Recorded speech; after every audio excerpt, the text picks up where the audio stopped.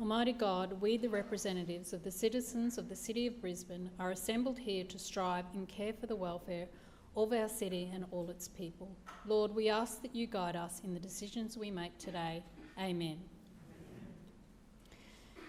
Brisbane City Council acknowledges this country and its traditional custodians. We acknowledge and respect the spiritual relationship between traditional custodians and this country, which has inspired language, songs, dances, law and dreaming stories over many thousands of years.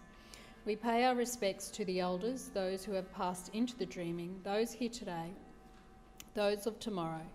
May we continue to peacefully walk together in gratitude, respect and kindness in caring for this country and one another. Please be seated. I declare the meeting open. Are there any apologies? Councillor Dixon. Chair, I wish to advise that Councillor Davis and Councillor Atwood will be absent today, and I move that they be granted a leave of absence from the meeting. Seconded. It has been moved by Councillor Dixon and seconded by Councillor Givney that Councillor Atwood and Councillor Davis be granted leave of absence from today's meeting. All those in favour say aye. Aye. Those against, no. The ayes have it. Further apologies? Councillor Cassidy. Yes, Councillor Collier will be absent for today's meeting and I move that she be granted a leave of absence. Seconded. It has been moved by Councillor Cassidy and seconded by Councillor Kim that Councillor Collier be granted leave of absence from today's meeting. All those in favour say aye. Aye. Those against, no. The ayes have it. Confirmation of minutes, please. Chair, I move that the minutes of the 4,763rd meeting held on Tuesday the 13th of May 2025 be received, taken as read and confirmed. Seconded. It has been moved by Councillor Dixon and seconded by Councillor Givney that the minutes of the 4,763rd meeting of Council held on the 13th of May 2025 be received, taken as read and confirmed. All those in favour say aye. Aye. Those against, no. The ayes have it. I would like to now call on Mr. Camilo Lopez, who will address the Chamber on Voxalis Opera.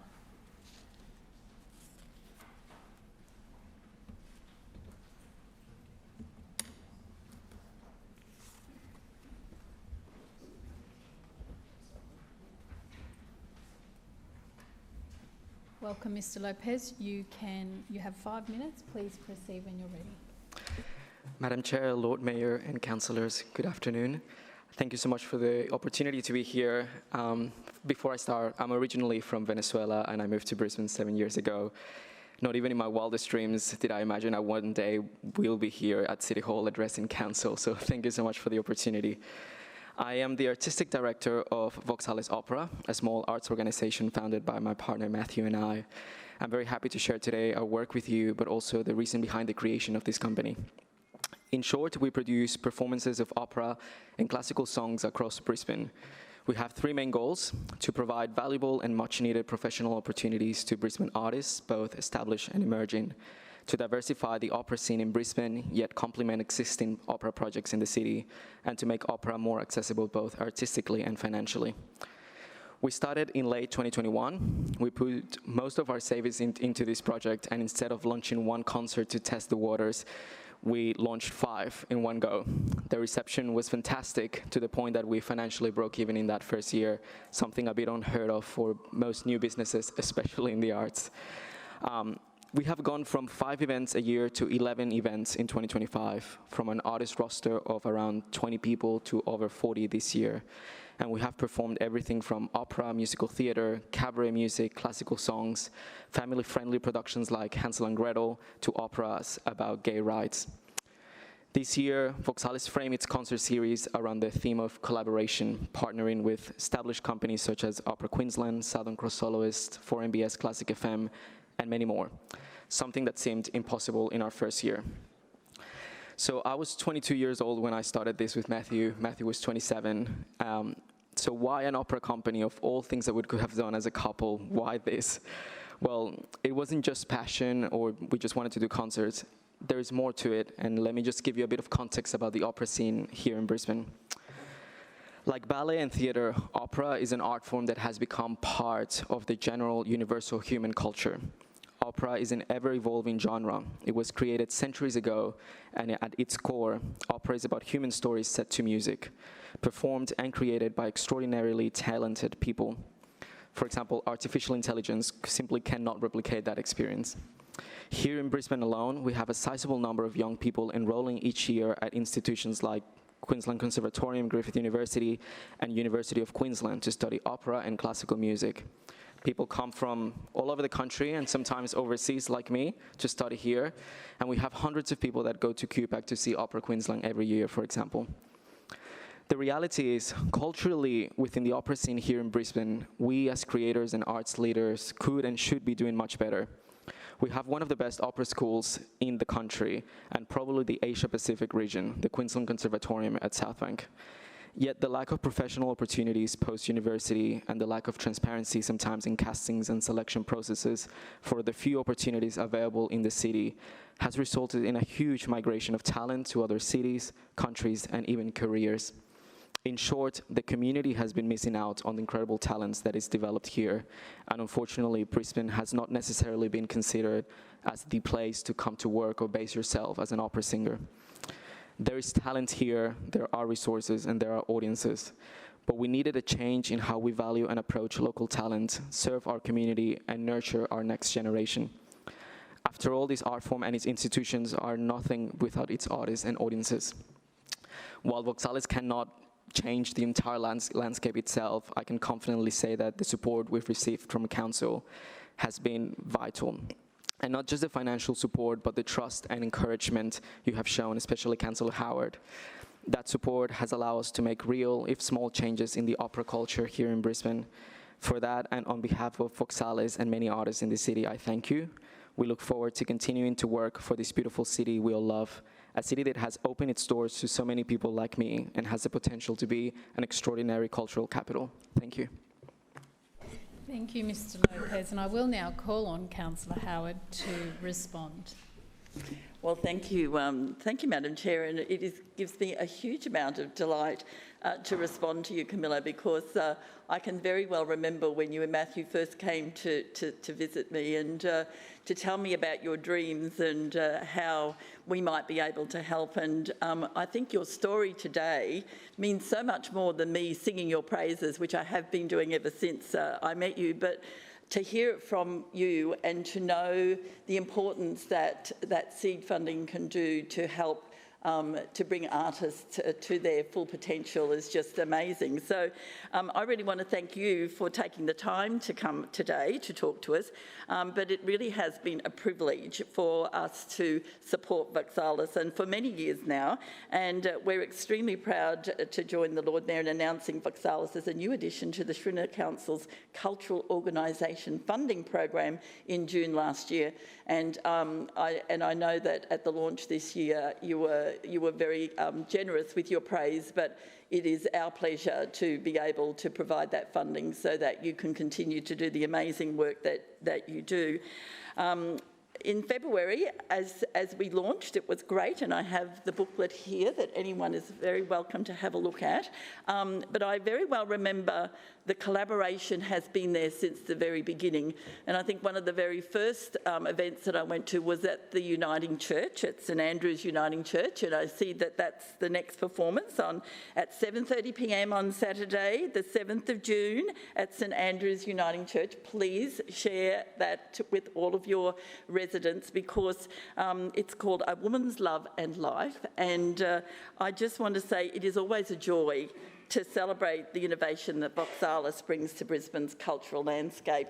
And we are deeply grateful to you and your team for the amazing work that you do in redefining the experiences of opera and pushing those boundaries. Hansel and Gretel was fantastic. So it's really wonderful opportunity that you provide to so many talented creatives across Brisbane. And we look forward to continuing to work with you and the Lord Mayor in supporting your incredible work, and we can't wait to see what the future holds. So thank you so much for coming in today. Thank you. Thank you, Councillor Howard, and thank you, Mr Lopez, for coming in today.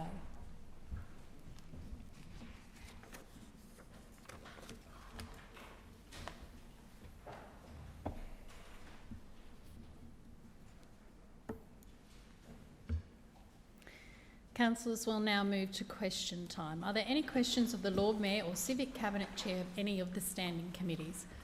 Councillor Toomey. Thank you, Madam Chairman. My question is to the Chair of the Infrastructure Committee, Councillor Wines. Councillor Wines, last week the Independent Committee into the Story Bridge restoration released their report on the future of our 85-year-old city icon and the way forward as we plan its renewal for the next... crikey. Madam Chairman, may I start again, please? My apologies.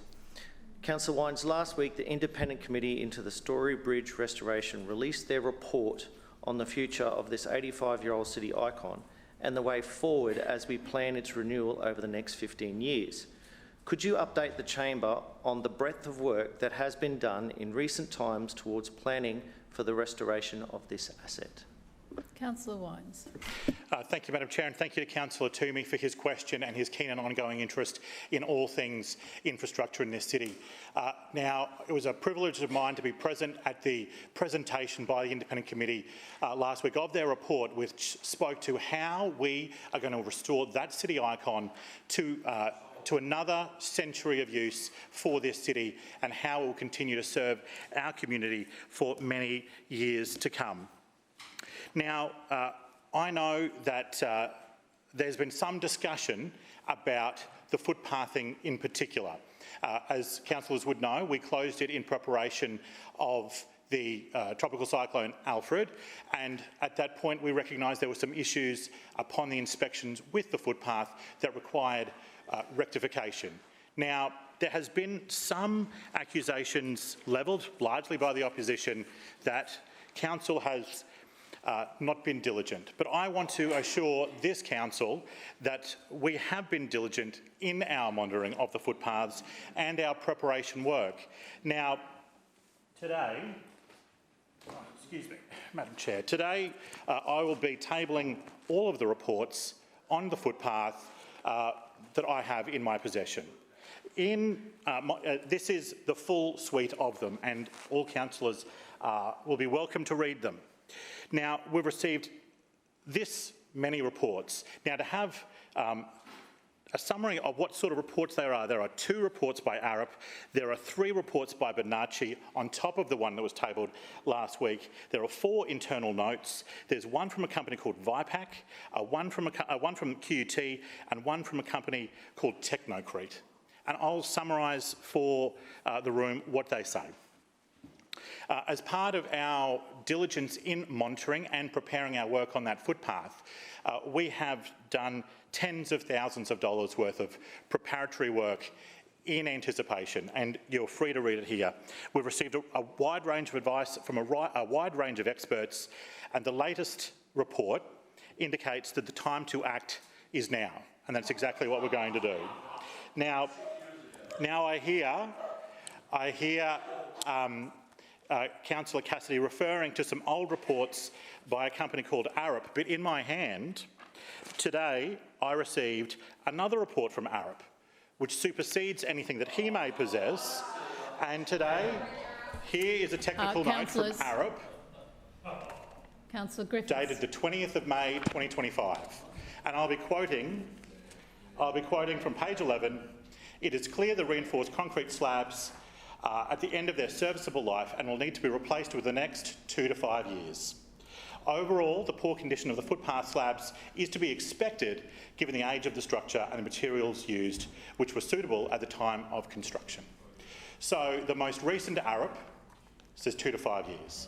We'll be responding well within that time frame, I guarantee you that, Madam Chair. But the real question for mine is, will Councillor Cassidy respect the opinion of these experts, or will he cherry-pick his own facts and cherry-pick his own reports to suit his narrative?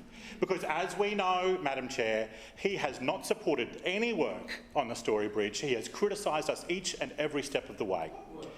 Now, Councillor Cassidy.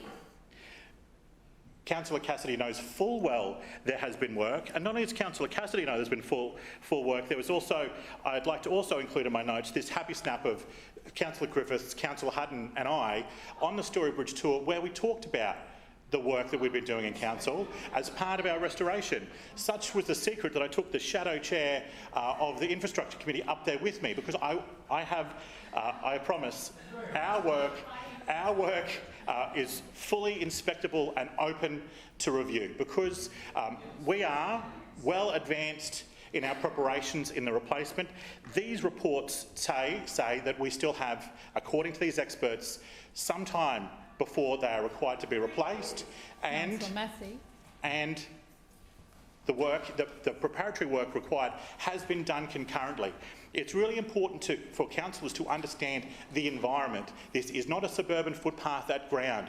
This is 40 metres in the air, separate from the Story Bridge. The crew cannot work at the side of the footpath, they must work on the footpath. It is a high vibration environment, so concrete will not set in place. We know all of these things. It's part of our work. It's part of our preparation. We are welcoming people to review all of the expert reports, and I table them today. Further questions? Councillor Cassidy. Thanks very much, Chair. My question's to the Lord Mayor. So, Lord Mayor, you have previously confirmed, and Councillor Wines is now confirming, that your LNP Council knew as far back ago as 2016 that there were serious problems with the Story Bridge. In 2019, your council was told that the footpaths needed to be replaced within 1 year. In 2019, your LNP Council was told the footpaths needed to be replaced in 1 year. So why did you ignore those reasons and those warnings? And I table the Story Bridge Footpaths Literature Review dated 5th of March 2025, which proves that. Lord Mayor. Thank you, Madam Chair. Well, look, what we see here is exactly what Councillor Wines predicted. A cherry picking of one section out of one report, when there are so many other reports that have been ignored by the Leader of the Opposition, so many other facts, so many other elements of work that have been done and in fact inspected by Labor councillors. So let's give you a quick snapshot of the Story Bridge Restoration Project. The project was first announced in early 2019 by Lord Mayor Graham Quirk. Within weeks, he resigned as the Lord Mayor and I became the next Lord Mayor. At that time, Lord Mayor Graham Quirk made it clear that $80 million was required for this project. And what did I do as Lord Mayor? Well, Councillor Cassidy, I'll take that interjection. Apparently there were cancelled contracts. Well, what I did was allocate $80 million towards the Story Bridge, exactly what was requested. Now, all councillors, please remain quiet while the Lord Mayor is answering the question. Well, Graham Quirk highlighted the need to start this project, and I allocated the money to make it happen. Now, what we have here is the duel of reports. Councillor Cassidy has tabled one report which has one line in one section that suits his political narrative. Councillor Wines has tabled a whole raft of reports, and in fact, 8 of those reports have been done since the 2019 report that Councillor Cassidy refers to. The Councillor Cassidy report... One moment, please, Lord Mayor. Point of order, Councillor Cassidy. The report I tabled and I specifically referred to in my question is not from 2019. Yep. It's a literature review from 2025, you cannot debate. Which reviewed all reports. I don't uphold your point of order, Councillor Cassidy. Please resume your seat. You cannot continue to ask the question. You've asked it. The Lord Mayor is answering the question. Lord Mayor. And so, Councillor Strunk, do not call out. Councillors, I said there were 8 reports since 2019. I was wrong. There's actually 9 reports because there's one that we received just today by Arup, the same entity that did the work back in 2019 that Councillor Cassidy is referring to. And what does Arup say in their review of all of the reports? So Arup looked at all of the reports that have been done in recent years, dating back, including 8 reports since 2019 to create this 9th report today. Here's what they said in their summary of the findings. For this review, an investigation of reports was provided to Council for work that has been undertaken over approximately 10 years. A set of comments are provided on the key reports above. So they're the 8 reports, plus other reports that date back even further. Condition and state of footway slabs. It is clear that the reinforced concrete footway slabs, particularly the original slabs from 1935, are at the end of their serviceable life and will need to be replaced in the next 2 to 5 years. Overall, the poor condition of the footway slabs is to be expected, given the age of the structure and the materials used, which was suitable at the time of construction. Currently, the footways are closed to pedestrian loading. The extent of corrosion and material strengths determined by Technocrete are considered reasonable. That refers to another report. A replacement structure would likely be able to use the existing longitudinal steel beams, but this will require further investigation. Footway slabs. The continued closure of the footway is supported until further numerical assessment is undertaken, and including in the council risk assessment.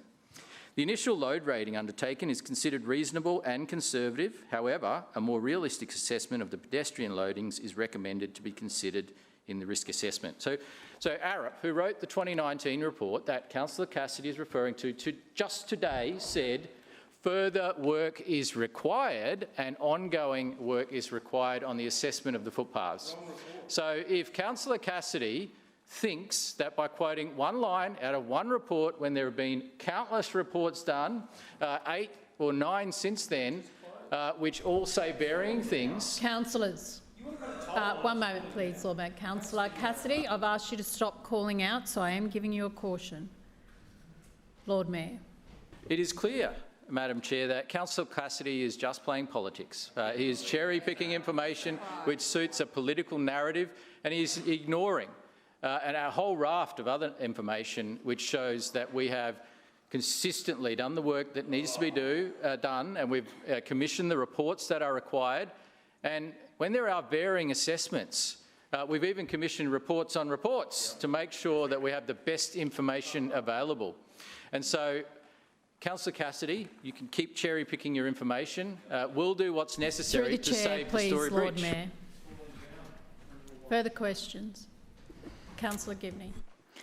My question is to the Lord Mayor.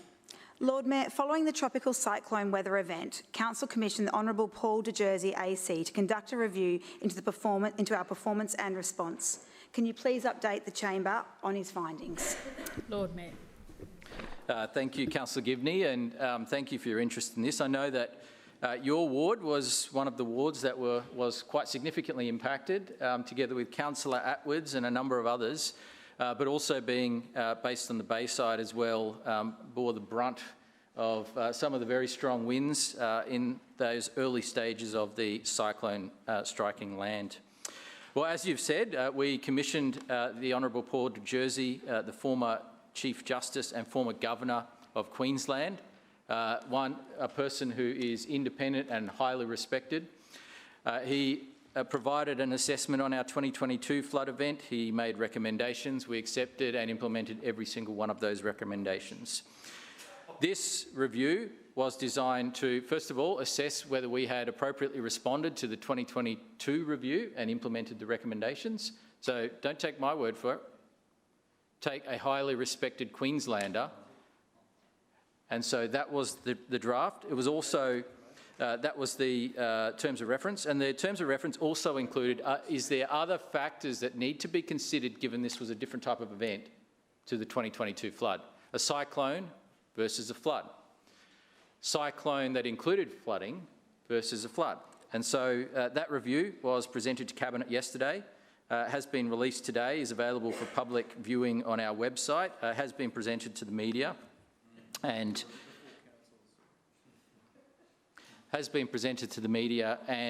finds 12 recommendations that we will be accepting in full and implementing, just as we did after the 2022 flood.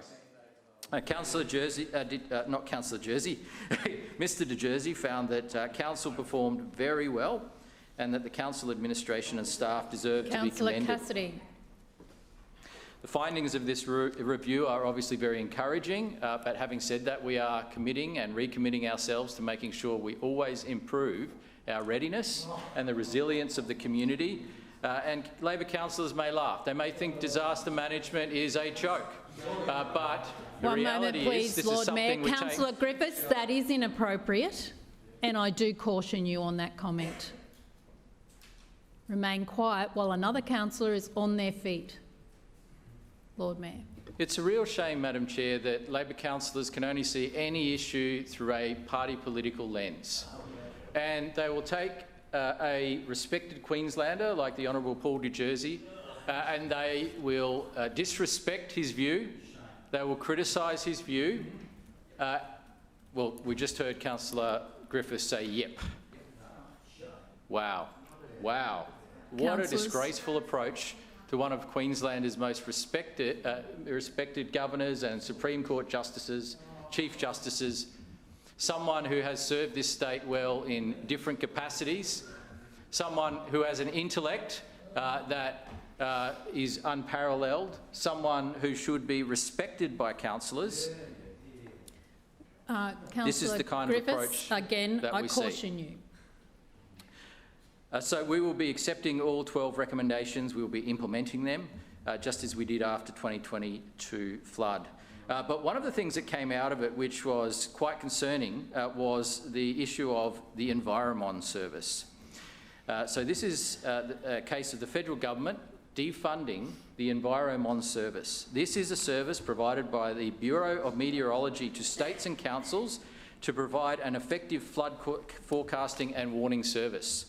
This service makes use of the network of 4,500 stations across Australia and provides real-time rainfall data and river height data, and it is purpose-built for what it does. We rely heavily on the BOM to provide data to inform our response and warn residents, but in late 2024 we found out that the federal government had made the decision to cease support and funding for the Enviromon service with no alternative provided.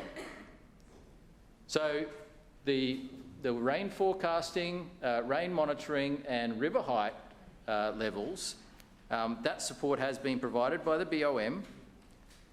That's all finishing up. And what's the solution? Is it a better solution? It's no solution.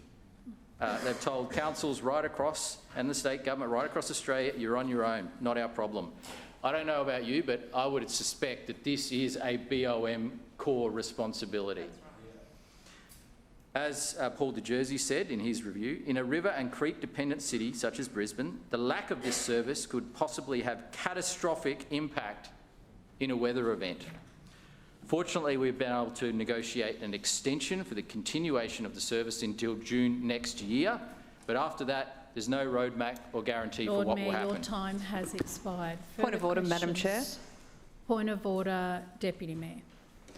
Madam Chair, I move a procedural motion to suspend standing rules to allow me to move a motion about a matter that is not listed on the agenda. Seconded.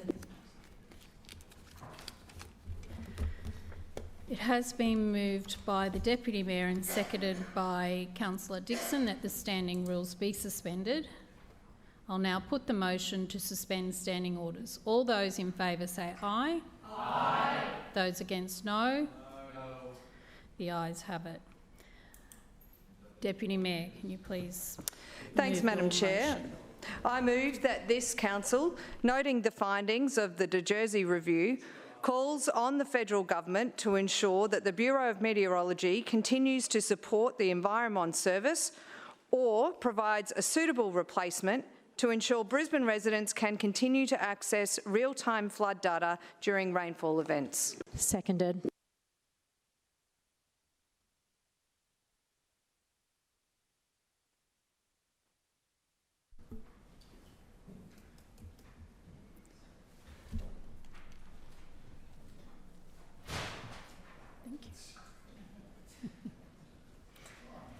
Thank you. So, it has been moved by the Deputy Mayor and seconded by Councillor Dixon. Noting the findings of the De Jersey review, Council calls upon the federal government to ensure that the Bureau of Meteorology continues to support the Enviromon service or provides a suitable replacement to ensure Brisbane residents can continue to access real-time flood data during rainfall events. Deputy Mayor. Thanks, Madam Chair. I move this motion today in light of the Honourable Paul de Jersey's comprehensive review of ex-cyclone Alfred and his prudent observations made in relation to Enviromon. It is an opportune time to call on the federal government to take action and to continue to support local governments like our council, who rely heavily on this service from the Bureau of Meteorology. The report recommends that Council continue to advocate strongly for the continuation of support for the vital Environment service on the basis that it is part of the publicly funded Bureau's responsibility, or that it be alternatively funded by the Commonwealth or a state. Madam Chair, you see, about 5 years ago, unbeknownst to us at the time, the Bureau made a decision to discontinue support of the Environment software. The software is critical to Council as it allows us to access real-time rainfall or stream height gauge data during an event. The software was developed by the Bureau some nearly 20 years ago and provided to a range of external organisations, including local governments. But we were only recently made aware of the BOM's decision to cease support with no solution or alternative. The situation we're now in, Madam Chair, is that we continue to use Environment, but if something goes wrong with it or if it needs to be fixed, we're essentially on our own. It's what we use to provide timely warnings of rising creek levels or heavy rainfall. Without Environment or a suitable replacement, Council would be relying on incomplete and delayed gauge information. This feed may not contain all gauging locations of importance to the residents of Brisbane.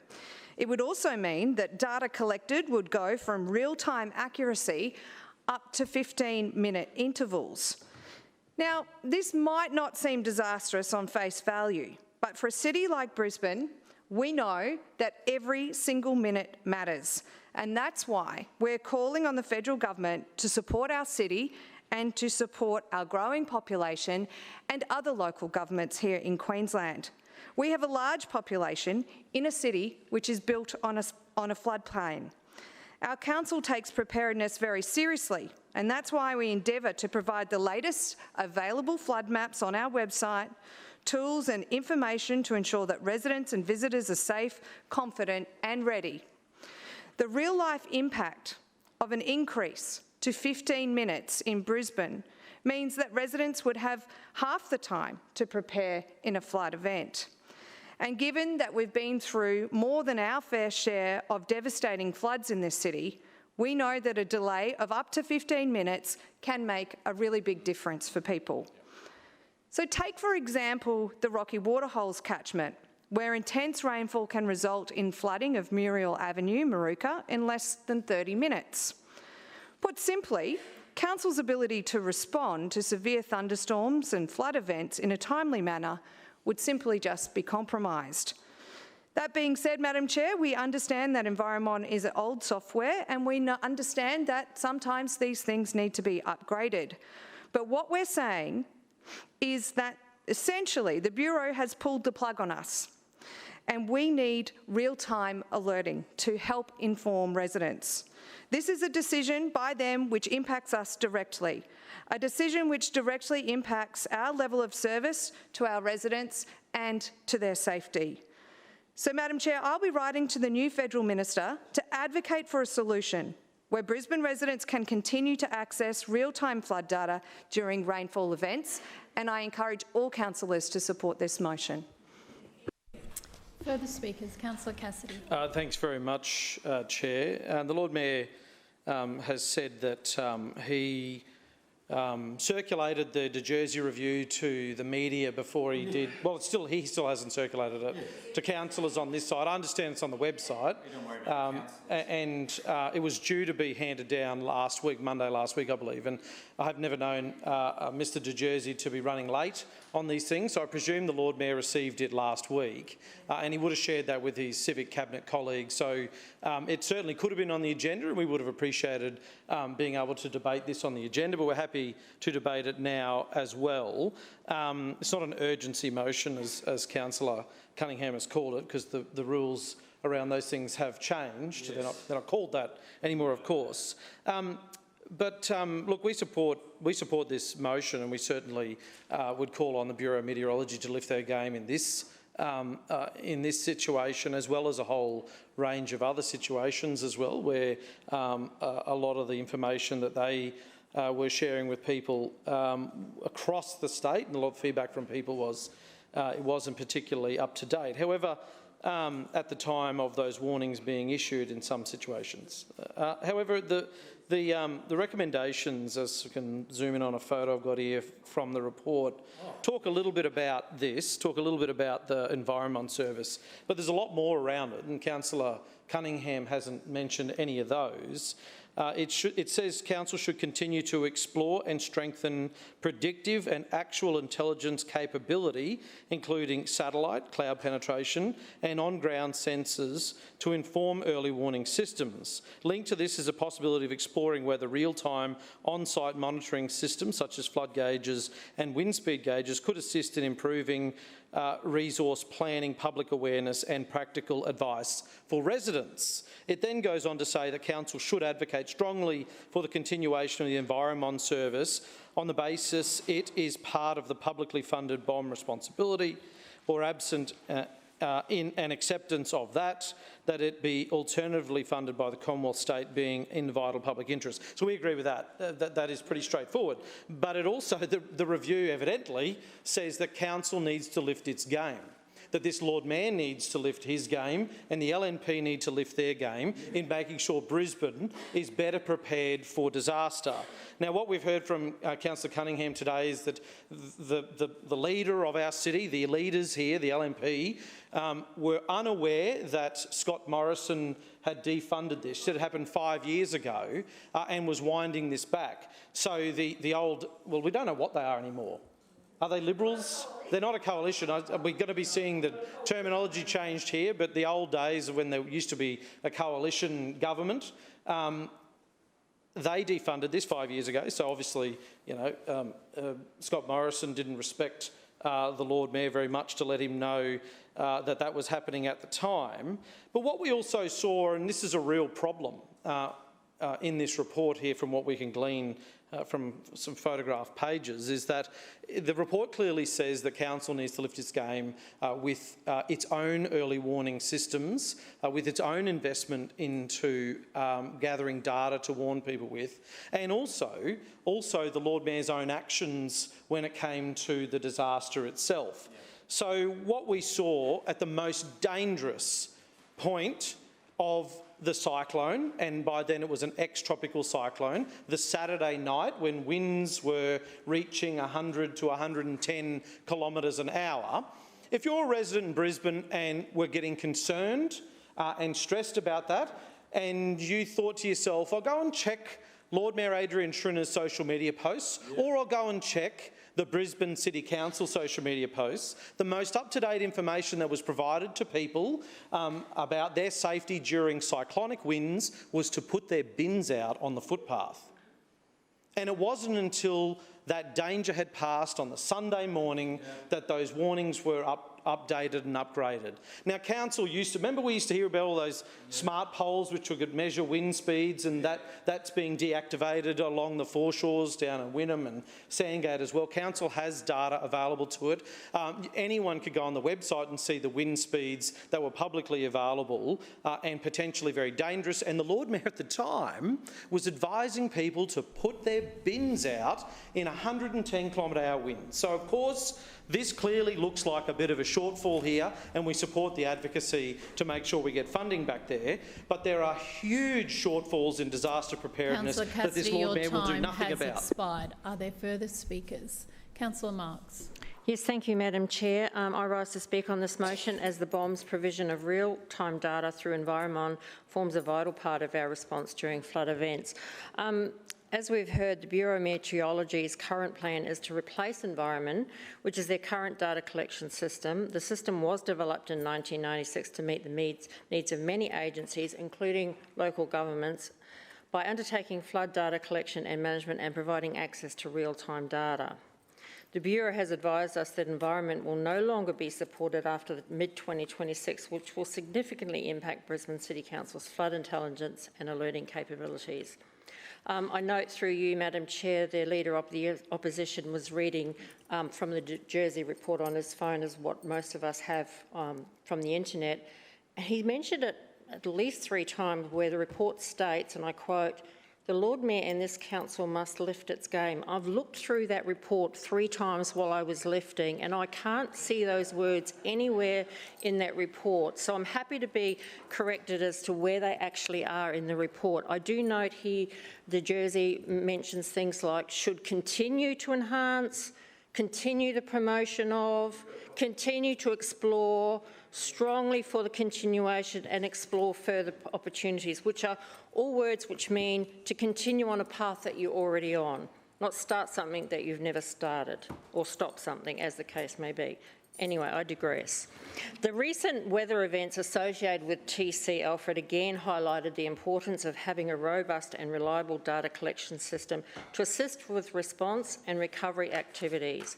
Our intention is that the residents of Brisbane are safe, confident and ready when it comes to the prospect of flooding. Being prepared for weather events is very much a part of life in Brisbane and Queensland. And so when events like TC Alfred hit, it's important that we are equipped and ready with the latest and best in terms of mapping, gauges and means of communication. Madam Chair, we are proud to be a leader in providing flood risk information. Unlike Labor when they were in administration, we do not keep flood information hidden from the residents of Brisbane. Since the election of this administration, Council has prioritised access to the best and latest flood information for 2 decades. And following the 2022 flood event, we commissioned an accelerated program of flood studies and updated our flood information online in line with the recommendations from the last Jersey report. Since then, we have continued to develop and maintain state-of-the-art flood models of Brisbane's creek catchments, providing critical data to support the management of flood risks. These help to inform land use, planning and development, flood awareness and education, and disaster recovery and asset management. Once the flood studies are completed, they are uploaded to open data, followed by flood awareness maps, and finally the flood overlay in City Plan. Madam Chair, we are the national local government leader when it comes to flood data and information. We are constantly delivering improvements and upgrades to our flood awareness map and floodwise property reports to ensure effective reliability and response and the best flood information possible to the community.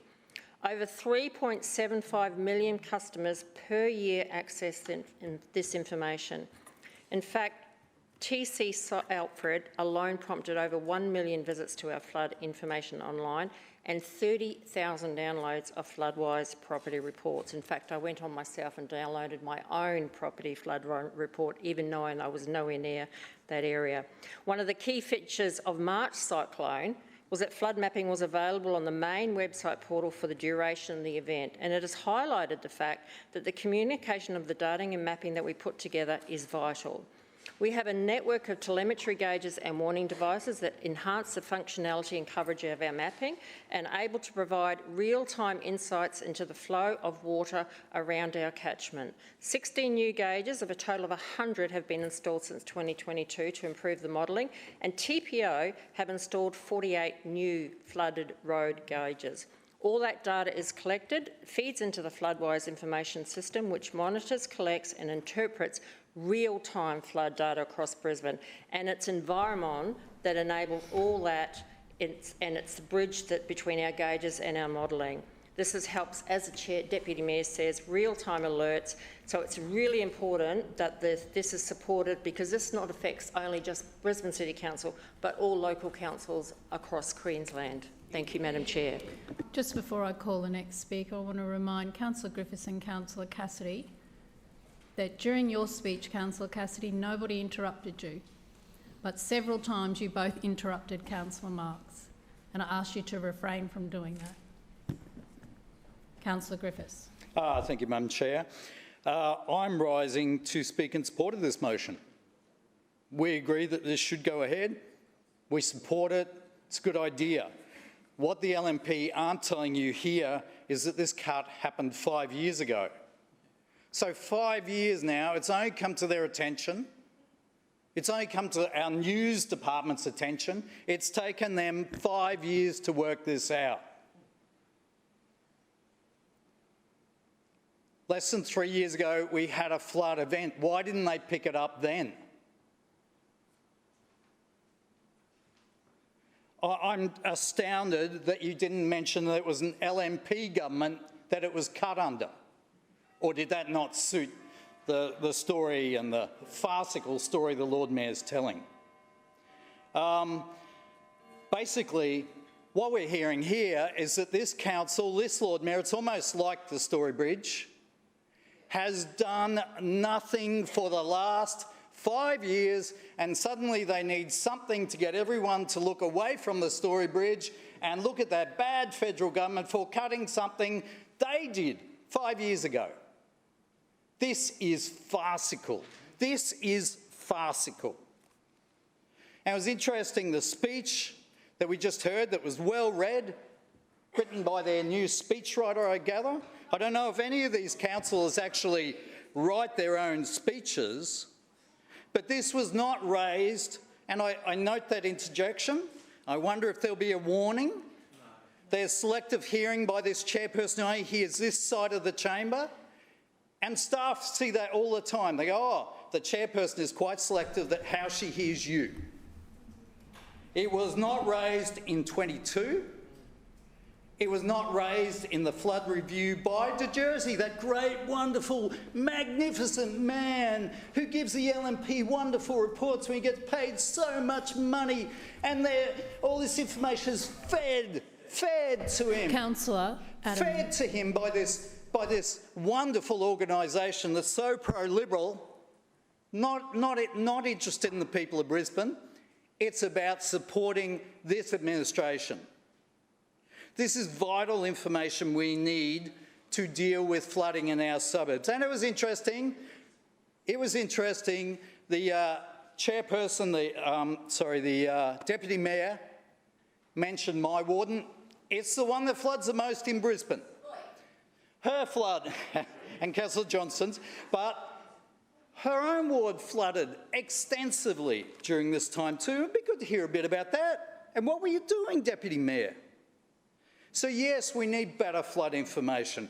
But what this shows us that this council, this mayor, this administration are not interested in the job. They're not reading the reports. They're not doing their job. You know, one of the things I've been trying to do for years, last 3 years, and the LNP have voted it down every time, is clearing of Stable Swamp Creek. Clearing of it, removing 450 tonnes of silt. They've resisted, they won't attend public meetings, they call me a liar, they say it's Education Queensland's fault. That's something we should be doing. We should be clearing our creeks out. We should be doing drainage. We should have a passion for our city.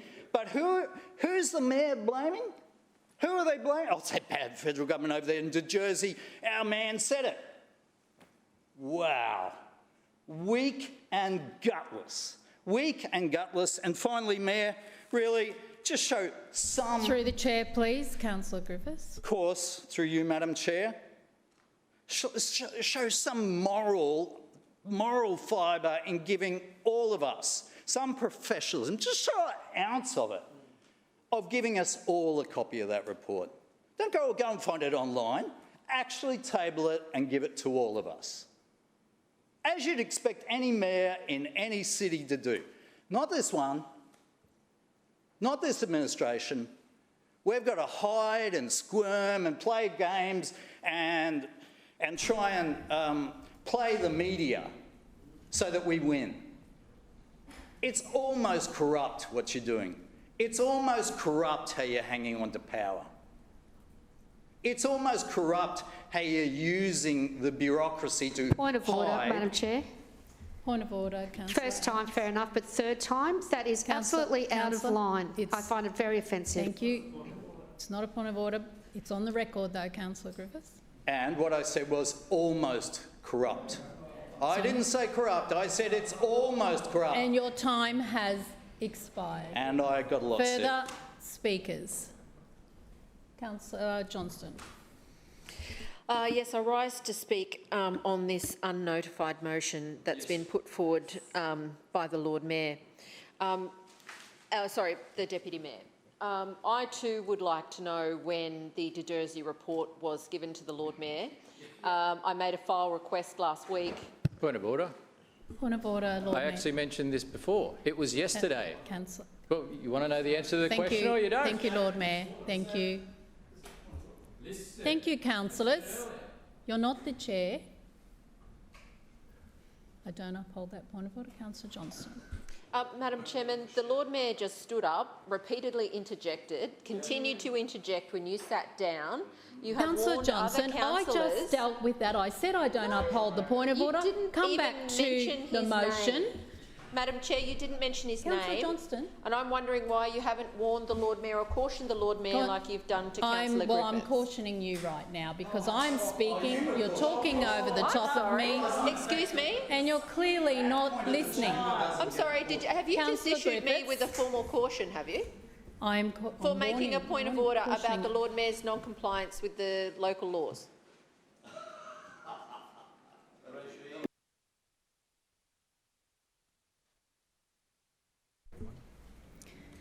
Councillor Johnston, when the chair speaks during the progress of a debate, that's your third one, Councillor Griffiths. Any councillor then speaking or offering to speak shall immediately be seated. And I've asked you to confine your remarks to the matters under consideration. I have dealt with the point of order. So please come back to the matter under consideration. Point of order, Madam Chair. I move dissent in your failure... Point of order, Councillor Johnston. Seconded. Hang on. I haven't... Madam I didn't Chair. ask you. What? I hadn't asked you for your point of order. Your point of order? Madam Chair, I move dissent in your failure to admonish the Lord Mayor for interrupting and continuing to interject over you while you spoke, and your failure to admonish him for not following the meeting's local law. Seconded. Dissent in my ruling has been moved by Councillor Johnston and seconded by Councillor Griffiths. All those in favour say aye. Aye. Those against no. No. The noes have it. Division. Seconded. Division has been called by Councillor Johnston and seconded by Councillor Griffiths. Ayes to my right, noes to my left. Clerks, please ring the bells.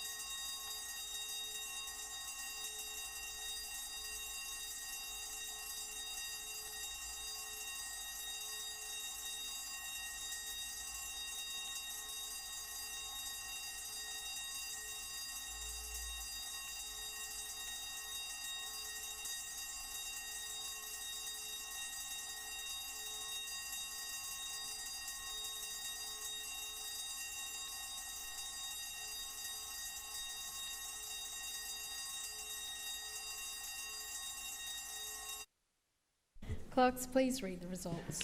Madam Chair, the noes have it, the voting being 7 in favour and 17 against. The motion is lost. Councillors, please resume your seats.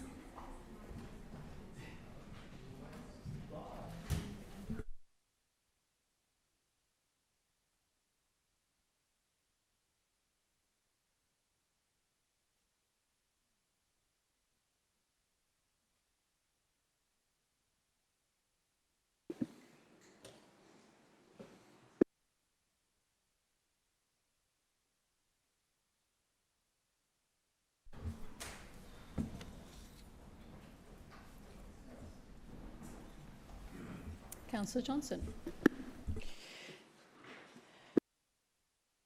All right, Madam Chair, can I confirm how long I've got to speak? This is still running. 3 minutes. Haven't even spoken. Anyway, look, firstly, this is an unnotified motion. The Lord Mayor's failed, or the Deputy Mayor's failed to provide councillors with a copy of this report. It has gone up online, so I've been reading it as we've been sitting here, but I certainly was not given any notice about this report. From what I understand, both from the Deputy Mayor and from the opposition leader, it appears that the Lord Mayor's mate, the former Prime Minister Scott Morrison, cut funding for a bomb program that supports flood intelligence data. Now, that happened 5 years ago, and for whatever reason, it's only been discovered recently, but I think that is a wholesale endorsement of how this council's flood response program actually works, which is when there's a disaster, we'll quickly make some stuff up and then hopefully it'll all be okay. But it's not. And this has been the problem, report after report after report, that this council's not doing the necessary work to ensure that our city has timely flood information, has suitable resilience and support when disasters happen, and that information about the disaster response is shared with all councillors in a time, and the community in a timely and fair way. Now, I'm still reading through the report, but there does not seem to be a problem with this issue other than the Deputy Mayor failed to indicate it's the former LNP government, which doesn't exist anymore, that has cut this funding. Yep. Now, the problem with what the Deputy Mayor has done today is that she has engaged in an overtly political act that undermines the integrity of Council's flood planning preparedness, and I think is incredibly rude to the former Chief Justice, Paul de Jersey. He's made, as I can read it, 12 recommendations, some of which I have pushed for heavily in this place before, which the LNP votes down time and time again. So I am concerned that for purely political purposes, the Deputy Mayor has cherry-picked this one recommendation, is going to berate the current Labor federal government for the poor actions of the former LNP federal government, of which this administration apparently was best mates with, because they could get whatever money they wanted for whatever road projects they wanted. But apparently they didn't notice that 5 years ago funding for this program was cut. Now we need to do something, that's clear. But clearly Mr de Jersey also made a number of other recommendations, and I am seeking to amend this motion as follows. Insert the words "and" provide ongoing funding in conjunction with Brisbane City Council to reinstate a voluntary home purchase scheme and flood resilient homes program as recommended by the De Jersey Review. Seconded.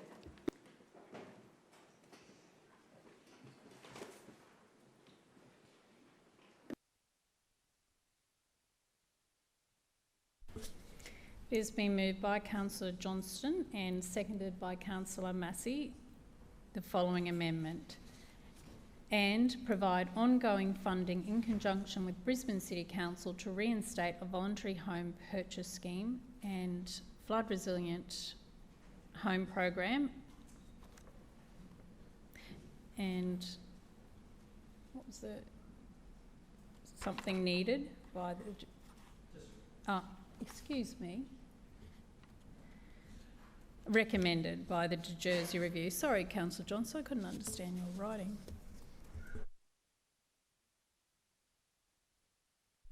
Councillor Johnston. Thank you, Madam Chair.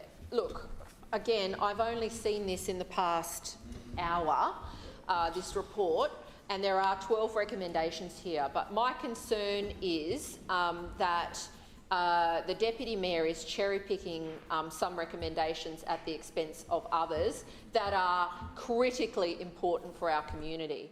And these were recommendations from the previous review as well. So I don't want there to be any kind of hint of political gamesmanship, as the Deputy Mayor is doing here. I want there to be real action to ensure that funding is available for Brisbane City Council to continue the voluntary home buyback scheme, to continue the flood resilient homes scheme, a program that has never been available to anybody in my own ward. It's never been available. And I need to read this report in a little bit more detail, but the big problem with it is I think council seemed to indicate that they did open it up to everybody, but they most certainly did not. So I think there are some real problems with this. But I think there are quite a few things I need to review, but one thing I'm clear on is that Mr de Jersey has recommended that council advocates for extension of the voluntary home buyback scheme and also the flood resilient homes program. Now, a way to do this is to extend this motion and make sure that the federal government hears directly from full council that not only funding the Environs program or a replacement of that program for flood intelligence data, but also the importance of providing ongoing funding for buyback and resilience measures. It should be universally agreed. This is a recommendation of the de Jersey Review that council advocates for these programs. Now, I hope that the LNP will support this amendment. It is critically important, the Deputy Mayor has outlined here today, that we do something about the Environs scheme. It's critically important that we also do something about continued buyback and flood resilience in this city. Now, I know when I raised this issue a few months ago, the Lord Mayor said he'd write off to the federal government. Who knows what happened to that? He wouldn't bother to tell us. But that's not the same as full council making a decision to extend these programs, because that is clear, that is binding, that is important, and it is something that both council officers and our community can have some confidence in. And I hope the Deputy Mayor is not going to continue with the gamesmanship that she's displaying with this motion by choosing only one of the recommendations that are relevant to the federal government. Certainly, this one is very clear that it should also be supported by Brisbane City Council. It is a recommendation of Mr de Jersey in this report and the previous one. So I would certainly say to the Deputy Mayor that if she is genuine about wanting to work with the federal government, if she's genuine about wanting to respect the de Jersey Review recommendations, that she and the LNP will support the extension or the amendment of this motion to include the flood resilience scheme and the buyback scheme as recommended by Mr de Jersey in the 2025 Cyclone Alfred Review. Further speakers on the amendment? Councillor Massey. Thanks, Chair. I rise to speak briefly on this amendment to the motion. I just wanted to highlight further to, through you, Chair, what Councillor Johnston said. Remembering just moments ago, a couple of minutes ago, that the Lord Mayor, through you, said there were 12 recommendations and we'll get the 12 recommendations done. And so let's get 2 done now. This amendment is so important to so many communities, particularly ours in the Gabba ward. The ex-cyclone Alfred, the 2022 floods, the 2011 floods, and any time it rains a little bit too much and we get overland flow. And so I rise to support this amendment, but also to just reiterate the fact that, through you, Chair, the Lord Mayor just earlier indicated that they would get on with the job, that they did with the first de Jersey report, and now with the 12 recommendations. Of the recommendations, these 2 are probably some of the most critical bits. I've just printed out the full report to go through them. These 2 are really critical, and if we are authentic as a council and the LNP through you, Chair, well, LNP, Liberal, Natural, we'll see. I'm not sure. The Liberal Party is genuine about properly delivering resilience to our communities and continuing to increase the work that we can get done so that our residents are safe. I assume they would support this, but I know that I instead will say I hope that they will support this. I appreciate, through you, Chair, Councillor Johnston, putting this through. This is such an important thing. I know there's other wards, lots of other wards on this side and on the other side that would value this. Just this morning, the Local Government Association of Queensland was talking about this recommendation. So we know that it's crucially important. And I think that's what I'll add. We're definitely going to support this one. We think it's a good amendment, and again, we thank Councillor Johnston through you, Chair. Further speakers to the amendment. Councillor Griffiths. Thank you, Madam Chair. And no one from that side of the chamber, even though they do have flood-affected properties there.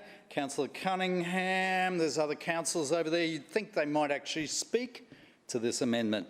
I just want to put on the record that I understand the LNP will be finding this very confusing at the moment.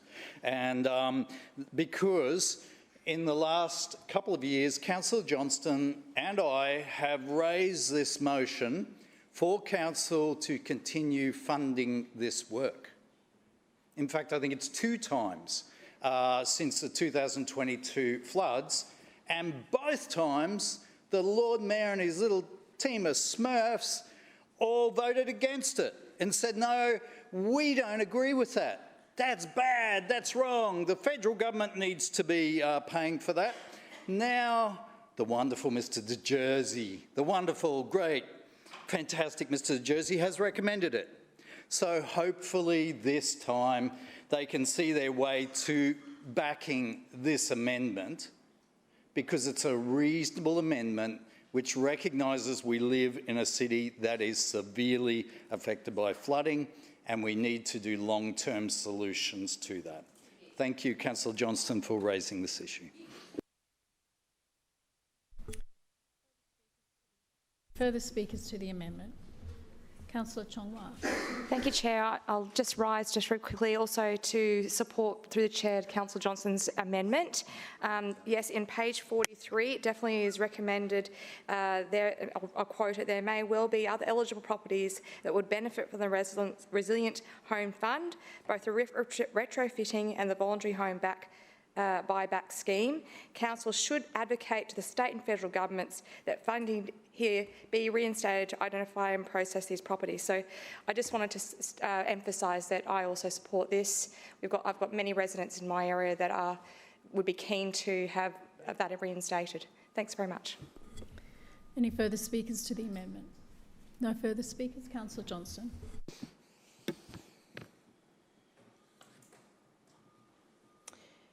I think it's quite shocking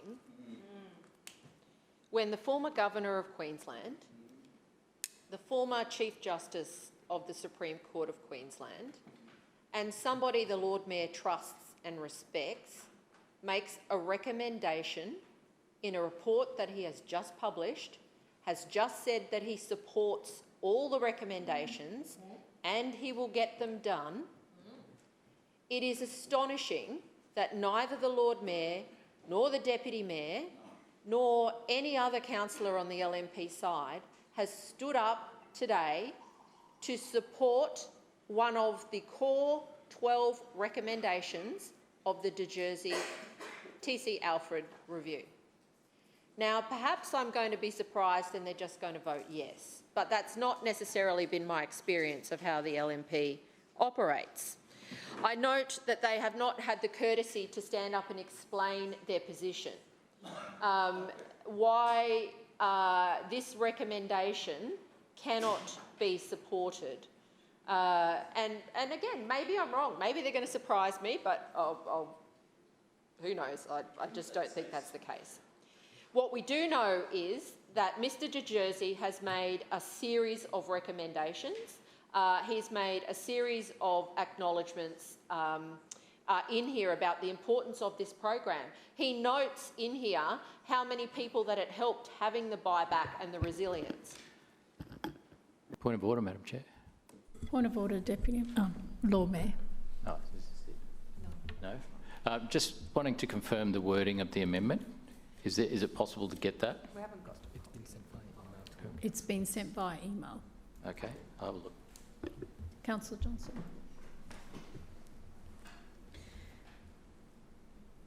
It's pretty simple, Lord Mayor. It simply says that we're calling on the federal government. Johnston. Yeah, this is the amendment. You'll refer to councillors through the chair. Thank you, Madam Chair. It's pretty simple. It calls on council and the federal government to work together to fund this program, and I think that's pretty straightforward. I don't believe there's any trickery or anything like this. If I'd have had more time or been given some notice by you or your administration about this, perhaps I could have done a bit better than a handwritten amendment now. But the big issue we have here is that this administration can't even stand up and speak about a recommendation of the De Jersey Review. Now, the De Jersey Review is clear. He recommends that council funds or council advocates to the federal government for more funding. That's what this amendment does. It says that we should seek this funding in conjunction with our own efforts to fund both the buyback scheme and the flood resilience scheme. It's very straightforward. As Councillor Massey, Councillor Chong-Wah and Councillor Griffiths have outlined here today, they represent communities that are adversely impacted by flooding, that have benefited in some ways from either buyback or flood resilience. We know that can be useful programs, and that is acknowledged by Mr De Jersey. What isn't being acknowledged because of purely political purposes by the Deputy Mayor over here is that they don't want to seek funding from the federal government for this. They just want to bash the federal government over a program that was defunded by the LNP 5 years ago. So stop it. Stop it. This review should be implemented in full, as the Lord Mayor said. Here is the first test.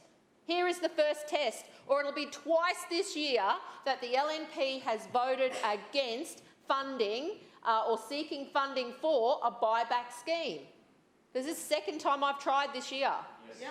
Now I'm doing so with the full endorsement of Mr De Jersey, former governor, former Supreme Court Justice, somebody the Lord Mayor trusts and respects.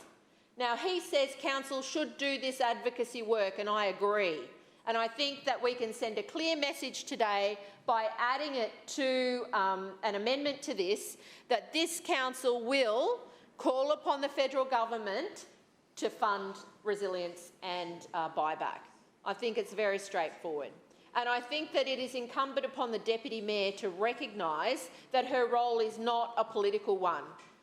At election time, maybe, yeah, but when she's acting as the Deputy Mayor of the city, it's her job to represent everybody. It's her job to make sure that the recommendations of an independent report, which she says she supports, will be carried out, but then 5 minutes later vote against them because she doesn't like the way in which it's raised.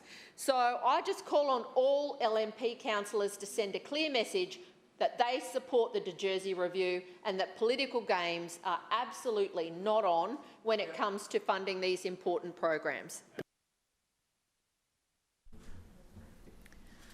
We'll now vote on the amendment. All those in favour say aye. Aye. Those against, no. The ayes have it.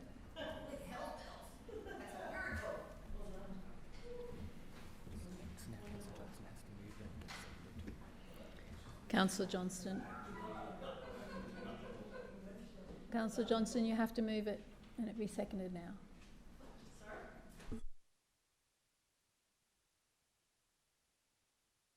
The substantive motion. So it's just straight to further speakers, sorry. Yep. Sorry. Councillor Johnston to the substantive motion.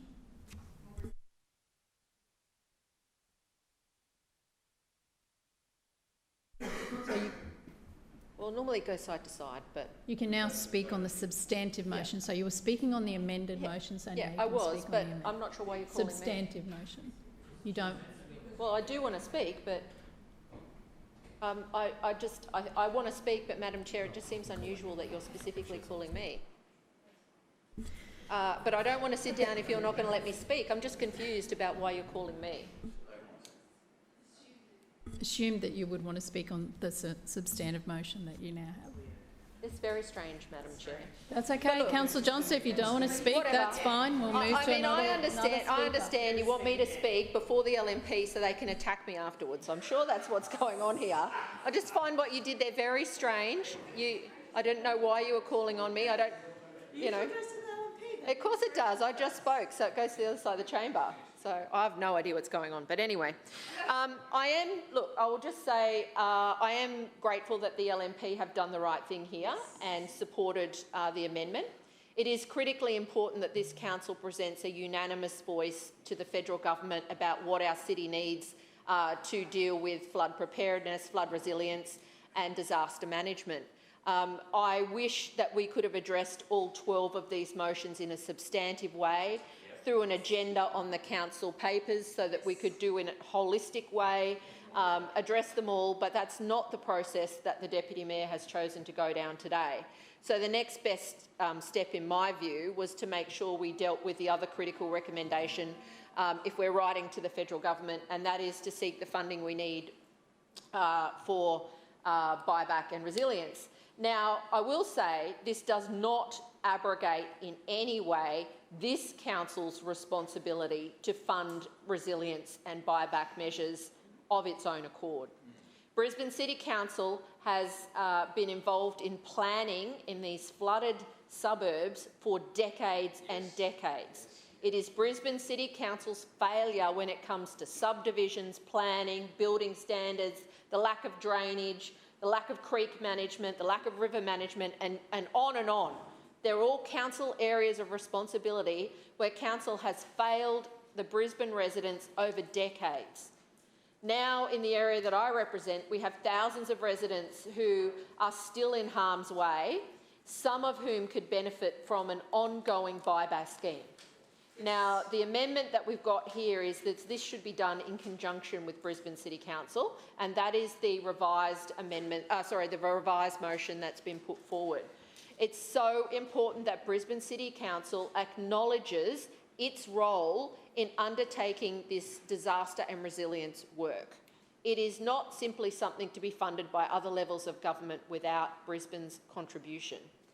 And the fact that these programs have not been available citywide is an absolute blight on the administration of this Lord Mayor. You know, I feel very much that the way in which this has been handled today just does such a disservice to the De Jersey review process. Now, I will read it in some details. I'm sure there are things that I don't agree with him about. I can see from his language that he's being polite. I'm not sure that I would call it a glowing endorsement of Brisbane City Council, but I can see that he has been polite in some of his responses. But it is critically important that the review recommendations from 2022, which absolutely have not been implemented, and it's critically important that the 12 recommendations that are in this review today are also implemented, because there are 12 recommendations, including the 2 that we are now addressing in this motion. There are still another 10 that need to be addressed. And we've heard nothing other than the Lord Mayor's statement that we'll get it done. Well, I'm sorry, I've been through 3 of these reviews now, and I don't trust or believe that you are capable of doing it, through you, Madam Chairman, or that this council has the funding and the necessary skills to get it done either, because it's not, you know, the same problems are there as they always have been. The only person who knew that an evacuation centre had been opened was a civic chair, and that wasn't shared with any of the councillors. It was just put out on her socials.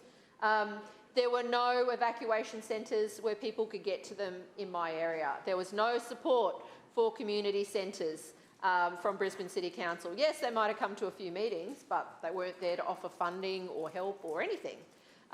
It's my understanding that not a single community hub was sort of up and running other than under their own circumstances during, under their own guise during the event. So this council needs to do more. The absolute debacle overseen by a third time by Councillor Krista Adams, who had no official role in the disaster response of the Ute Army and this love-making matching scheme that the matchmaking scheme that she came up with Volunteering Queensland. That was an abomination. And the fact that it was done in the middle of the disaster, the Lord Mayor made an announcement and then it suddenly... Councillor Johnston, your time has expired. There's more to do here. Further speakers. Councillor Kim. Thank you, Chair. Given this LNP Council has voted in the amendment that Councillor Johnson has read in, which says provide ongoing funding from the federal government, can I also outline some of the facts that are missing from this current urgency motion? Currently, the Albo Labor government has already invested $2 billion to BOM to continue to do their work. Yep. And this election in central Queensland, we also saw that the Labor government committed an extra $10 million for regional Queenslanders to the existing $236 million that they've already invested. I think it's important to outline the work that they already have done, and I'm sure that the Albanese Labor government will continue to do their best in advocating and supporting our local governments like Brisbane City Council to make sure that they can do the best work on behalf of their residents. I also think it's important to outline the fact that the David Littleproud and Peter Dutton government made the same $10 million commitment, except Queenslanders didn't vote them in this election. In fact, it was the Albanese Labor government that was elected. So out of the 41,000 servants that we weren't sure will be sacked by the Peter Dutton government, I wonder how many of those would have been staff that work for BOM. I think it's very ironic that this LNP councillor here cherry-picking information in this urgency motion today, despite the fact that their very own government are the same people who may sack staff from BOM. I think it's so important to highlight the differences. Last week I mentioned the identity crisis that this Liberal National Party was going to have, and it's very interesting that this morning we heard that the Liberal and National Party won't be together anymore. And I wonder what correlation this LNP Council has with this morning's events. I think it's so clear that these facts are missing from this urgency motion, and it's very important to detail these numbers today. Further speakers. Councillor Griffiths. I was hoping someone would get up from that side of the chamber and speak about the motion that they brought to this chamber, but not happening. Okay. Well, with this new motion, there are a few points made earlier that I find a bit farcical. I would just want to correct. And they talk about these wonderful flood reports that they've introduced, and they're the saviours of Brisbane. Can we just put on record that flooding has only got worse while this government has been in power for 22 years? So flooding in Brisbane has only got worse under your government. The second point to note is under this LNP government and this mayor, more people are affected by flooding. More residents in Brisbane are affected by flooding, despite us getting hundreds of millions of dollars from the federal government to help fix this problem. That's your record. So when you're reading out how wonderful it is that you gave out reports, can you also put in the facts? Flooding's only got worse, and more people are now affected by flooding than ever before in Brisbane. There was a review done in 2022. I participated in that review, went and met Mr. De Jersey, and I didn't participate in this review because of the farcical way that I saw the response to flooding and the cyclone this time. It was farcical. It was worse than last time. And what we get today is a lovely blanket spread over the mud pile that's Brisbane that says, oh, the LNP have done a great job. They're wonderful, wonderful people. They're not. And what council delivered is not better than what we did in 2022. What I saw operationally was staff are actually spending their first day back at work after the cyclone, learning how to claim money.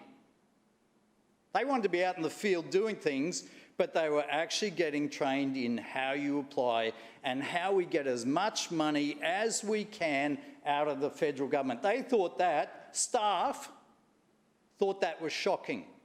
I back them in.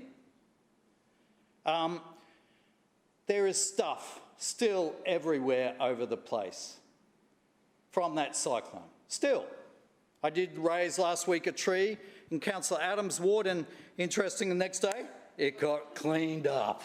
She wasn't able to do it, but I got it done.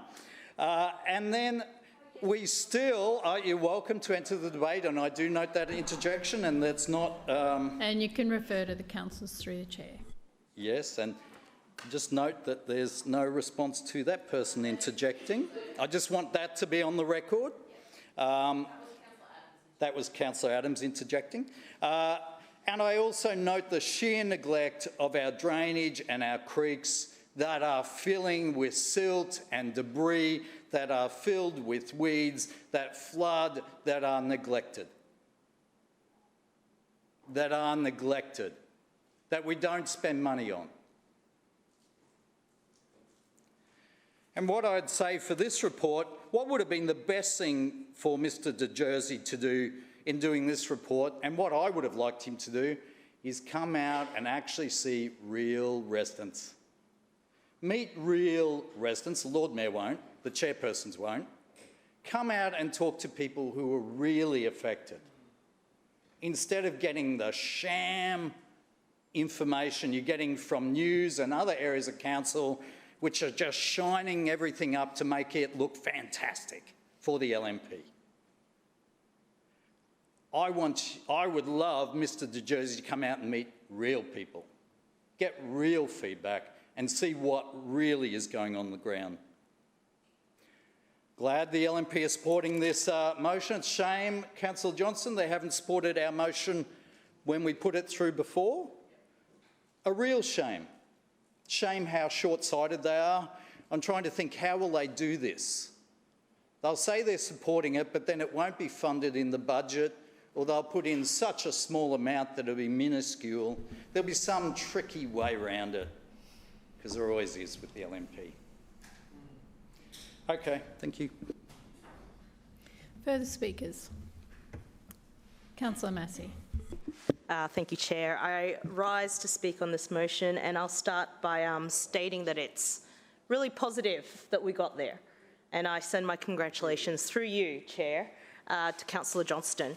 I'm going to touch on a few things separately, but the first thing I want to touch on is, again, getting on the record that this isn't how it had to be. Yep. Through you, Chair, the Lord Mayor interjected with interjected earlier on to say that the report was received yesterday. More than enough time to ensure that it was on the agenda. More than enough time to ensure that it was an agenda, enabling all councillors to not only be prepared, but also to be able to make suggestions on how this motion and pass this report. A report, through you, Chair, that the Lord Mayor, that the person that delivered it, the Lord Mayor, seems to put in high esteem, and rightly so with the positions that, through you, Chair, de Jersey has been in. So I just want to reiterate that. One. Two, I want to reiterate, instead of doing that, through you, Chair, the Lord Mayor decided to give it to the media. Instead of putting it here in the Chamber of Debate for the City Councils, for all City Councillors, the choice was made to put it to the media, and I think every resident in Brisbane understands from that one action what is important to this LNP Council and to the Lord Mayor, which is spin, spin, spin, especially in a time of challenge when we think about the Story Bridge crumbling down, when we think about the actions against rough sleepers, cruel, non-compassionate. We know what what the Lord Mayor is looking for here is a good news story. And I'll just leave it at that for now, but it didn't have to happen that way. Speaking on environment, again, important to get on the record, this happened 5 years ago under an LNP federal government. I think the question that I want to put out there is, and this is really important, Brisbane City Council is the largest council in Australia, if not the Southern Hemisphere. So please explain why we didn't know for 5 years. the fact that we are the biggest council, we have the most staff, and the fact that this LNP administration didn't know till recently, potentially as recently as yesterday through the New Jersey report, questions the kind of information transfer and knowledge that is actually coming through this LNP administration. Noting that it is important to support environment, but it isn't, you know, the only recommendation. Secondly, I'll talk about the flood. Thirdly, I'll talk about the flood buyback. I've been supportive of motions here in chambers to make sure that that flood buyback happens. It's such an important thing, but it's not just about the buyback. It's also about other programs that we saw after the 22 flood building resilience. I'll highlight one program that was so important for residents in Overland, Floor and West End, Princhester, Granville, Spring. And that, of course, was for overland flow. And this pilot project delivered so much good, enabled a lot of residents there to be able to refurbish, refit, and build resilience so that they would flood less. More buyback is important. It's good that it's here, but it's still not over, of course. This council, of course, has a responsibility to its residents. We know that climate change is happening. We know that these severe weather events will be happening more and more. And we as a council have fallen behind. Not only have we fallen behind, there seems to be a pattern of dodging responsibility here in the council and pushing it to other levels, state and federal, when it comes to these really big points in building resilience for our city. I'm hopeful that this is the beginning of not seeing that. I'm hopeful that the next time we come in here and we talk about city resilience, that it is actually on the agenda and it's not simply something we have to fight for. We are supportive of this motion. And again, I'd like to congratulate Councillor Johnston on getting the amendment through. Cheers. Further speakers? Lord Mayor. Thank you, Madam Chair. Well, what an extraordinary example today that we've seen of selective recognition of information, selective quoting of information, selectively forgetting things that they've already been told. Like, I mean, I've seen this from my kids, but it's next level from the opposition. Okay, so just before in question time, I was talking about how we received the New Jersey report yesterday. Meanwhile, Councillor Cassidy was yelling out last week, and then we're like, when did you receive? I actually just said yesterday, okay? But this is not the first time. In fact, this happens again and again and again.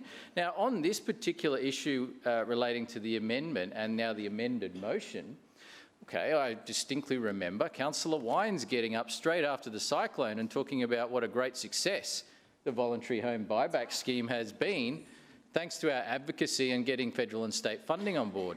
And then, within 7 days of the end of the cyclone, I wrote to the Premier and the Prime Minister, and I tabled a letter, even though I've already mentioned it in the council before, asking for a continuation and more funding for this scheme. Yeah. So we've already done this. Yeah. And they're having a fight about something we've already done. And then they're surprised that we've supported something we've already done. Yeah. And Councillor Cassidy earlier was having a gripe that he didn't receive the report. Well, actually, when he was provided the report last time after 2022, he actually stepped up and did media before he'd read the report. At the time, I couldn't believe it. I'm like, this guy is doing media on a report that he hasn't read. And so it's quite clear he's not interested in reading any reports, because it's quite clear he hasn't read the Story Bridge report from last week either. If he had have read it, he would have seen that is the ultimate expert report on the Story Bridge, which confirms all of the information that's happened in recent times. It confirms the way forward. Yet, despite that report very clearly saying that the expert panel had recommended federal and state funding for the Story Bridge, but if that wasn't forthcoming, then options like a toll would need to be considered. Okay, this wasn't from me. This was from an independent expert report. He's been going around telling everyone, I support a toll. Once again, completely ignoring the facts, not reading the report, misrepresenting the truth. This is a one-man misinformation machine here, and it's running on all cylinders at the moment. But the reality is we support the voluntary home buyback, and we wrote to the Prime Minister on the 17th of March. Yeah. So not last week, not yesterday after we received the report, on the 17th of March. And we wrote to the Premier as well. And any suggestion this is a party political thing, we wrote the same letter to the Labor Prime Minister that we wrote to the LNP Premier. In our motion, we didn't mention the Labor federal government, we mentioned the federal government. And this motion would have been the same regardless of who was in power. Now, questions were raised about, well, it was the Scott Morrison government. Okay, we found out about this last year. But I assume that the Albanese government knows about it. Oh, maybe they don't. They had the opportunity to change this if they wanted to, but they didn't. And so all they could do is give us an extension until the middle of next year. And so, you know, the opposition can try and blame another government, but there's actually one in charge right now that can make a decision, and that at this point in time has not made a decision that is appropriate. And so, like I said, regardless of who is in office, our position on this stays the same. Environment needs support, and the voluntary home buyback scheme needs federal and state support, and we're consistent on both of these things. The comments from Councillor Griffiths about the general comments about flooding and about the disaster response were quite extraordinary, because the other day Councillor Griffiths stood up in this place and he reminded me that he was a member of the Tim Quinn Labor administration. Now, does anyone, I see Krista, Councillor Adams, sorry. Councillor Adams might remember this, maybe Councillor Wines will remember this. Is it just me, or was Tim Quinn the Lord Mayor that covered up the flood reports and refused to release them to the public? It was one of the reasons he lost the election. Lord His Mayor, your secrecy time in flood has reports. expired. Further speakers, Councillor Cassidy. Thanks very much, Chair. What we've just heard from the Lord Mayor was a couple of incredible admissions. First of which is he has admitted that, and we know as the Lord Mayor he holds this unique position within Council as heading up Council's disaster response. So Council is the lead agency when it comes to disaster response, preparedness for the community and disaster response. And the Lord Mayor chairs those committees. The Lord Mayor is ultimately responsible for all of those things. So we heard from Councillor Cunningham a bit earlier that these things, the environment program was being defunded. And that happened some time ago. Now, it's incredible what you can find in about 20 or 30 minutes of the debate ranging here, including a document from the Bureau of Meteorology from 2024, which outlines the work that they are doing to replace Environment. It says here the Bureau provides a range of supplementary services associated with environment, including the installation of environment software, the commissioning of an environment base station or maintenance or support, and on-site environment training. Software licensing limited for environment base stations, listed in Schedule 5 of this report, is currently a standard service free of charge. The Bureau will be transitioning this functionality to a new software system referred to as the Australian Rainfall and River Observations ARRO system from early 2025. So clearly that didn't quite go to plan. But as the lead agency here in making sure people are well aware of the risks around disaster, Brisbane City Council, we've got the guy sitting right there who's in charge of all of that, just admitted he had absolutely no idea about the system changes that were coming for warning people about disasters, of which Council's own data feeds into. So the creek and river height data the Council operates and maintains feeds into those systems and is able to provide people with those warnings through those systems. The Lord Mayor just admitted that despite being in charge of all of this in Brisbane City Council, he had absolutely no idea that those changes were occurring in publicly available documents that were published last year. Now, sure, if they didn't go to plan, you know, as we said, we're supporting this and would call on the federal government to make sure those systems are up to scratch. Point of order. Point of order. Claim to be misrepresented. I note your claim of misrepresented. And so the Lord Mayor said he had already written, when it comes to the flood buyback, already wrote to the federal government and the state government to seek the ongoing support of that, and yet they couldn't seem to figure out, despite this being published back in 2024, well ahead of Tropical Cyclone Alfred, that these changes were happening to the environ system. The Lord Mayor couldn't figure that out. He couldn't write to, apparently the LNP can't write in this situation to the Bureau of Meteorology and the federal government unless there's a motion of council, but they can when it comes to the voluntary buyback scheme. So I think the Lord Mayor just admitted, and he just let the cat out of the bag, that this one today was all about obfuscation. It was all about picking one thing out of there to try and blow it up to distract from the fact that the Story Bridge is falling into the river. He talked a lot about the Story Bridge in his contribution to the debate on environment just now. In his contribution, he talked a lot about Councillor Griffiths. He talked a lot about Tim Quinn. He briefly mentioned the things that Councillor Griffiths raised, including drainage and flooding and properly warning people during disasters. But instead of, as the city's leader, actually talking about what he's doing to address that, he just attacked another councillor. And then he waxed lyrical about the media for a while.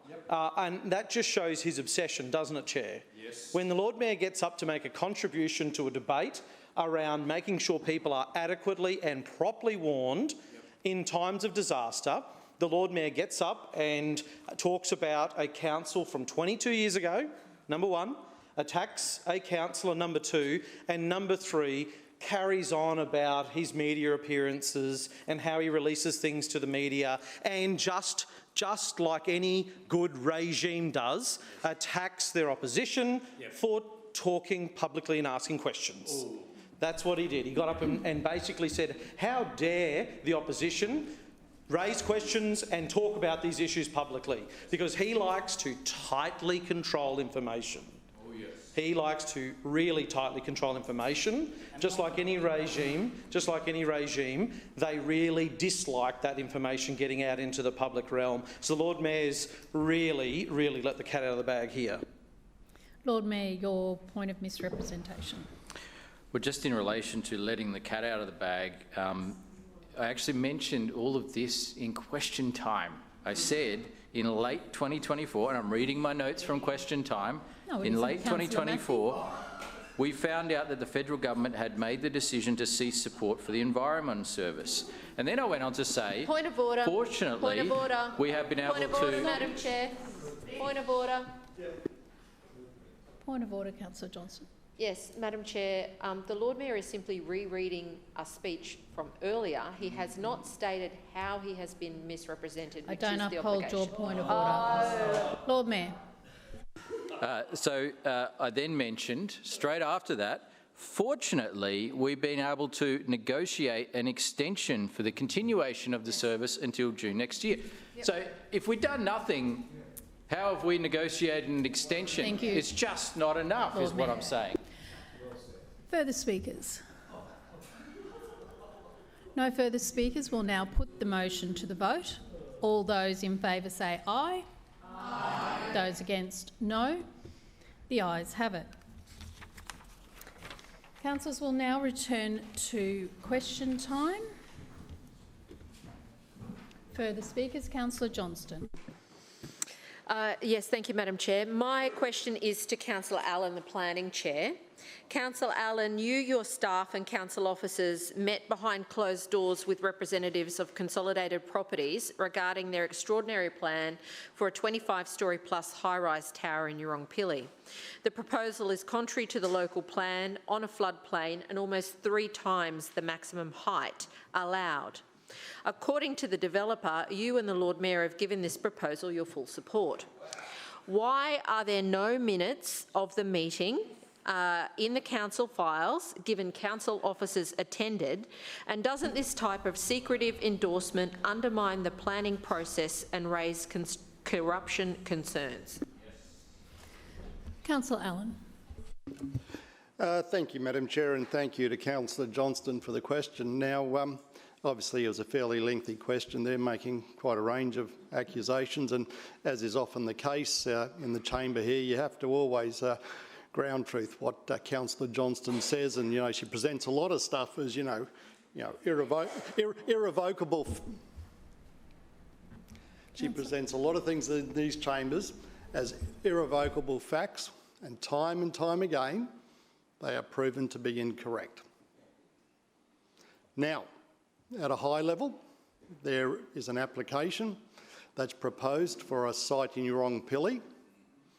The site has a range of aspects that are outside of the neighbourhood plan, but as Councillor Johnston, who is a long-serving councillor in this chamber, knows, we work under a performance-based planning scheme, and accordingly, council officers will be assessing the application as it is presented. That is their obligation. Now, part of that assessment will include a raft of factors, including the nature of the site, consultation that might be undertaken.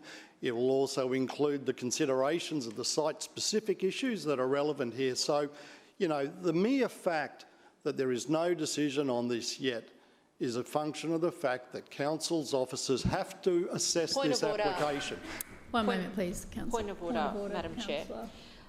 My question was, why are there no minutes in the council files of the meeting that Councillor Allen and the council officers had with Consolidated Properties, which is in their public report and provided to me? Councillor Allen heard the question and is answering. Now, and I ask all councillors to remain quiet. Councillor Griffiths. Councillor Allen. Now, look, it's all well and good for Councillor Johnston to sort of make all these accusations. The reality is, if she has an allegation, she should make it through the formal channels, not stand here and throw mud. That's what she's doing here today. Point of order. One moment, please. Point of order. Councillor Allen, just turn your mic off, please. Councillor Griffiths, what's I your would point like of to order? know why there are no minutes to this meeting. No, this is not your question. That is out of order.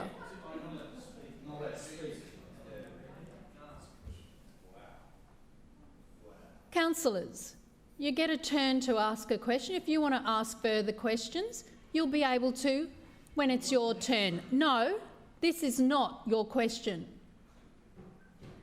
Point of order.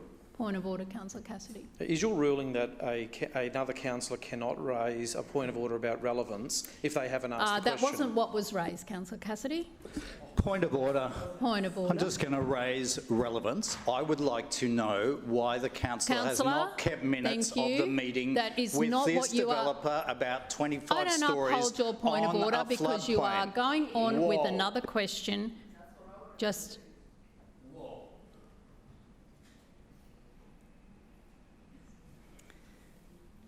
Councillor Allen. Thank you, Madam Chair. So, Councillor Johnston has also met with the developer, I might add, and, she's been briefed on the proposal. She's actually gone to the extent now to create a local newsletter and, raise a whole raft of issues there that, she believes are worth raising with her community. That's her obligation and her right as the local councillor to sort of take these issues to her community.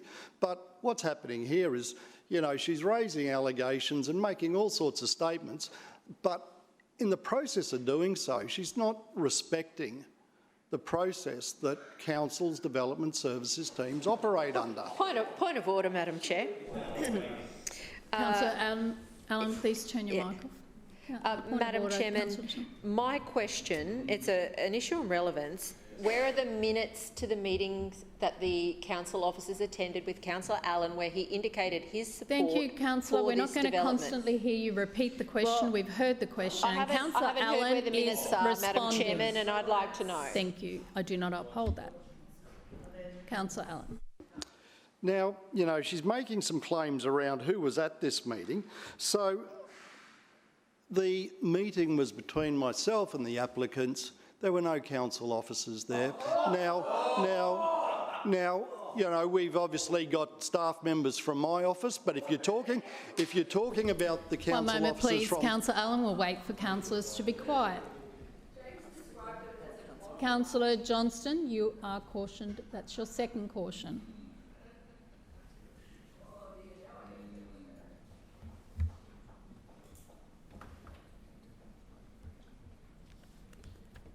Councillor Allen. Madam Chair, what I would point out is that, you know, we obviously have the meeting in my diary. That's a requirement. I don't believe there's any need for me to actually minute the meeting. You know, I don't need to, you know, have everything written down because, you know, I've got a reasonable memory for these things. You know, it's pretty evident that Councillor Johnston met with them. She's taken on board a lot of information. You know, she's met with them. I'm not sure. Oh, she's got a staff member with her. Great. Well, so I had a staff member with me too. But importantly here, Councillor Allen. She has happily gone to her community with a raft of issues that she's obviously identified during her meeting with them. As I said, that's her prerogative to do that. But in this particular instant, we met. It was in my diary. And that's what we have at this point in time. Now, this sort of notion that, you know, we've provided some sort of, you know, support or that, you know, we've done something that's untoward here. This application, like all applications, will go through the normal independent assessment by Council's Development Services team. That's where we stand on this at the moment. Councillor Allen, your time has expired. Further questions? Councillor Wolfe. Thank you very much, Chair. And my question is to the Chair of City Planning and Suburban Renewal Committee, Councillor Allen. Councillor Allen, the Schrinner Council is committed to making Brisbane the most small business friendly city in Australia. The month of May is Small Business Month. Can you please update the Chamber on the ways that we are supporting Brisbane's small businesses this month and all year round? Councillor Allen. Thank you, Madam Chair, and thank you to Councillor Wolfe for the question.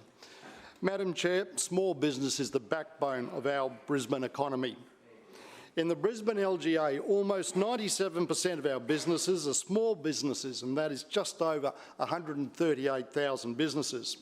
The services and products they deliver help customers, clients and our local economy all year round. As Councillor Wolfe rightly pointed out, May is Small Business Month. But the Schrinner Council isn't just committed to small business for 1 month. The Schrinner Council supports small business 365 days a year with a range of initiatives and support programs for businesses to develop and thrive in this city. Our long-standing dedication through programs and initiatives include our dedicated business hotline, which is a 24-hour-a-day, 7-day-a-week phone contact hotline and has been operational since 2012, showcasing and supporting over 20 Brisbane business networks and chambers of commerce, and supporting even more suburban retail precincts through the Growing Precincts Together program, releasing our precinct playbook as an outline resource to assist the nearly 300 retail precincts across the city, offering practical advice and information as a resource. Brisbane City Council maintained 7-day payment terms for our small business suppliers. We provide free co-working spaces at the Brisbane Business Hub in the CBD and the Suburban Business Hub at Nunda. The Brisbane Business Hub was a Brisbane Economic Development Agency initiative and was launched by the Lord Mayor in October 2020 to support local businesses to recover, grow and thrive after COVID-19. The Hub has developed a network of over 66,000 business people since launch and has delivered over 460 sessions with more than 14,000 attendees. A year-round program of free workshops is provided at the Brisbane Business Hub and the Suburban Business Hub. Still to come this Small Business Month is how to market your business at the Suburban Business Hub and creating a 5-star customer experience and more at the Brisbane Business Hub. Brisbane City Council have offered the Maker Entrepreneurship Program since 2020 to provide opportunities for makers to grow their businesses. The 2025 program was delivered by Artisan, and applications were received from 87 makers for 40 available places. Turning to the Women in Business grants, in October 2021, BEDA launched the inaugural Lord Mayor's Women in Business grants, which aim to, firstly, increase representation of women in the local business community, create a support network for women business owners in the city, and create long-lasting economic impact across Brisbane. Following round 4 of the grant in 2025, 211 women-owned businesses have shared $1 million in grant funding and 446 jobs have been supported. To ensure Council is responsive to the needs of small business, we regularly convene the Small Business Roundtable to gain insights and feedback to shape Council's support and programs. The Srina Council not only supports and encourages small businesses through the city, we also recognise and celebrate their success through the Lord Mayor's Business Awards and the Lord Mayor's Multicultural Business Dinner and Awards.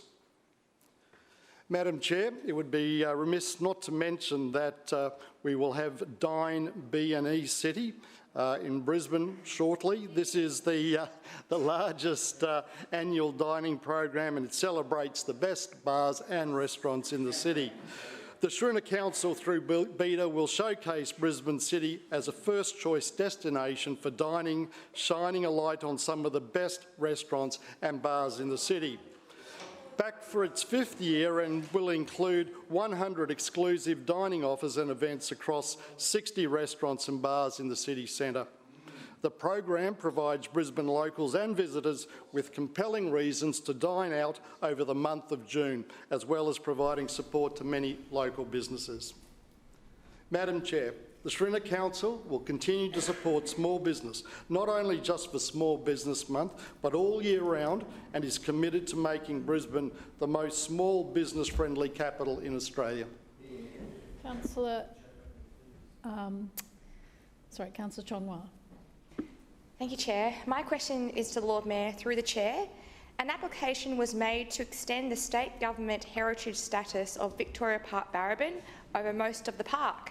The State Government Department of Environment, Tourism, Science and Innovation supports this application and has now made a recommendation to the independent Queensland Heritage Council to consider this application. The Heritage Council has until the 15th of July 2025 to reach a decision. I note the Brisbane City Council made a submission to the Department of Environment opposing this application. The Lord Mayor will know that the Olympic host contract for the Brisbane 2032 Olympics between the IOC, Brisbane City Council and the Queensland State Government clearly stipulates that no Olympic venues can be constructed in culturally protected areas or their adjacent sites.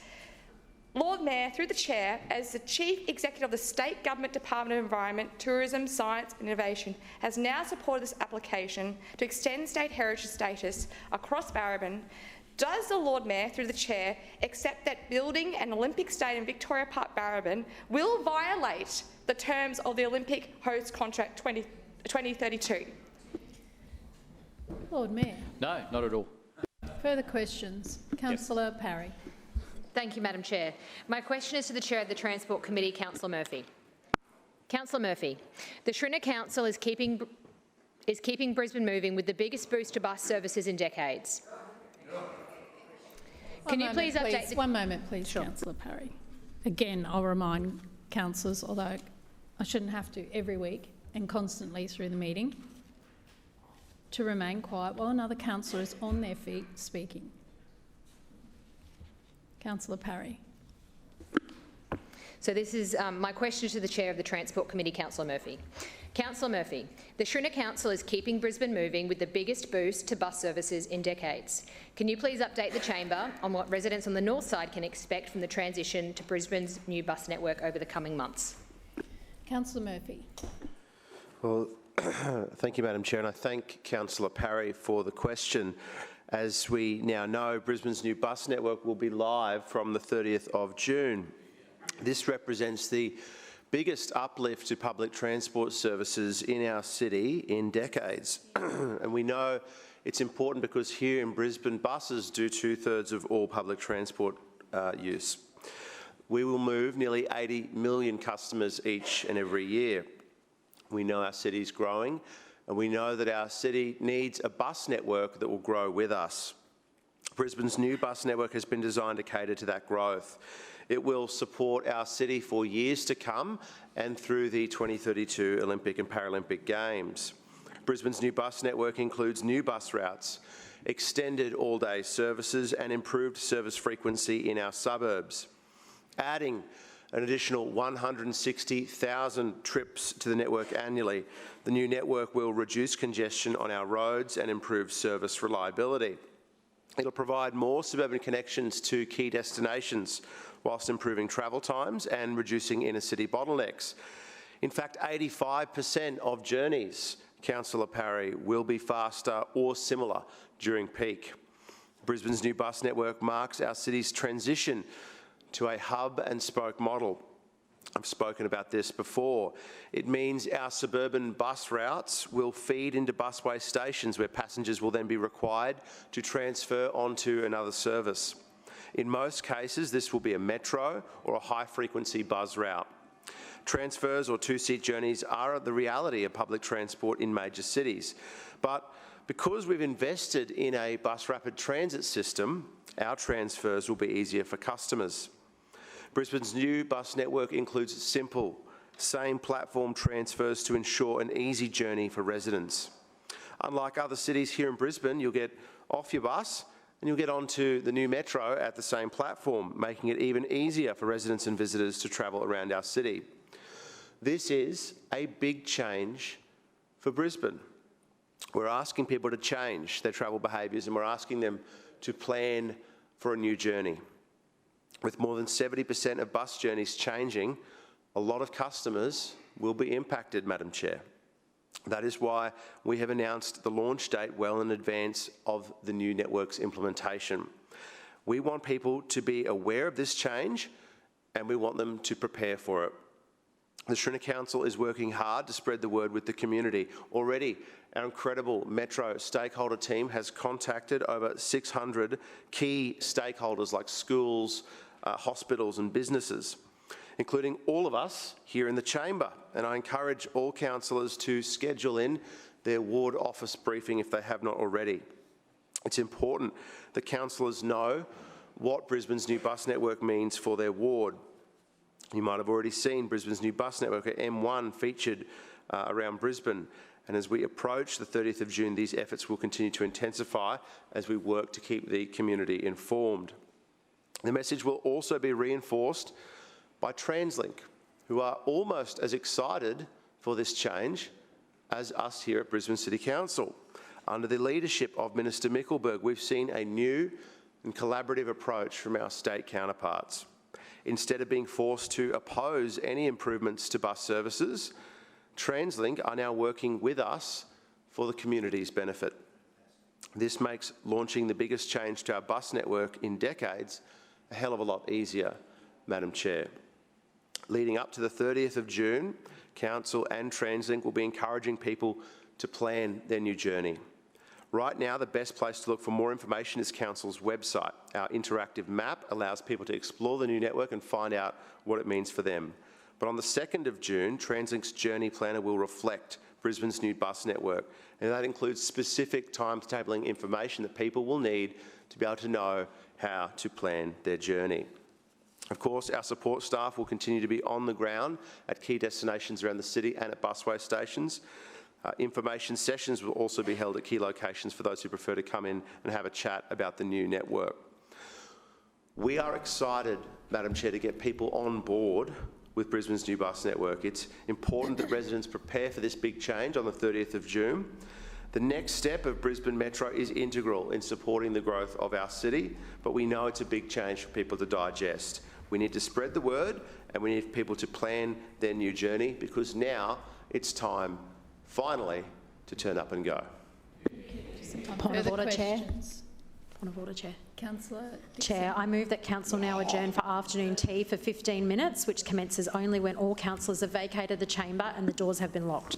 Seconded. It has been moved by Councillor Dixon and seconded by Councillor Givney that the meeting adjourn for a period of 15 minutes, which commences only when all councillors have vacated the chamber and the doors have been locked. All those in favour say aye. Aye.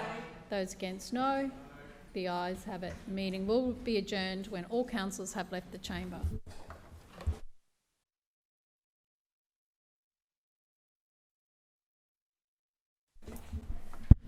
Councillor Griffiths. Thank you, Madam Chair. Actually, my question is going to be to the Lord Mayor, but we wait for the Lord Mayor to arrive for question time. We have quorum. So will I ask the question of the Deputy Mayor as the acting Mayor? That's your decision. Well, I'm just seeking a ruling. Will that suffice? Can I ask a question? Go ahead. Okay. My question is to the Deputy Mayor standing in for the Lord Mayor because he couldn't be back here for questioning time. And I refer the Deputy Mayor to the picture on the Lord Mayor's box there, if the Deputy Mayor would like to have a look at that. And I've got pictures for all councillors here that I will ask to be distributed. So here we have a picture of some branches surrounded by yellow tape in a park, and it's Yeronga Memorial Park. Those leaves, those branches have been there since the cyclone, so 8 or 9 weeks. So to the Deputy Mayor, not only have you failed to adequately maintain the Story Bridge to the point there's concrete crumbling from it, but you're also directing council staff not to pick up debris and tree damage from ex-cyclone Alfred because you're waiting for federal government money to clean up this mess. I refer to that. Officers tell me this is normal and throughout Brisbane, and we're waiting till we get the payment before this gets picked up. I asked the Deputy Mayor, do you think you failed and the Lord Mayor have failed because of your $6.5 billion of liabilities and debt that you've allowed council to accumulate that we can't afford to pick up these branches in our parks? Deputy Mayor. Thanks, Madam Chair, and through you, thanks to Councillor Griffiths for the question. I would simply say, Madam Chair, and to all councillors in this place, that national disaster funding arrangements exist for a reason. There's a very important reason why they exist, and that's to support local government when it comes to matters of natural disasters. Now, it was no surprise to anyone in this room that there was a cyclone. In fact, there was almost no surprise to anyone there was a cyclone here in Brisbane. It attracted national headlines, international headlines. You know what? It even delayed a federal election. So the Prime Minister himself knew that for the first time in 50 years, the first time in a generation, Madam Chair, Brisbane was facing a tropical cyclone bearing down on our city. It was not news to him.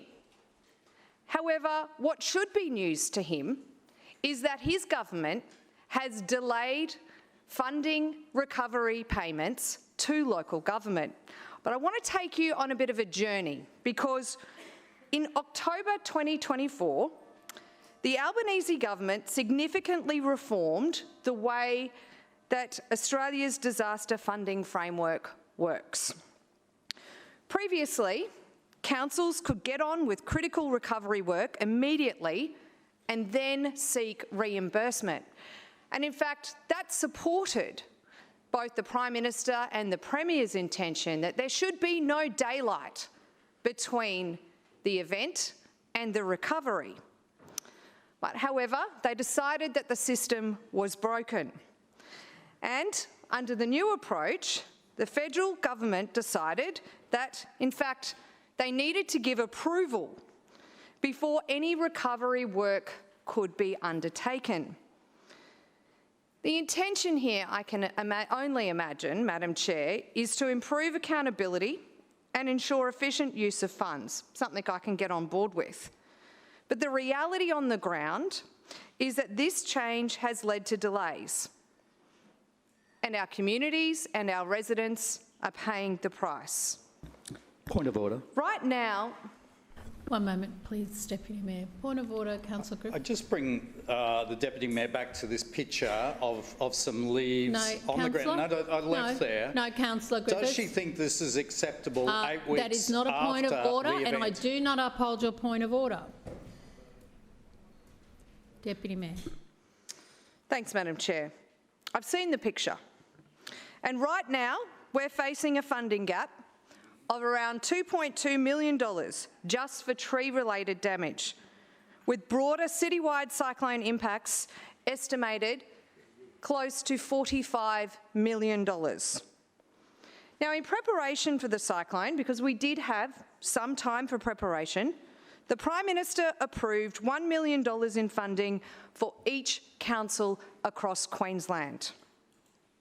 As the largest local government in the Southern Hemisphere, Brisbane's share, that is the $1 million, did not go very far, particularly after preparing over 500,000 sandbags during that storm. On the 9th of April, 32 days after the cyclone, the Albanese government approved a further $2 million in Category C funding for Brisbane, which I welcome. And while this helped with some clean-up operations, the damage was so extensive that it has barely scratched the surface. Now, despite the funding uncertainty, the Lord Mayor made the decision to push ahead with recovery efforts to get our parks back to normal, even amid this uncertainty about funding. 2 weeks ago, the CEO sent a letter to the Coordinator General of the National Emergency Management Agency and to the Secretary of the Department of Home Affairs, calling for urgent activation of Category C and D exceptional circumstances packages. This has already been tabled. 78 days on, the reality though, Madam Chair, is that we're still waiting for approval of Category D funding, despite our repeated requests. We've already commenced the essential recovery work, and securing the funding is a key priority for us, Madam Chair. The scale and the response to ex-tropical cyclone Alfred has been monumental, and we've seen today it has been one that has been lauded by none other than the Honourable Paul de Jersey. Deputy Mayor, your time has expired. That now ends question time, and we now move to the Establishment and Coordination Committee. Lord Mayor. Madam Chair, I move the report of the Establishment and Coordination Committee meeting held on Monday, 12th of May 2025 be adopted. Seconded. Has been moved by the Lord Mayor and seconded by Councillor Dixon that the report of the Establishment and Coordination Committee meeting dated Monday the 12th of May 2025 be adopted. Lord Mayor. Point of order. Point of order, Councillor Cassidy. Could I just ask that item A and item D be taken seriatim for debate and vote? So it would be A on its own, B and C together, and D on its own.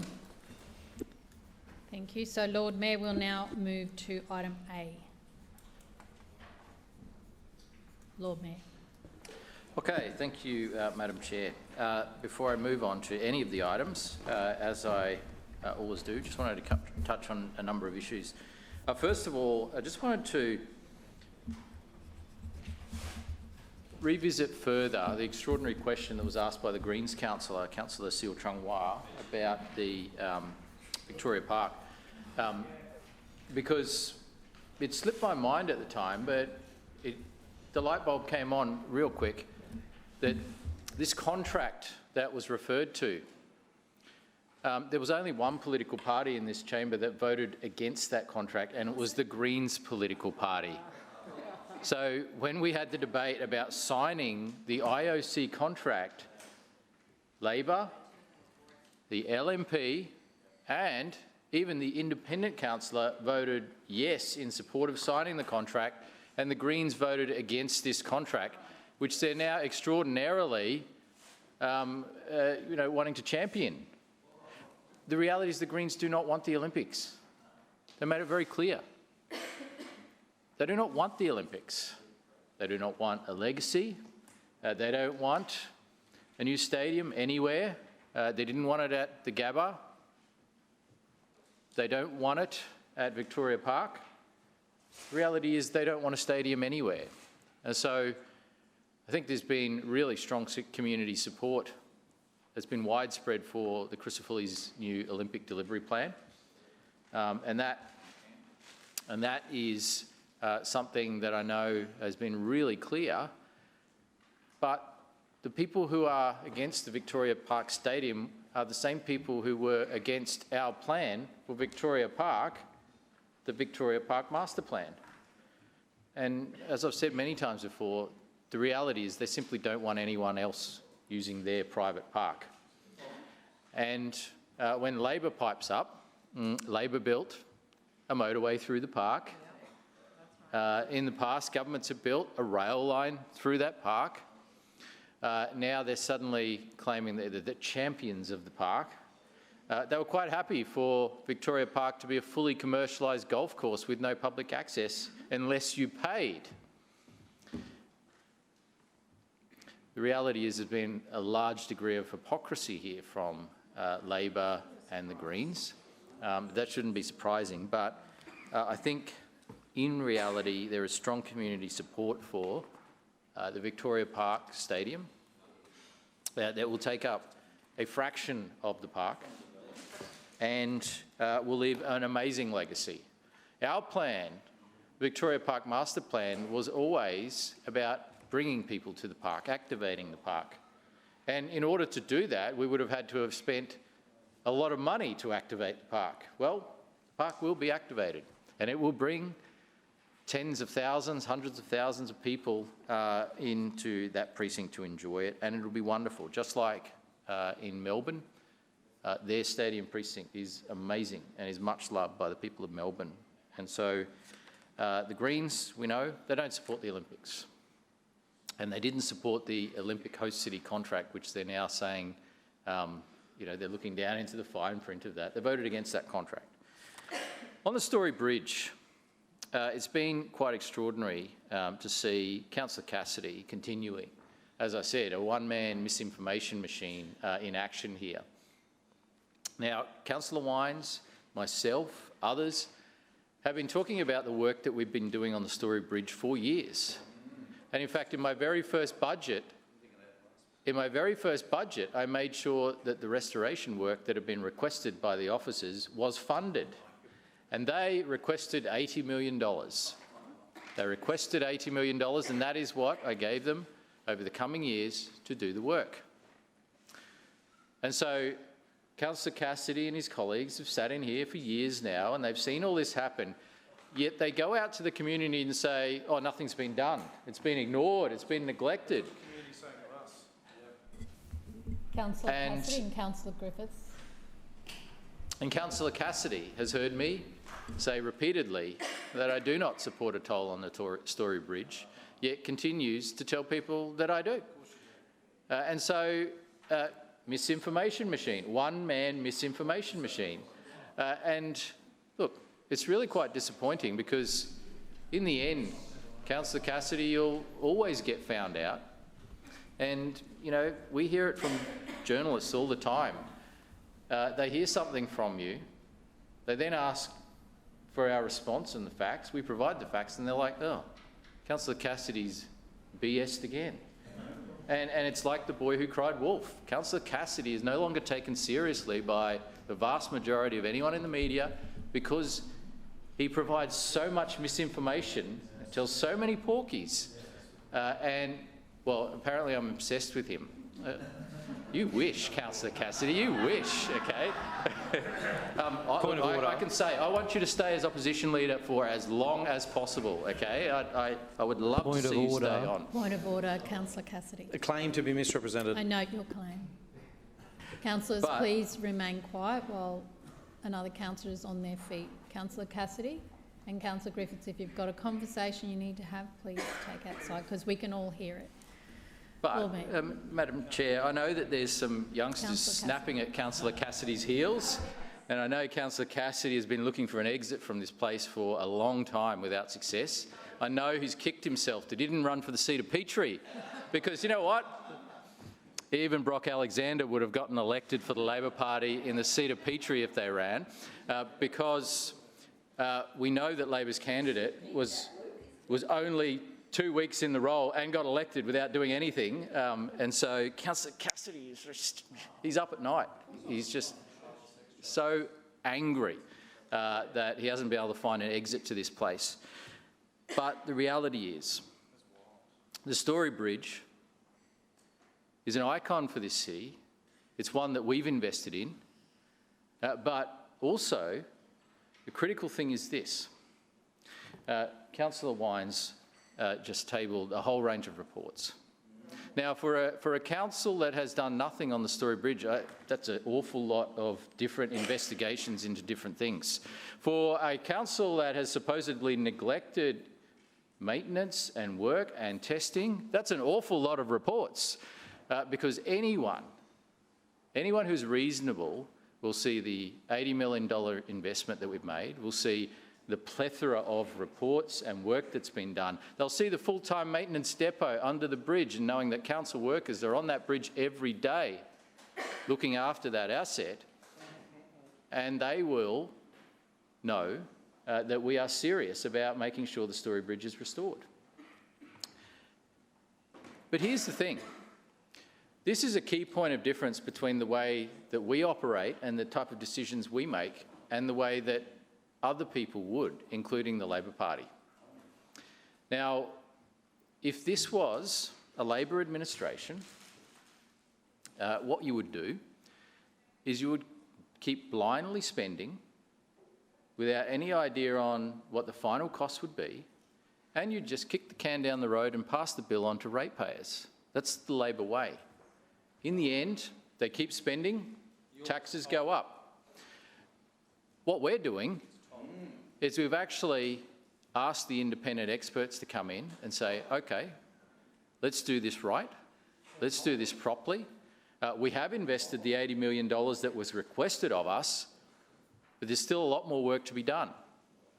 And so let's make sure that this is done right. And let's get the other levels of government to support the project to relieve the pressure on ratepayers. Now, what is wrong with that approach? What is wrong with that approach? Doing the responsible thing, bringing in the experts, and then asking the other levels of government who collect 97% of all your taxes to step up and pay. Now, when the state government goes to the federal government and demands money for a project, everyone's like, yeah, that's great, yeah, give us the money that we pay in taxes back to Queensland. When we ask the federal government for money, the Labor Party's like, how dare you? How dare you? And it's like, hang on a minute, this is taxpayers' money coming from Brisbane residents' pockets, going to the federal government. They expect some of it back. And this federal government has been good in working with us to give some of it back. And they've been good with the Story Bridge as well to date. They've helped us with the business case. And they've been really good to work with on other projects as well. And so I'm optimistic.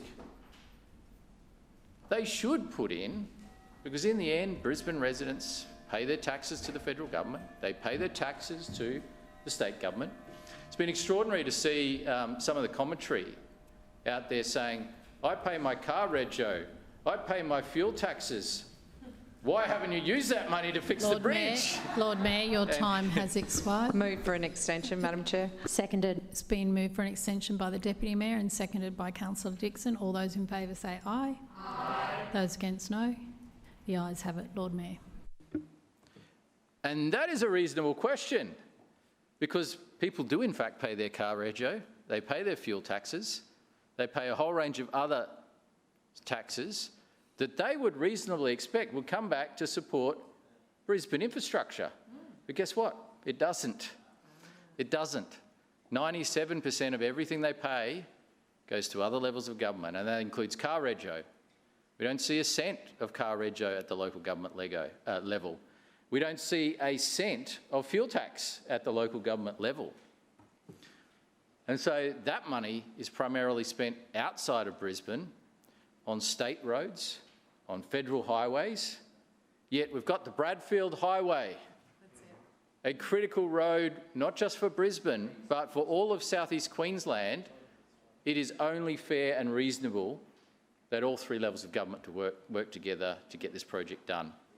Now, one other extraordinary thing that Councillor Cassidy has been saying in this place, and he's been saying it repeatedly today, he says the Story Bridge is falling down. Well, if you had have read the independent report that was released last week, he complains about reports, he wants to see all the reports. Well, the report that was released last week said that the Story Bridge has until between 2040 and 2045 of life left in it. Now, Councillor Wines, how long is that? That's right. It's 15 to 20 years. So this hysterical idea that the Story Bridge is falling down, that Labor's trying to perpetuate, well, maybe in 20 years if we do nothing, which is not an option. We will not let the Story Bridge fall down. We will be the administration that saves the Story Bridge and keeps it going for another 100 years, just like we saved City Hall, just like we saved City Hall. Now, it's an inconvenient truth for Labor that every day they come into this building that was saved and restored by the LNP. And we will make sure that the Story Bridge lasts on. It is restored between now and 2040, over the next 15 or so years, and then it lasts on for another 100 years.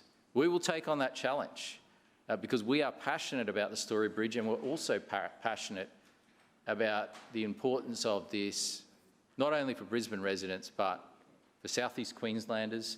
And even Minister Catherine King acknowledges that it is the second most important bridge in Australia after the Sydney Harbour Bridge. And she is correct. Yeah. And so let's forget about the Labor narrative. Let's forget about the misinformation coming from Councillor Cassidy. We have a 15-year project ahead of us. We want a partnership with all three levels of government. And what we don't want is to ever see a toll on the Story Bridge. Do you think that after hearing all this, Councillor Cassidy will stop saying it? No.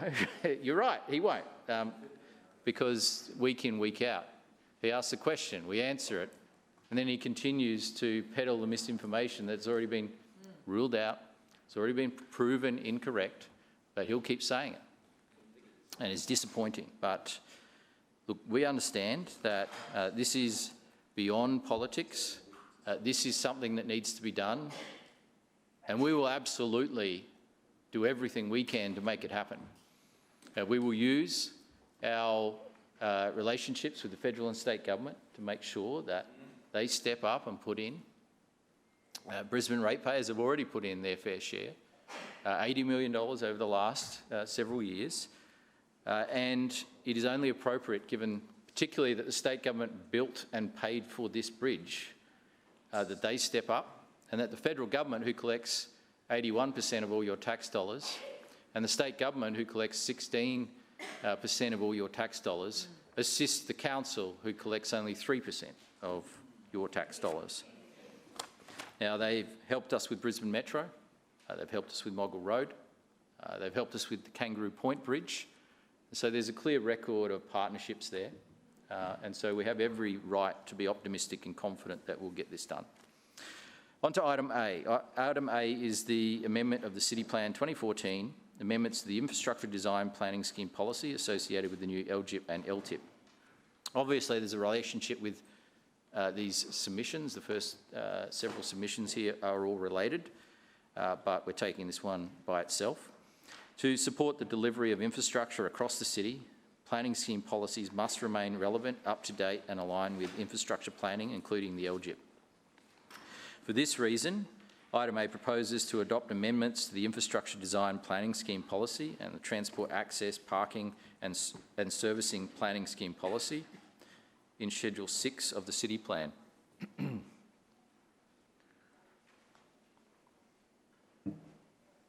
These amendments were subject to public consultation between August and September in 2023, where only one submission was received. Part of these amendments involve updating our standards for park design and embellishment, including the provision of infrastructure like shade sails, which builds on the success of our Sunsafe Suburban Playgrounds program. And so, obviously, this is a reference to the fact that if a new playground is provided and delivered by others, such as it's part of a new development, we will expect there to be a shade sail installed, because that's what we have on our other parks. So it's a simple requirement, but an important one, that as we build infrastructure and as others build infrastructure as part of new developments and contribute it to council, that it's done to the standards that are appropriate. Like the LGIP and the LTIP, it's expected that these PSP amendments, once adopted, will take effect by the end of June, helping to support broader planning goals and priorities. Thank you, Madam Chair. Councillor Cassidy, your point of misrepresentation. Thanks very much, Chair. The Lord Mayor took an interjection from me earlier, but he misheard me. I said the Lord Mayor is obsessed with the media. He thought I said the Lord Mayor was. He thought I said the Lord Mayor was obsessed with me, but I clearly am living rent-free in his head after that diatribe. Okay. Further speakers on item A. Councillor Cassidy. Thanks very much, Chair. I rise to speak on item A, and the Lord Mayor said a lot in his opening remarks, 20 minutes, mostly contained about, again, not the business of council, didn't actually talk about what his plans are to fix the Story Bridge, and I know it's taking a heavy toll on him. And if he gets up today and says he doesn't intend to put a toll on, he only needs to listen back to his interview on 4BC last week, where he said he is absolutely considering a toll. He said it was a last resort, but we know he doesn't have many options because he doesn't have any friends at the state government anymore, with Deputy Premier Jared Blay cutting him loose, entirely saying it's all his problem. So very interesting story time from the Lord Mayor. Again, 20 minutes about us on this side, things that we say, obsessing about the media and media coverage, but not actually about what his plans are for the future of Brisbane. But most extraordinarily, the Lord Mayor brought up a man called Brock Alexander and suggested that he could have won the seat of Petrie, because this is a guy the Lord Mayor endorsed, of course, to run in the Deagon ward in 2024, who is now being charged with possessing child exploitation material. So the Lord Mayor has decided to joke about a candidate that he sought to run who is now facing charges relating to child exploitation material, who has been jailed in the past, has faced charges of fraud, break and enter, and stalking. Point of order. Relevance to the report. Thank you. Well, the Lord Mayor thought it was pretty relevant to bring him up before and besmirch Luke Howarth, in saying that somebody who has been charged with possessing child exploitation material is somehow better than the former LNP member for Petrie. That is disgusting. Absolutely disgusting. Now, I know they joke about Brock Alexander all the time, but this guy... Point of order, Councillor Wines. Hadn't you provided guidance on this topic to Councillor Cassidy on relevance only a moment ago? Councillor Cassidy, come to the report, please. Thanks very much, Chair. The record will show, and this is all recorded, that the LNP joked about somebody running for Parliament who has been charged with child exploitation material, which is really, really grim. Says all you need to know about the LNP's commitment to their job here, though, doesn't it? So Clause A, this is an amendment to Brisbane City Plan 2014, which is related, as the Lord Mayor said, to the other two items, the LGIP and the LTIP.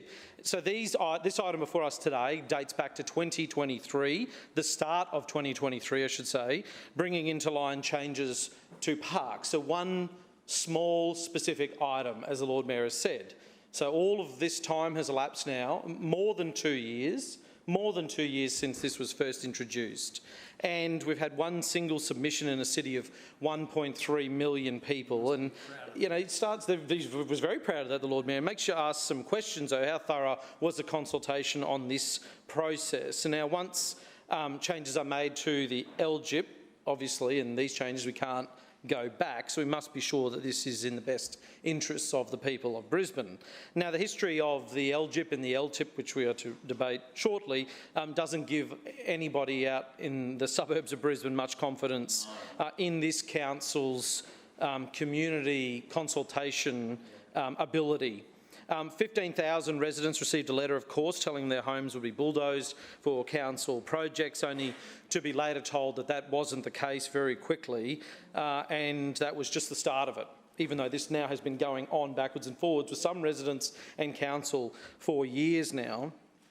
So good planning really isn't just about updating documents and sending out letters under council officers' names. It's about building trust between the people of Brisbane and their council, trust between the people of Brisbane and the council that is supposed to serve their interests. If any one of those people had received one of those letters had just seen the Lord Mayor's performance in introducing this item today, if they had any modicum of trust in this council, that would have been lost, absolutely.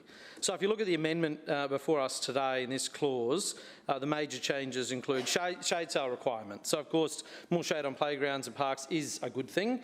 We agree with that. But it's hard to believe that it is actually something that this regime really does care about. We know the Lord Mayor likes to make the announcement, and he did that about shade in parks. But what we do know as well is it's been 10 weeks since ex-tropical cyclone Alfred hit Brisbane, and there's still shade sales draped all over parks, all over the city, which have been reported to council time and time again, and nothing has been done. Now, even if you had to document this, and before you had to do the work of replacing them, you had to get funding from the federal government, you can certainly make parks and playgrounds safe, but that's not something that the LNP are interested in. No. Here in Kathleen Street at Forest Lake, one of Councillor Strunk's, shade sails draped all over the play equipment, and just 2 bollards standing there. No, that's not fenced off at all. A better view of that. Quite incredible. After 10 weeks, people are expected to just duck under it and play there. Hawthorn Park, another one, in some all-ability play equipment. People are expected to just wade their way through shade sails down. Newstead Park, I presume a very high traffic playground in Councillor Howard's ward.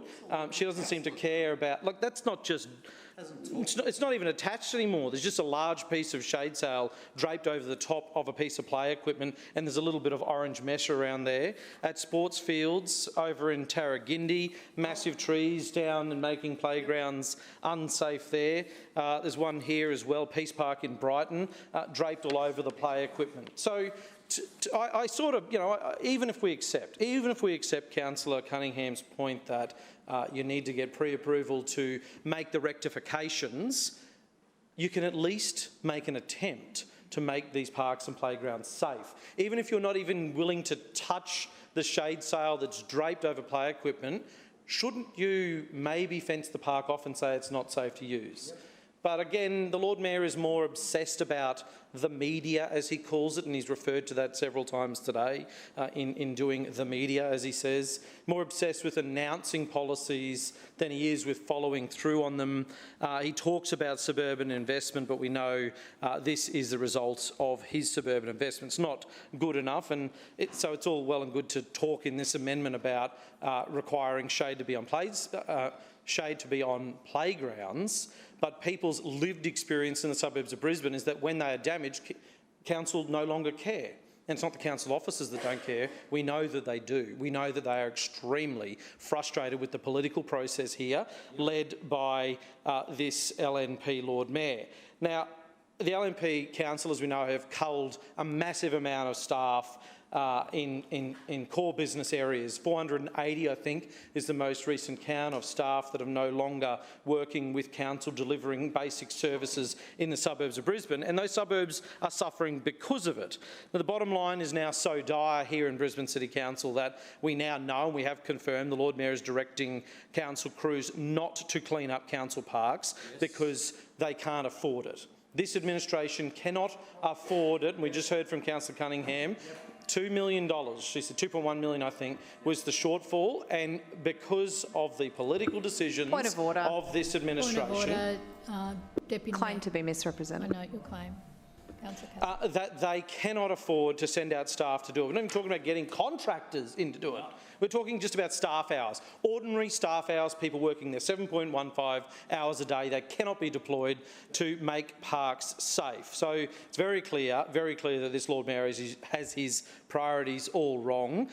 Council really should be getting back to the basics, let alone the discussion we need to have about his failure on the Story Bridge, but just maintaining a playground and a shade sail, for goodness sake.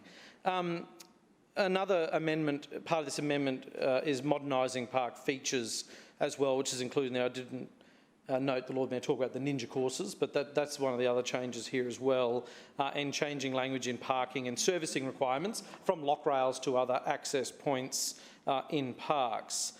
You know, when you go down to the detail, you've really got to dig quite deep within this amendment to find meaningful changes. In a city plan amendment, and it's no wonder that we have such a poor response from this regime when it comes to Brisbane's housing crisis, because when you listen to the rhetoric of Councillor Allen and the Lord Mayor... Point of order, Madam Chair. Point of order, Councillor To the report. That's not a point of order anyway. I don't uphold your point of order. Councillor Cassidy. Thanks very much, Chair. We know that this is just great evidence to prove that point, Councillor Allen, through you, Chair, that the LNP have a really deliberately go-slow approach when it comes to planning changes that require community consultation. It's a go-slow approach. When it's a planning scheme change that is developer-led, of course, that's a very different story from this administration. But when it has to be dictated by community consultation, it is a painfully slow approach. This one, 2 years. It's many more years when we come to debating items B and C next. Further, Deputy Mayor, you've got a misrepresentation. Yes, thanks, Madam Chair. The Leader of the Opposition deliberately twisted my words. I didn't say that we couldn't afford it. I said, essentially, that Brisbane residents should not have to pay twice. They're paying through their taxes to the federal government for national disaster recovery funding, and they're paying through their rates. Further speakers. Councillor Allen. Thank you, Madam Chair. I rise to speak on item A, the adoption of the amendments to the Infrastructure Design Planning Scheme Policy and the Transport Access Parking and Servicing Planning Scheme Policy. Now, this amendment comes off the back of Council's decision to amend the Local Government Infrastructure Plan in 2021. The proposed changes to which require some adjustments to the Infrastructure Design Planning Scheme and the Transport Access Parking and Servicing Planning Scheme. Now, consultation on the proposed PSP amendments occurred from August to September 2023, attracting, as what Councillor Cassidy suggested, one submission. In response, a consultation report was prepared and included in today's documents. Now, unlike the long-term infrastructure plan and the LGIP, the proposed PSP amendments did not need to be submitted to the Queensland Government. This is because they do not significantly change existing policy positions on the planning scheme or a technical matter contained in the existing PSP. Instead, what the proposed amendments do is ensure consistency and alignment with Council's broader planning goals, including those within the proposed LGIP amendment. To achieve this purpose, the amendments proposed to the Infrastructure Design Planning Scheme Policy set out to, 1, align the desired standards of service for the parks network with those changes proposed as part of the LGIP Amendment 1B. 2, improve clarity and certainty to applicants regarding trunk park design and embellishment standards. 3, strengthen Council's requirement for shade provision over playgrounds in line with best practice, support delivery of the Sun-Safe Suburban Playgrounds program. And I'd like to point out at this point that it's this Lord Mayor who has championed this program, who has committed to rolling out the program to even more parks. It's fantastic to see so many of our parks with shade sails, and it's a shame the opposition would come in here and make a point of some damaged shade sails without reflecting on the huge number of playgrounds that have now got shade. So it's a terrific program, and one that this Lord Mayor... One moment, Councillor Allen. Seriously, councillors, We listened to Councillor Cassidy just now in silence.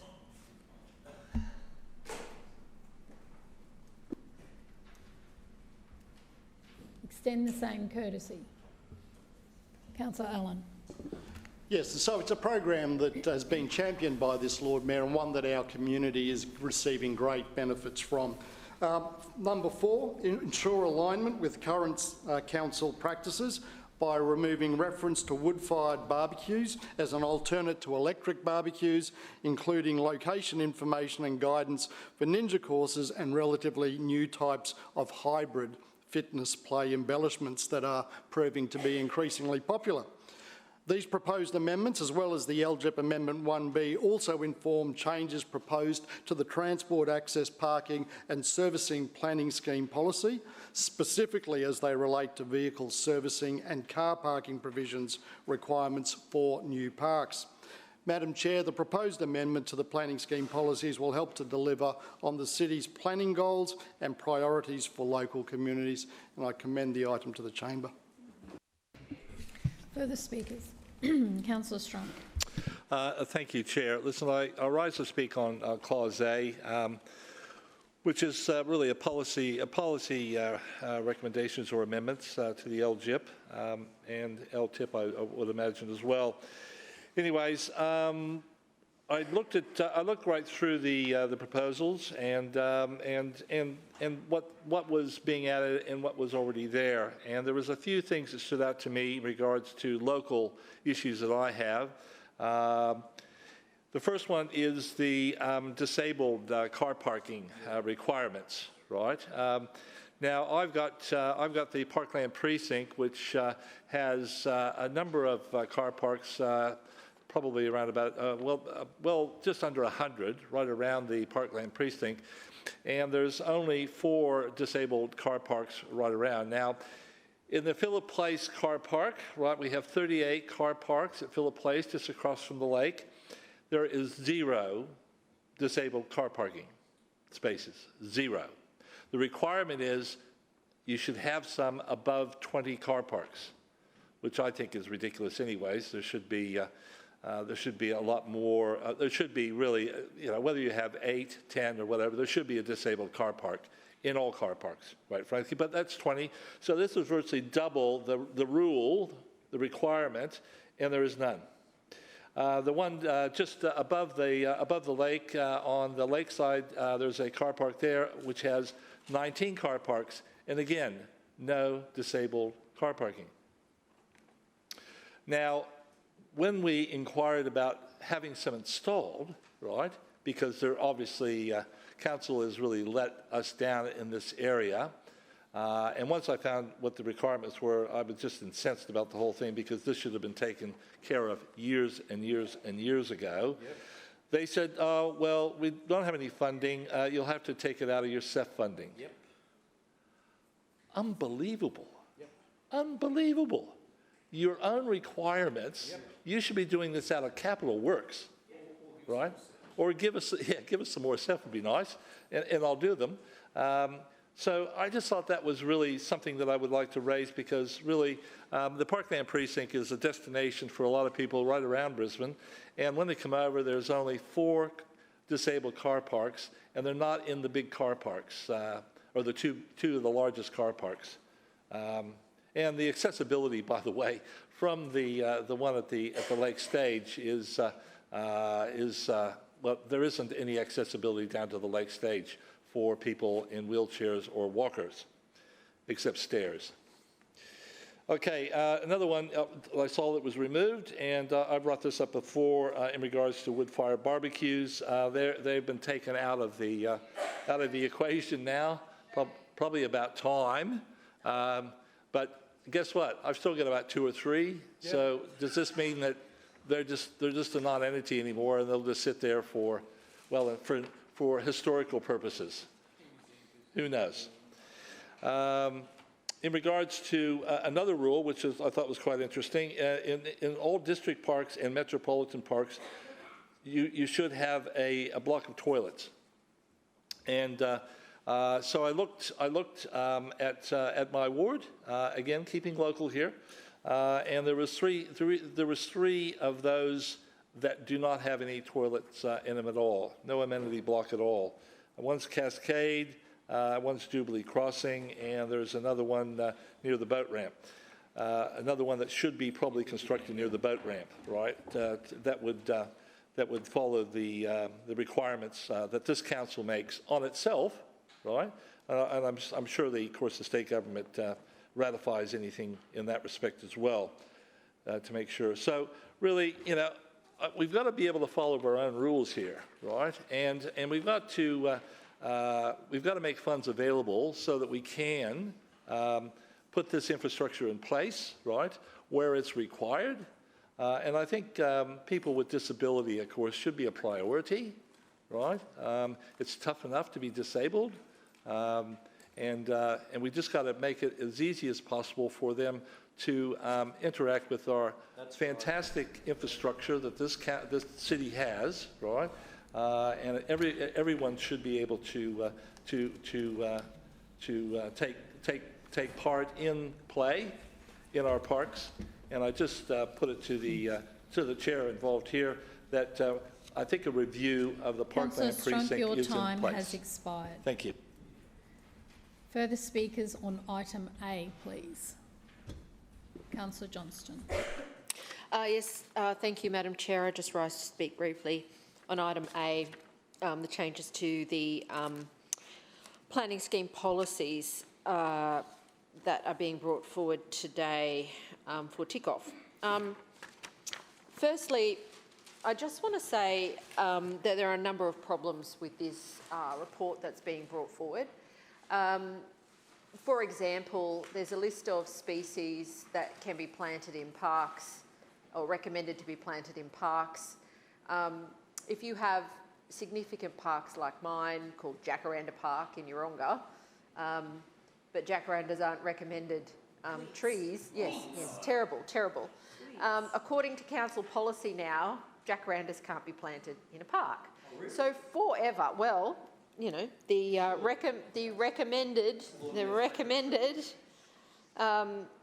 recommended list of tree species for shade in parks. But forever now, we're going to have this battle with council about getting practical things done that reflect the character of existing parks, because this policy, I don't think, meets the needs of our local communities. It looks like, to me, it's been designed in a vacuum.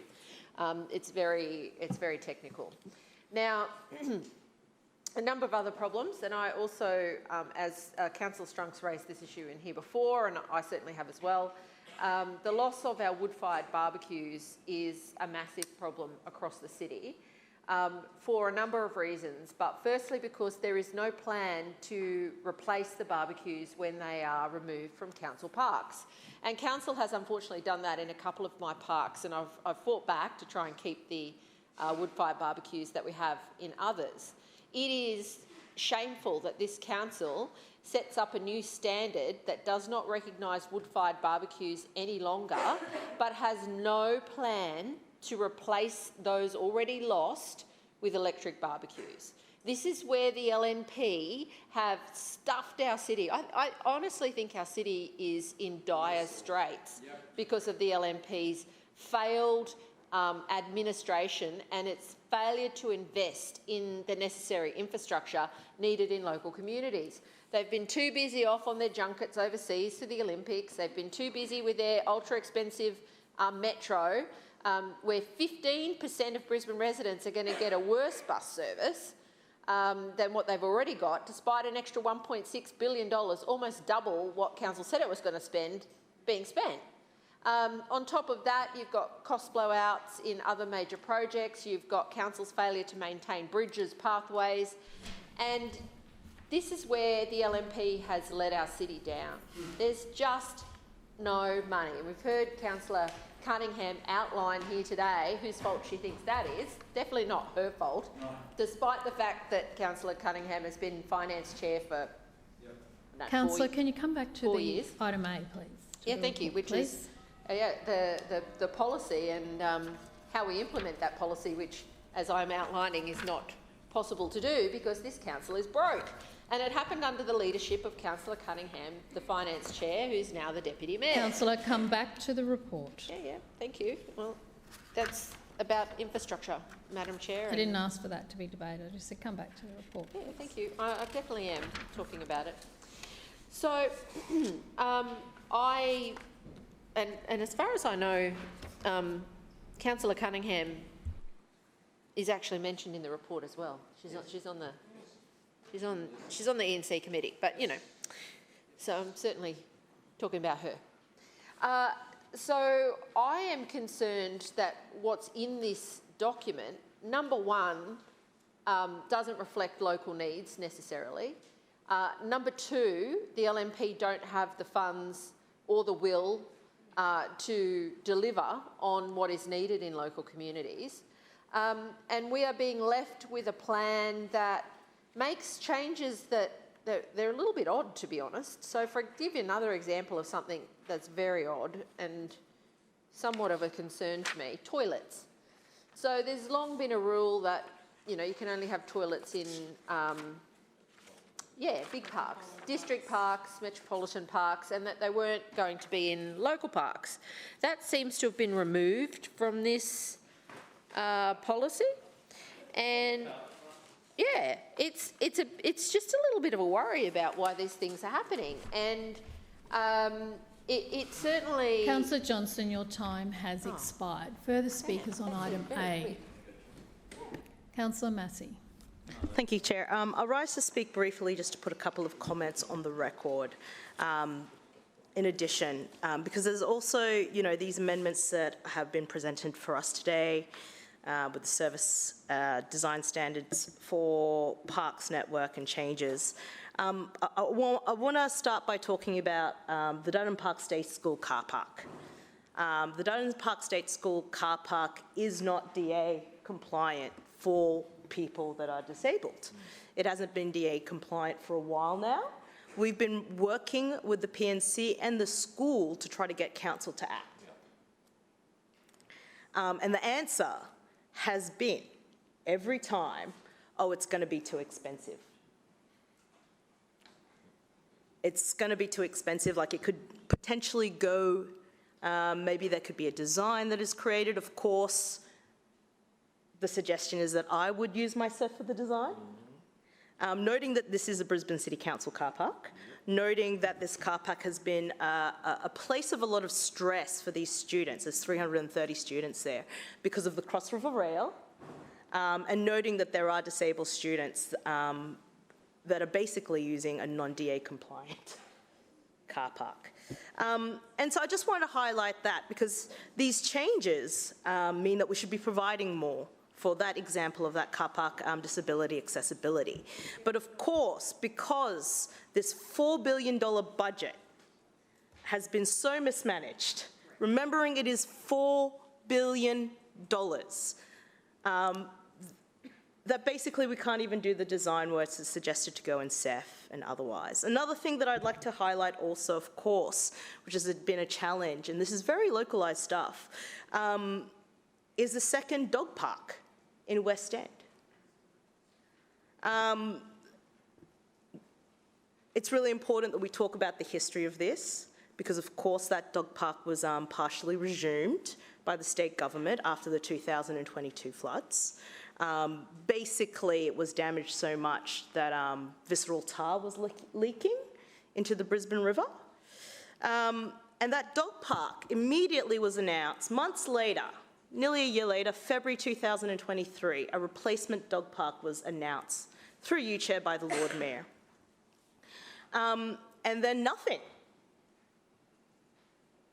Absolute silence, noting that the population of West End has not only experienced a density increase, but will continue to experience a density increase we'll see about that because, you know, the TLPI has failed to deliver one home in that area.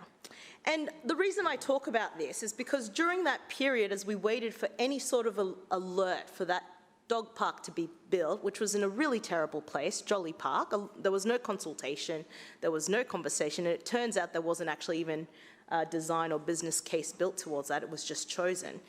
I attempted to provide multiple other areas to deliver that dog park and was basically told no. And it was only last year when we finally found out that that dog park wasn't going to be built because it couldn't be built. Council admitted that they couldn't actually build that dog park, that we've been able to get a little bit of work. But of course, the thing about that, the second dog park in West End is, of course, it's not going to be built through council funds, is it? Because we have none. Because we'd have to wait. We're already 3 years later. And so instead, of course, that dog park, that second dog park, is now something that will be potentially put onto my suburban enhancement fund. So, you know, it's great. You know, we've got this planning scheme, we've got these amendments, these changes are coming through for design. They're like the intention, sure. However, behind the intention is the fact that every single councillor here knows that the council is broke, and anything that we have to deliver on this, if we can't deliver it through our suburban enhancement fund, we'll just sit there and wait. So it's not just about the fact that, you know, shade sales are damaged. It's not the fact that there's no money. Even with these changes, we are still stuck with the fact that these amendments to infrastructure design planning scheme means that when is it going to be delivered, we don't actually know. Further speakers? Councillor Griffith. Thank you, Madam Chair. I was waiting for Councillor Howard to jump up or Councillor Adams to jump up. Maybe they were going to talk about their shade sales, but not. Silence. Nothing from Councillor Adams either. You'd think they'd be interested in talking about their communities, but no. And they're leading HMAS, Brisbane, Titanic into the future. These are the leaders of this city. Councillor Griffiths, the Titanic is not mentioned anywhere in the report. But it Please feels come like back the to the Titanic, report. Madam Chair. Thank you. It feels like Councillor, the Titanic. I'm asking you to come back to the report. I will come back to the report. And can I say, the officers are calling it the Titanic. In relation to this report, how lazy are the LNP? How incompetent are the LNP? This has now been 4 years they've had this document. And apparently they only had one piece of feedback to look at. And it still took them 4 years. This is appalling. I was interested in this document in relation to the Salisbury-Moorooka-Nathan plan and its impacts on that plan. And they are significant. They are significant because with all those 20,000 extra people we're getting in Nathan, Salisbury, Moorooka, we're only getting 2 parks because we're reducing the amount of park space we have to provide as a city. 20,000 people, 2 parks. Oh, and the other thing that the LNP geniuses have come up with is they're nowhere near the 20,000 people we're putting in the area. Amazing. Brilliant. Well done. That, for me, is why the LNP shouldn't be in this place. The planning is shocking. In my area, we're putting in 20,000 people without putting in another sporting field. How do you do that? We're putting in 20,000 additional people, but no regional playground. Does anyone on that side of the chamber think that is really a good idea? I'm shocked. I'm shocked. Sometimes I'm not shocked that our news department thinks that's a good idea. Well, Councillor, we're following the rules. I am shocked about the poor planning going on, and this document is shocking in terms of what it isn't delivering to the people, and they'll be working class people who are moving out to Moorooka and Salisbury and Nathan, how we are doing those people over, to save developers a bit of cash.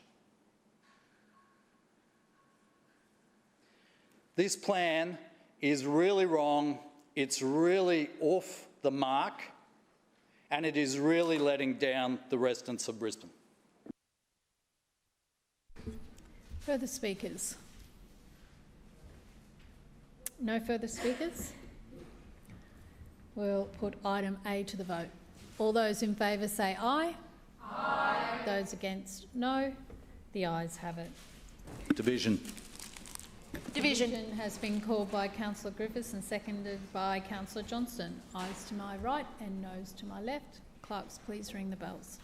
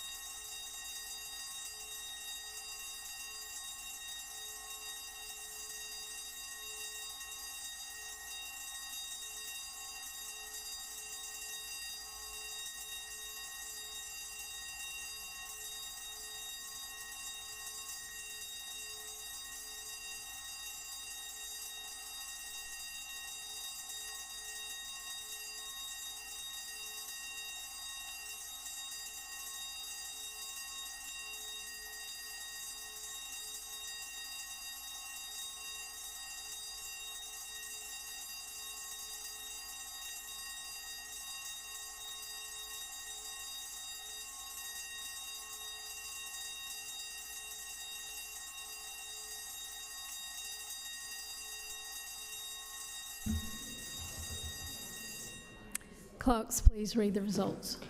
Madam Chair, the ayes have it, the voting being 15 in favour and 7 abstentions. That item has passed. Councillors, please resume your seats.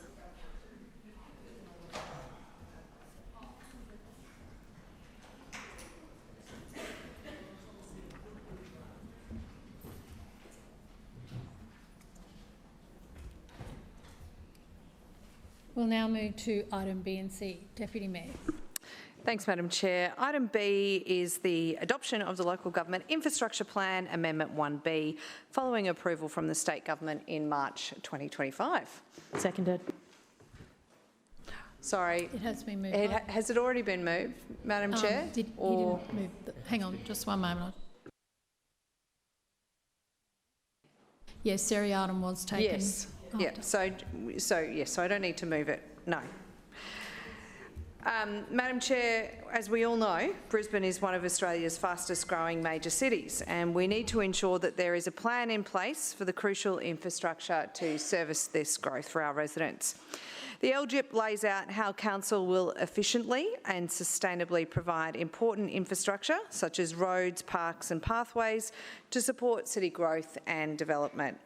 The new LGIP responds to updated growth projections with more than 1,100 future projects. These include 253 park and community facility projects, more than 360 road projects, more than 90 active and public transport projects, and 432 stormwater projects. The vast majority of these were overwhelmingly supported by the local community, and where valid resident concerns were raised, the plan has now been updated accordingly. While this was happening, we continued delivering key trunk infrastructure under the current LGIP. More than 200 trunk infrastructure items have been delivered since 2020, Madam Chair. Some of these include the Indooroopilly River Walk, local parks at Ascot, Bridgeman Downs and Upper Mount Gravatt, just to name a few locations. It's worth noting that this version of the LGIP is the same as the one which was last debated in the chamber here in November 24. Once adopted, the amendments are expected to take effect from the end of June, providing certainty around the long-term infrastructure and planning needed to support our growing city. Item C, Madam Chair, is the Long-Term Infrastructure Plan, Amendment 1B.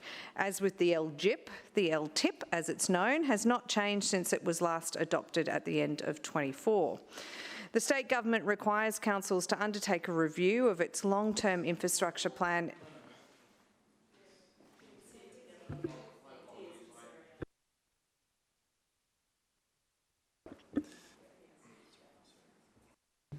Deputy Mayor.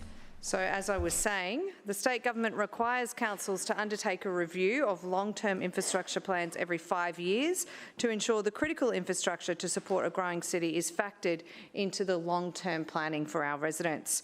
So this item marks the end of a long process which commenced back in 2021. But of that time, we lost approximately 1 year while council and the state government were in caretaker mode. The final product has been worked through and it strikes a balance, Madam Chair.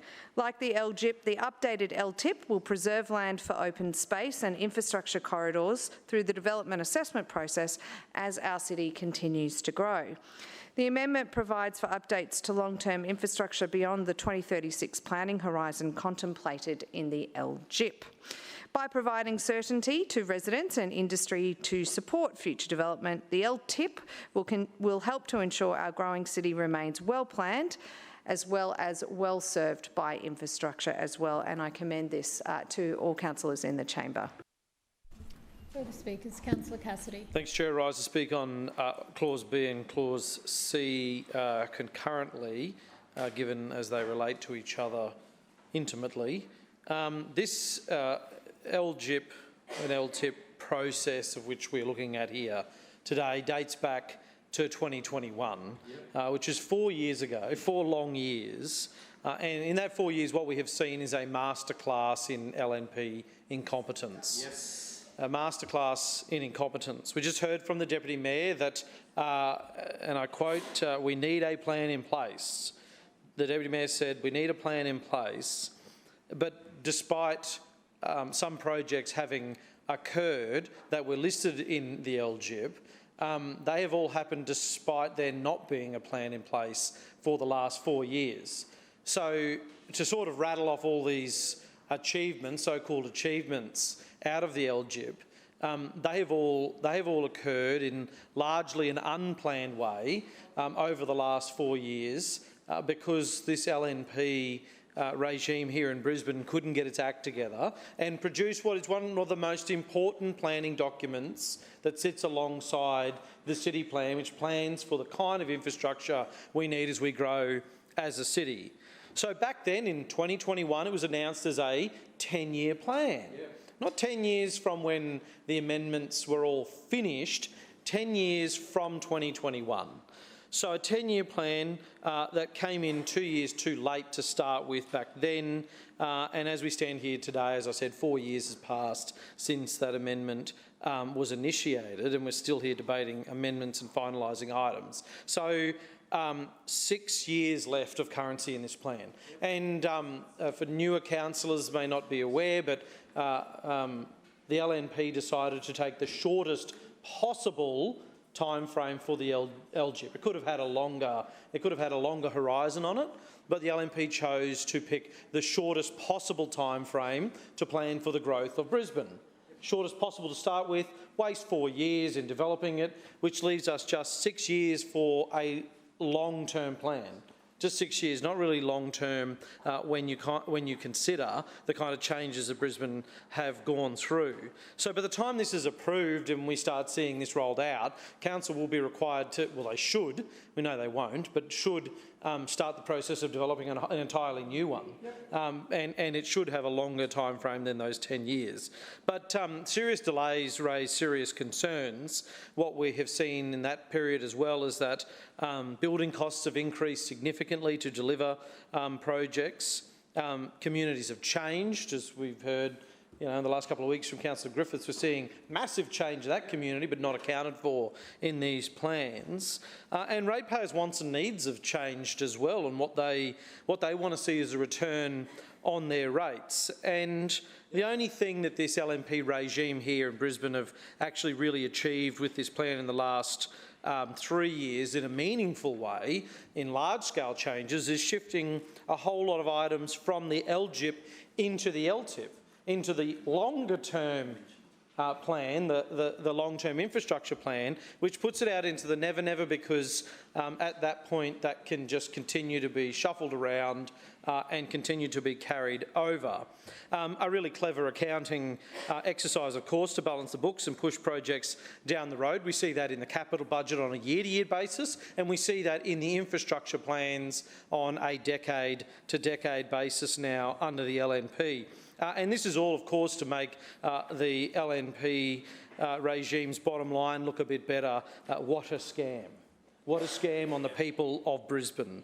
And ratepayers do see right through it. They absolutely see right through it. Community consultation back in 2023, I think that was, led to 695 submissions, a complete stuff-up, as we've discussed, which saw thousands of residents receive a letter telling them their homes are going to be bulldozed in the midst of a housing crisis, only to be later told that, of course, wasn't the case, but maybe it still is. This LNP regime put people through the angst of what that might look like and what might happen to their homes, to green space and to community infrastructure, and then blatantly ignored feedback. So submission after submission has been ignored. Pages and pages of the consultation report demonstrate that people engaged in this process in good faith made submissions only to be told by the LNP that the LGIP is a statutory planning instrument. Of course, what's code for blaming somebody else? That's the key theme of the LNP, blaming somebody else. It's a statutory planning instrument, and then they just copy and pasted responses to all of the people who made a submission, saying, thanks for taking the time, but as the LNP, they don't really care. So the documents before us today, in their final form, I guess, paint a very clear picture in black and white for everybody to see, that this LNP regime has fundamentally mismanaged everything, and they have completely forgotten about the basics, what they should be focused on as a council, and in many cases they've forgotten about them in a dangerous and deliberate way. And the lack of transparency that this council is showing is the worst that I've ever seen. I'm sure others who've been here a bit longer than me will say that this is the worst managed process and the greatest lack of transparency that they have seen in a generation here in this council. Other than the Story Bridge, of course. That is much worse, actually. Wanting to put a toll on the Story Bridge, can you believe that? Absolutely incredible. The toll man's at it again. Councillor Cassidy, do you want to come back to the report at some point, please? Absolutely. So it's obviously a state government requirement. We all know that the state government requires council to provide these documents, produce these documents. Otherwise, who knows what we would have received here if this regime wasn't forced to provide something, some modicum of planning. But it's genuinely concerning for the people of Brisbane. How can you release a document, an LGIP and an LTIP, to the people of Brisbane that says you're going to apparently deliver more drainage projects when we know that the LNP have cut back on the concrete budget by 20% over the same time period that the LGIP is supposed to roll out? And that was again confirmed in contracts last week. So the people of Brisbane deserve a whole lot more than they are getting from this tired old LNP regime. What we see from them is, of course, raising rates to their highest levels on record, increasing fees and charges for individuals Councillor Cassidy, and for small businesses. At some point, can you please talk to the report? How's the LGIP supposed to roll out? We know that there's a $2 billion shortfall. No, it's more like $4 billion now. $4 billion shortfall. Of course, it's coming from rates and fees and charges, Councillor which Cassidy, the LNP are increasing. Speak to the report. But we know these things are all designed to distract from the LNP's incompetence, of course. Long-term infrastructure plans should be full of optimism about how administration sees the future of the city, how they are demonstrating to the people of Brisbane how they're managing growth and how they are protecting the lifestyle that people in Brisbane have enjoyed for generations. We are now facing a city that has its most important road asset falling into the river, the Story Bridge. We are the most congested city in Australia and the 10th most congested city in the world. We now got the LNP overseeing 12 million bus trips a year that are going to be cut or changed or downgraded in a city that we always hear is reliant on bus services. This infrastructure plan, the LTIP and the LGIP, should paint a very positive view of the future, but we know it can't, because the people who are designing it, sitting on that side of the chamber, have absolutely no vision for the future of Brisbane, for a livable city, for a city that's connected, for a city that has a council delivering the basics for them where they live, where they work and where they play.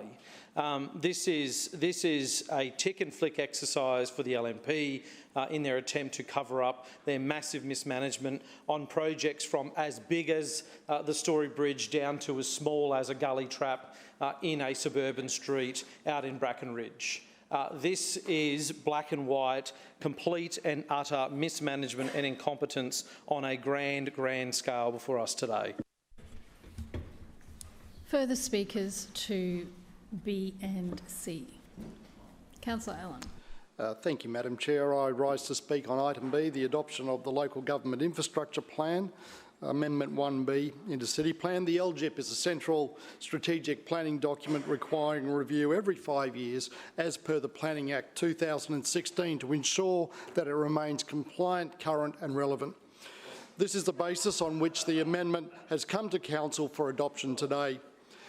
The LGIP is designed to achieve key aims, including setting out the plans for each of the trunk infrastructure networks that include major roads, pathways and public transport, land for community facilities, parks and stormwater, providing transparency of Council's intention for where it will provide future trunk infrastructure.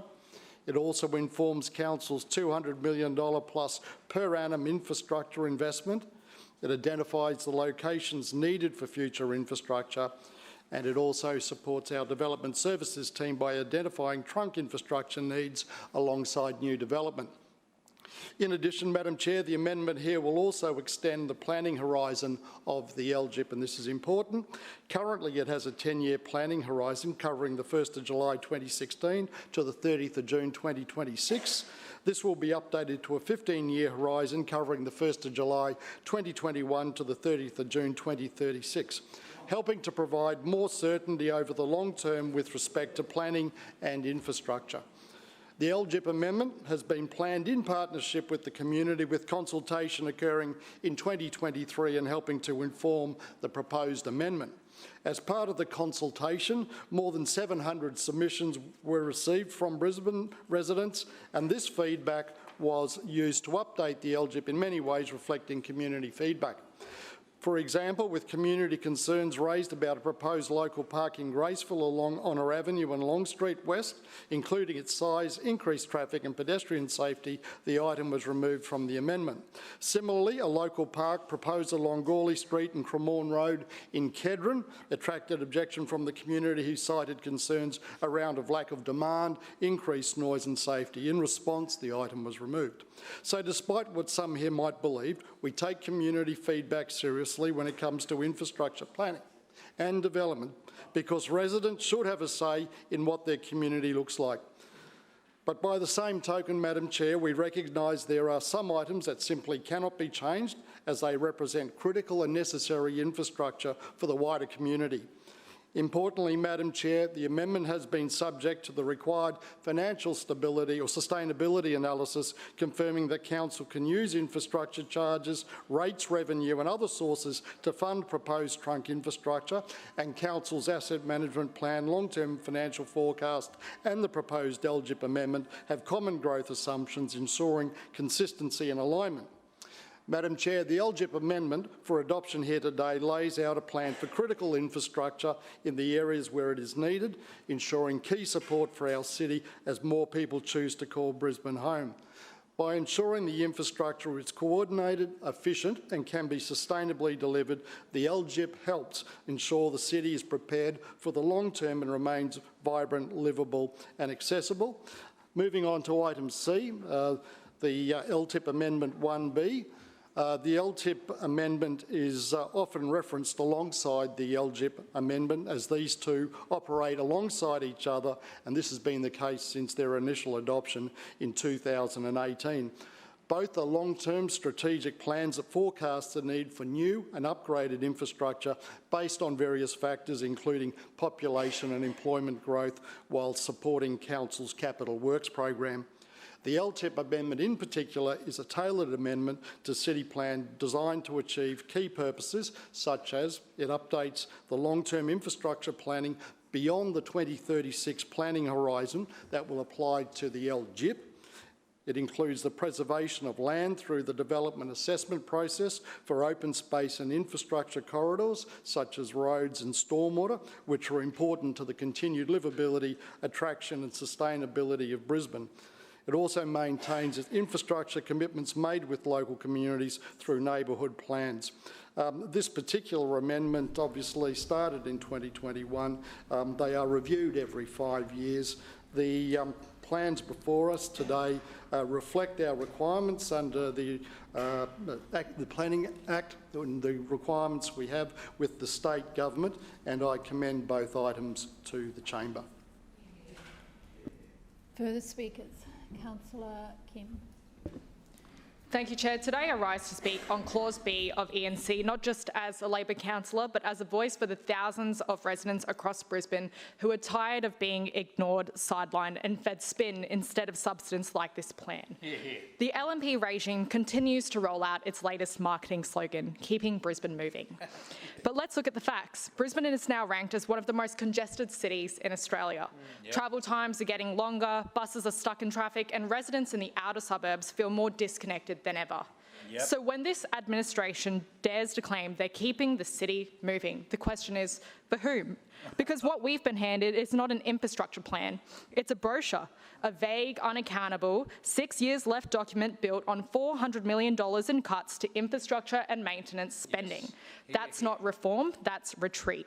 And alongside those cuts, this administration is sacking council staff and leaving little funding for everyday maintenance jobs, making it harder for crews on the ground who are doing their best with less.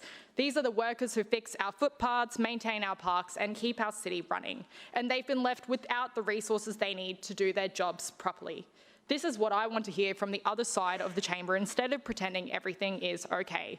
And while the inner city might see the occasional patch-up, suburbs like Pollara are once again being put last. Absolutely. A growing, vibrant community, home to young families, schools and increasing road pressure. The LNP regime has flagged it as the site for a future community hub, yet refuses to invest in lane widening, refuses to fund basic footpaths and provides no safe pedestrian crossings. Hear, hear. Let me be clear, we don't have the basics. There are children walking to school on narrow road shoulders, families pushing prams through gravel and grass, streets designed for yesterday, not for the community of today, let alone the one you're promising tomorrow or the next 10 years.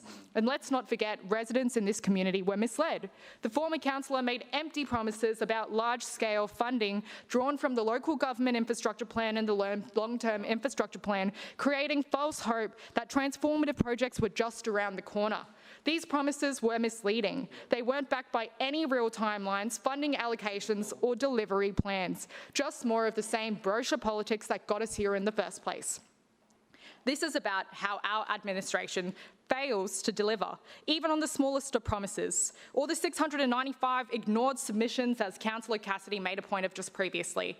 Take Colbert Park. For years, residents complained about a rusted, unsafe wood-fire barbecue, an eyesore, a safety hazard, and a monument to neglect. And how long did it take this LNP administration to respond?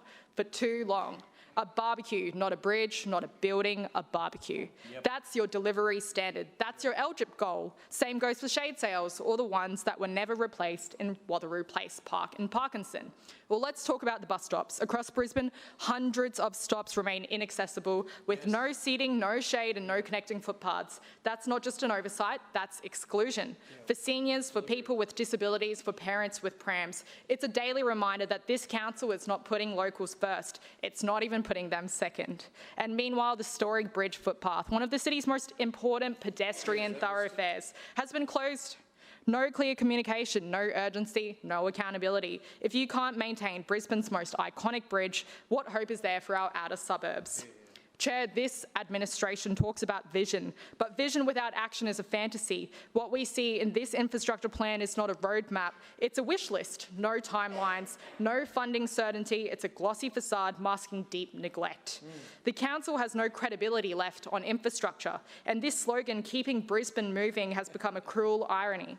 Labor believes in putting people first, and that means more than press conferences and platitudes. It means proper footpaths, safe crossings, inclusive connected bus stops, parks that are maintained, not left to rust, community hubs that are matched with real-world investment, and it means honouring commitments on time, not dragging them out until people give up asking. Chair, Brisbane is a great city, but it's not immune to bad governance. The longer this administration clings to slogans over substance, the more our city suffers. This plan fails to deliver, and it fails the people of Brisbane. We on this side of the chamber will continue to fight for real investment, real delivery and real leadership, because Brisbane deserves far better than this. Further speakers? Councillor Chongwa.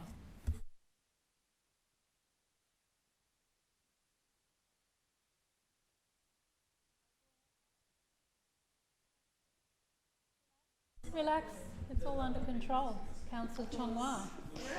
I rise to speak on Clause B of Amendment 1B to the Brisbane City Plan, specifically the changes to the desired standards of service, an issue I spoke on in these chambers on our November 5th sitting. I refer to section 4.4313, Provision Standard for Parks Trunk Classification Network. In the E&C report, Clause B, Attachment C, page 7. As I stated in November, I am deeply shocked that this LNP administration has attempted to conceal within 900-page documents a major amendment to the city plan that will result in the loss of hundreds of hectares of future sports fields and urban parks. Currently, our combined standard of services for parks and sport fields is 4.2 hectares per 1,000 people. Under this amendment, that figure is being reduced to 4.0 hectare per 1,000 people, a 0.2 hectare reduction per 1,000 people. That may seem small, but it equates to a reduction of 290 hectares of green space citywide, based on Brisbane's projected population growth over the next 11 years.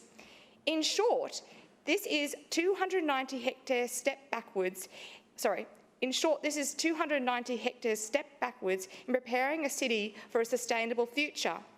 If we do not plan for additional green space for our growing city, then we are going backwards on sustainability. Something that the international sustainability indexes have already identified. But the bad news doesn't stop there. Let's break it down exactly what the reduced green space is. Local, district and metropolitan parks are being reduced from 1.6 to 1.4 hectares per 1,000 people. This results in 290 hectare loss of parkland over 11 years based on population. Specialised outdoor sports space is being slashed from 1.2 to 0.9 hectares per 1,000 people, meaning 435 hectare loss of sports fields by 2036, based on council projections. Yes, 435 hectares of future urban sports fields lost. Well, the council's actually offset that loss by equivalent increase in natural areas from 1.4 to 1.7 hectares per 1,000 people, which would also add 435 hectares by 2036. But these so-called new areas are not new at all. They're simply reclassified existing natural estate on the city's outskirts. So this LNP administration's going to plant a whole new forest? No new forest, no investment, just a shuffle of existing land classification. So we're losing 435 hectares of valuable urban sports fields. They're being replaced by 435 hectares of already existing outer fringe natural area estate. In my own ward, I've already seen clubs like Barton Latrobe Football Club struggling to find sports fields. As our population grows, this LNP administration is ensuring there will be no additional sports fields for our growing population. With this new city plan, we're telling children who want to play soccer at a local club that they should drive out to an outer city fringe forest and have a walk instead. We need sports fields so every child can play the sport they love. We need parks close enough for families to walk to. We need green spaces with trees and vegetation to support our physical and mental health. And we need a city that combats the environmental pressures of climate change. This is a council administration and a Lord Mayor who have been working tirelessly behind the scenes to give away 64 hectares of some of our last remaining inner-city parkland for a one-off Olympic stadium.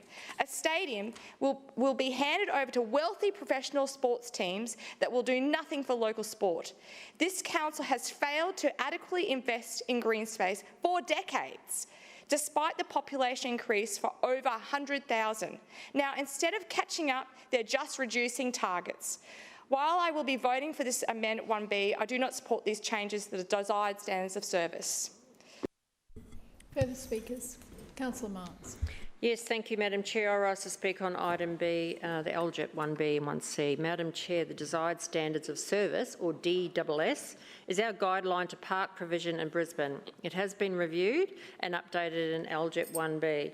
The amendment seeks to simplify the DSS guideline, increase the focus on accessibility to quality parkland for all residents, and diversify the range of recreation opportunities provided.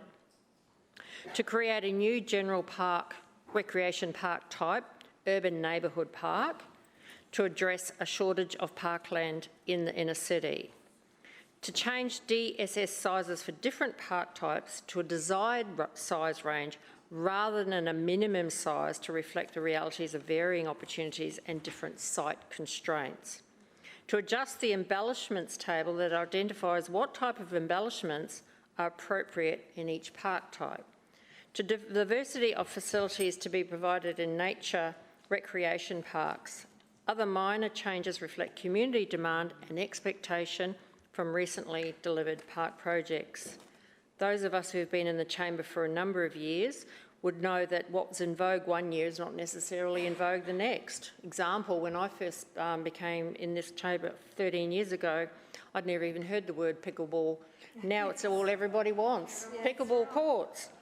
Prior to the Ninja TV show, was Ninja courses came out after that. So these sort of things come and go with the trends of life, and that's what we're reflecting in this document.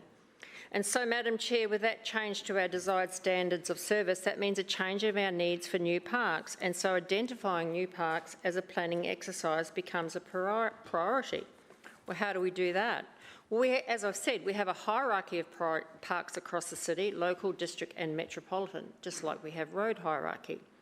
The level of embellishment or infrastructure and service for each category is prescribed in the DSS, which is publicly available on the City Plan online. We look for gaps in the network across all levels of parks. We run gap analysis to look at changes in population density and projected growth based on the Brisbane urban growth model. If population density is projected to increase, we adjust the park hectareage accordingly and often look to things like neighbourhood plans and regional plans to inform this work. Our consultation with the community gave really valuable insight into how these parks might be received. Councillors and residents alike were all had consultation undertaken. Council also manages Brisbane's stormwater network, which is a combination of hard infrastructure provision and more natural waterways. Madam Chair, while most of our stormwater infrastructure network is in the form of pipes, We also make provisions for and maintain our natural waterways, and so that some of that falls into the remit of Program 3.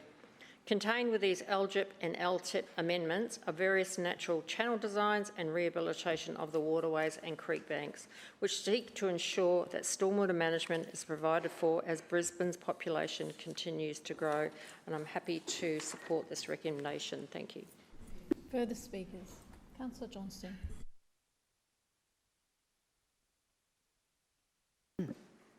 Thank you, Madam Chair. I rise to speak on clauses B and C, the LGIP and the LTIP. I want to start by saying this is the other area where the LNP administration have demonstrated over many years now their inept capacity, and that is around planning and managing the planning scheme and the associated infrastructure in Brisbane. Now, Councillor Allen is not alone in this.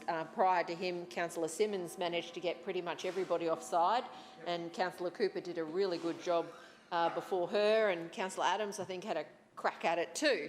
But I've never seen anything quite as bad as the most recent process handled by Councillor Allen, who managed to upset residents by saying that their houses were going to be sold out from under them for parkland. And he mentioned an example of that in my area. Now, he says he didn't know about it, the officers just did it. Well, that just speaks volumes about what's wrong. Now, I'm not going to rehash all of this. The biggest problem with the LNP administration and this council is the disconnect between infrastructure and the planning scheme. We see it. We listen to Councillor Marx, who just stands up and says, oh, we use our neighbourhood plans to inform what infrastructure goes into the LGIP. Well, the neighbourhood plan in, say, one of my areas called Urongpilly basically says maximum 9 stories on a site, yet this council is now considering 25 stories. Is there any additional infrastructure going in to support multiple high-rise towers that are well in excess of what's in the neighbourhood plan? No, there's not. So immediately there is a disconnect.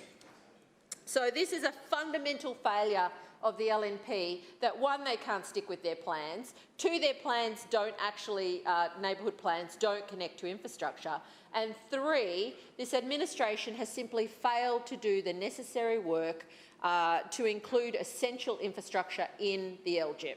Now, not all infrastructure goes in the LGIP, just the bigger stuff. I note that many of my suggestions have been ignored altogether.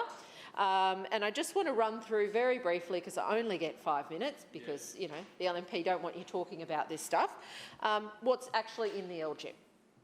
So, first one, very briefly, land for community facilities networks. There are 13 projects citywide over the LGIP.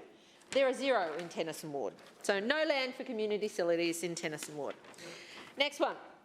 This is active and public transport, and I think this one's ferries. It's tiny. There are 7 projects around the city, none of which are in Tennyson Ward, despite Tennyson Ward residents desperately wanting city cats to come further up the river, and that being an important issue that I've advocated for many, many years. We then move on to pathways. So there are, oh gosh, I didn't write the number down here, but maybe 60, 90. There are 90 projects. Oh no, we'll get to that bit. 90 projects. There are only 3 in my ward, and there are another 3 that are adjacent to my ward. There are none being delivered in the next 5 years. We've had none in the last decade. So footpaths, big no-no.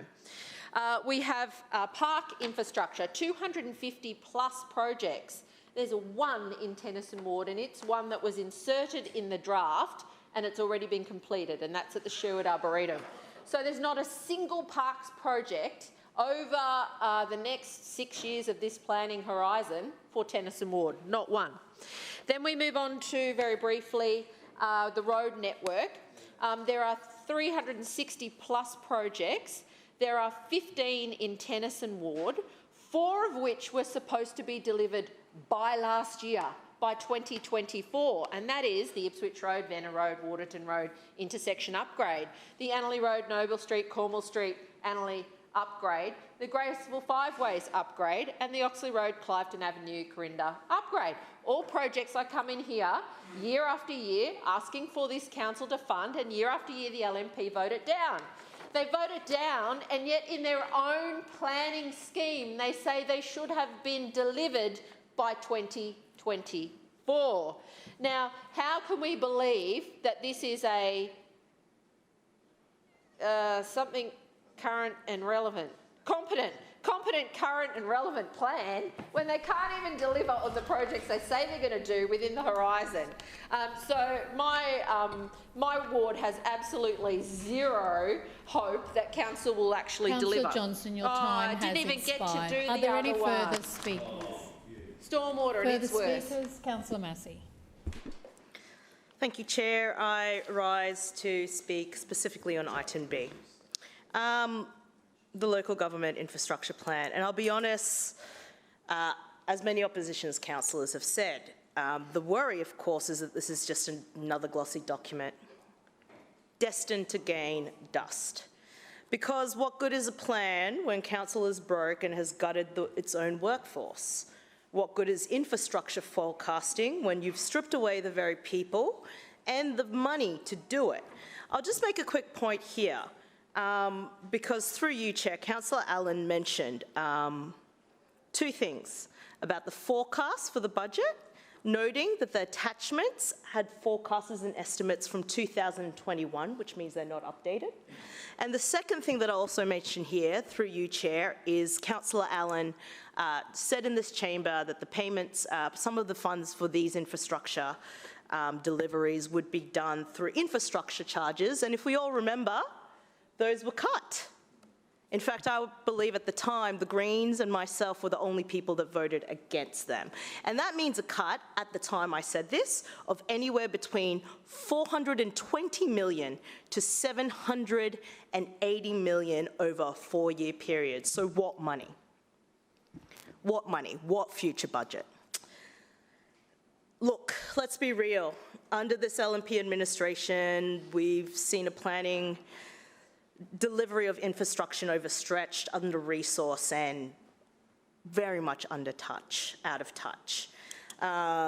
This is a council that talks about and brags about keeping Brisbane moving while letting drains back up, while letting libraries fall apart, and letting communities that need critical infrastructure across the city not deliver them. But with that being said, I want to talk about a couple of things in the ward for the LGIP. Noting that these are not favourites, but these are needed deliveries that, for many of them, are already delayed. Firstly, the Riverwalk completion from Dockside to Mulberry Park. So that's between the Gabba ward and the Coorparoo ward.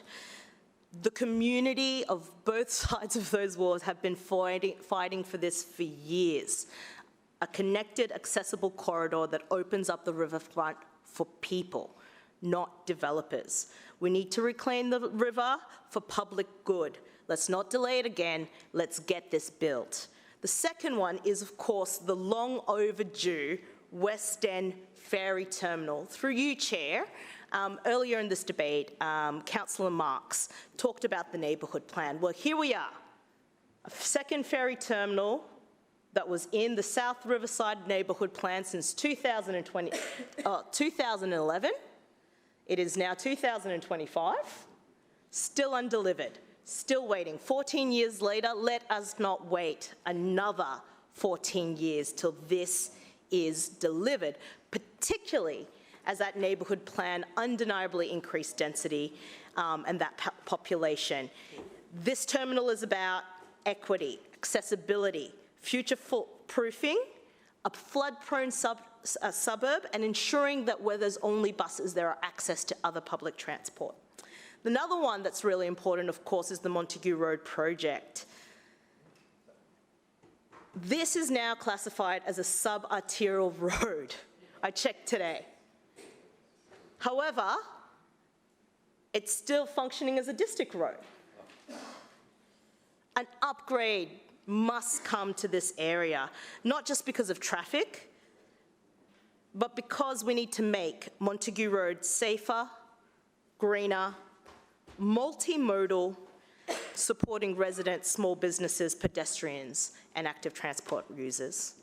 Then I'll talk about stormwater. I talk about this all the time. We need the upgrades in West End, South Brisbane, Wollongabba. We know what happens when it rains here in the Gabba. Of course, there is also an opportunity right now about green space. The councillors before me have been pushing for green space. We recognise that unspecified park created a lot of drama through you, Chair, to Councillor Allen when those 1,500 letters went out.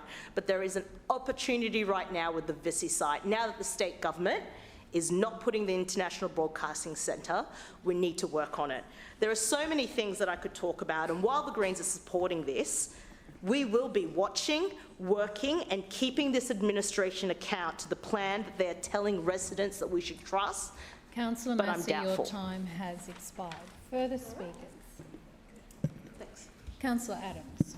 Thank you, Madam Chair. I rise to speak on item B and C. And I know I've been on the Chambers a long time, and so have some of those on the other side. It seems we need to educate some of our newer councillors on what this infrastructure planning actually is. If we don't have this infrastructure planning, you can't collect infrastructure charges for it. So Councillor Massey says here, it's again uses the diatribe, which is absolutely incorrect, that council is broke. But this is about collecting the infrastructure charges for the infrastructure that we need in these areas. You'd think the way they're carrying on that they've got nothing in these submissions. But please, nothing could be further from the truth. We went through all the submissions. It didn't take long for the Labor team. That was only Councillor Griffiths. But it's also very, very clear that these councillors have stood here today and slammed these infrastructure plans, are getting plenty in their actual wards. I'll start with Councillor Griffiths. He hasn't spoken on B and C, but I think he got his speech mixed up in talking on A when it really should have been for B and C. There are 10 items that have already been delivered in the Maruka ward. Intersection upgrades, 8 new stormwater pipe projects, stormwater, which he claims has never spoken about, never done. Stormwater rehabilitation, 75 items in the LGIP for the Maruka award as a result of this, 9.3 million for pathways, 56.1 million for park items, that he just complained that he's getting 2 new parks, 158.3 million for road items along the Ipswich Road corridor, and another 5.3 million for stormwater items. 13 of these LGIP items included within the boundary of the recent neighbourhood plan. Now, Councillor Johnson, you would believe that there is no funding to trunk infrastructure in her ward, but currently there are 29 items, and she pointed to some of them on the sheet when she held it up, with a net increase of value of $44 million.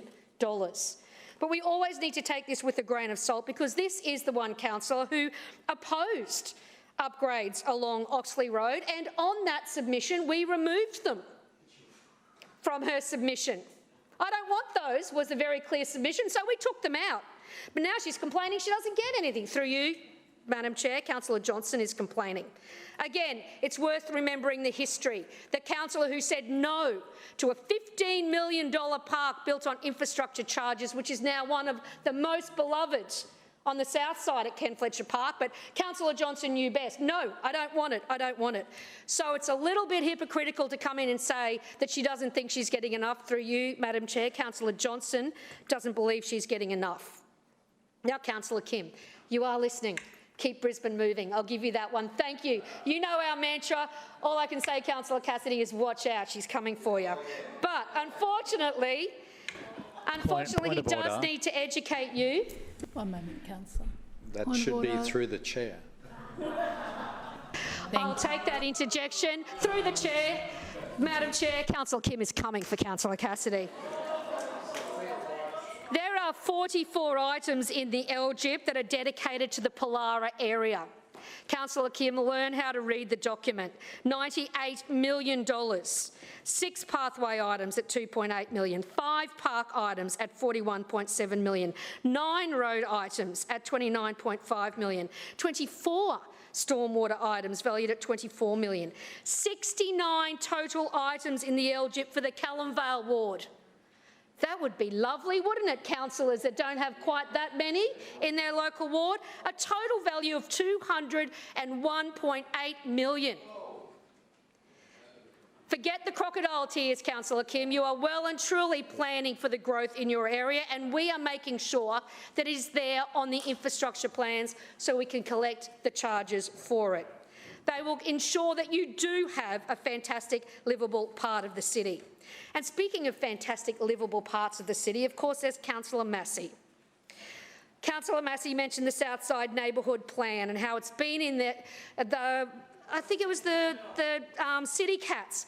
Well, that neighbourhood plan never came back to council because that sat on Trad's desk since 2016 and we never got it back. Point of order. That's a misrepresentation. That's not true. Oh, I note your misrepresentation and wait until I call you for the misrepresentation, Councillor Massey. Councillor Adams. The South Riverside Neighbourhood Plan never came back to council, hence the Karilpati LPI. But there are $845 million worth of trunk infrastructure included in the Gabba Ward alone. Pathways, ferry terminals, park items, road items, 116 stormwater items, 2 lands for community facility items. I really don't think Councillor Massey understands that the infrastructure does come from infrastructure charges, and we've recognised with the extra development in that area that we do need to make sure we are delivering, and that is what we are delivering today. An LGIP and an LTIP that delivers for the city for the next 15 years, and I recommend them to the chamber. Thank you, Councillor. Councillor Massey, your misrepresentation. The misrepresentation is about the South Brisbane Riverside Neighbourhood Plan, which was adopted by this council in 2011 and is a part of the city plan.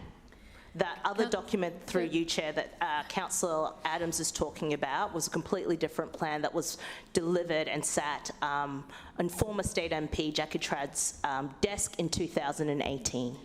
Further speakers. Councillor Strunk. Sorry, it flashed. Okay, thank you, Madam Chair. Listen, I rise to speak on clauses B and C. And let me just start out. Councillor Adams would lead us to believe that this is all about attracting infrastructure charges, right? For all these listed items. Point of order, Madam Chair. Point of order, Councillor Adams. Claim to be misrepresented. I note your claim. Councillor Strunk. Yes, she wasn't specific like she normally is. So, anyways, that's fine. Councillor Strunk. Yes, I'm coming to. No, you're not allowed to I'm talk. speaking. I'm asking you to please refer to councillors by their name, not she or he, and through the chair. I do apologise, Chair. Thank you. Do apologise to the councillor for that. It's not my normal way. Anyways, so we decided to have a look at some of the items, and we came across bridges, and I don't know these existing bridges, but they do have monetary amounts beside them on the list, and I assume that's just for maintenance purposes in the future years, right? Now, I don't know how you're going to attract infrastructure charges for that, but I'll stand corrected if someone wants to get up and tell me how you do that. But you know, one of the bridges that are not on here, or weren't on that, guess which one that was? Which one? The Story Bridge. Oh, no. Not even listed anywhere. And so consequently, this has been the problem with the Story Bridge. It was never listed, right? For any maintenance or anything on the LGIP or the LTIP. Yeah, maybe that's how the infrastructure charges are going to be achieved. Anyways, so but frankly, Chair, I just looked locally, right, and there's a lot of there was a lot of stuff scheduled, but I only had a little bit of time to really talk about this. But one was Eugenia Street, which needed some culvert work, right, has been pushed out to 2631. Now, and Eugenia Street is undergoing a lot of development in and around Eugenia Street. There was a lot of acreage land along Freeman Road, and Eugenia Street intersects Freeman Road. There's a lot of development going along. Now, honestly, the development will be completed probably before the culvert work is actually done. So if I was the developer, I'd be saying, well, you know, we need that culvert work now. We don't need it in 31, right? And why am I paying you infrastructure charges for something that should being done now, right? Now we also have another area, or another street, I should say, Nursery Place, Richlands, right, which needs pipe relief. Now that was supposed to happen between 21 and 26. Guess where that's been pushed out to? 26 to 31. And again, there is continual pooling where this pipework is supposed to be installed, right? And of course, the residents around that area really are going to have to put up with this potentially, well, probably for another 5 years or a little bit longer, which isn't right. You know, if it's been listed and it's actually got if there's an issue there, a current issue, it should be dealt with within that original time frame. Boundary Road is listed as well. This is Boundary Road at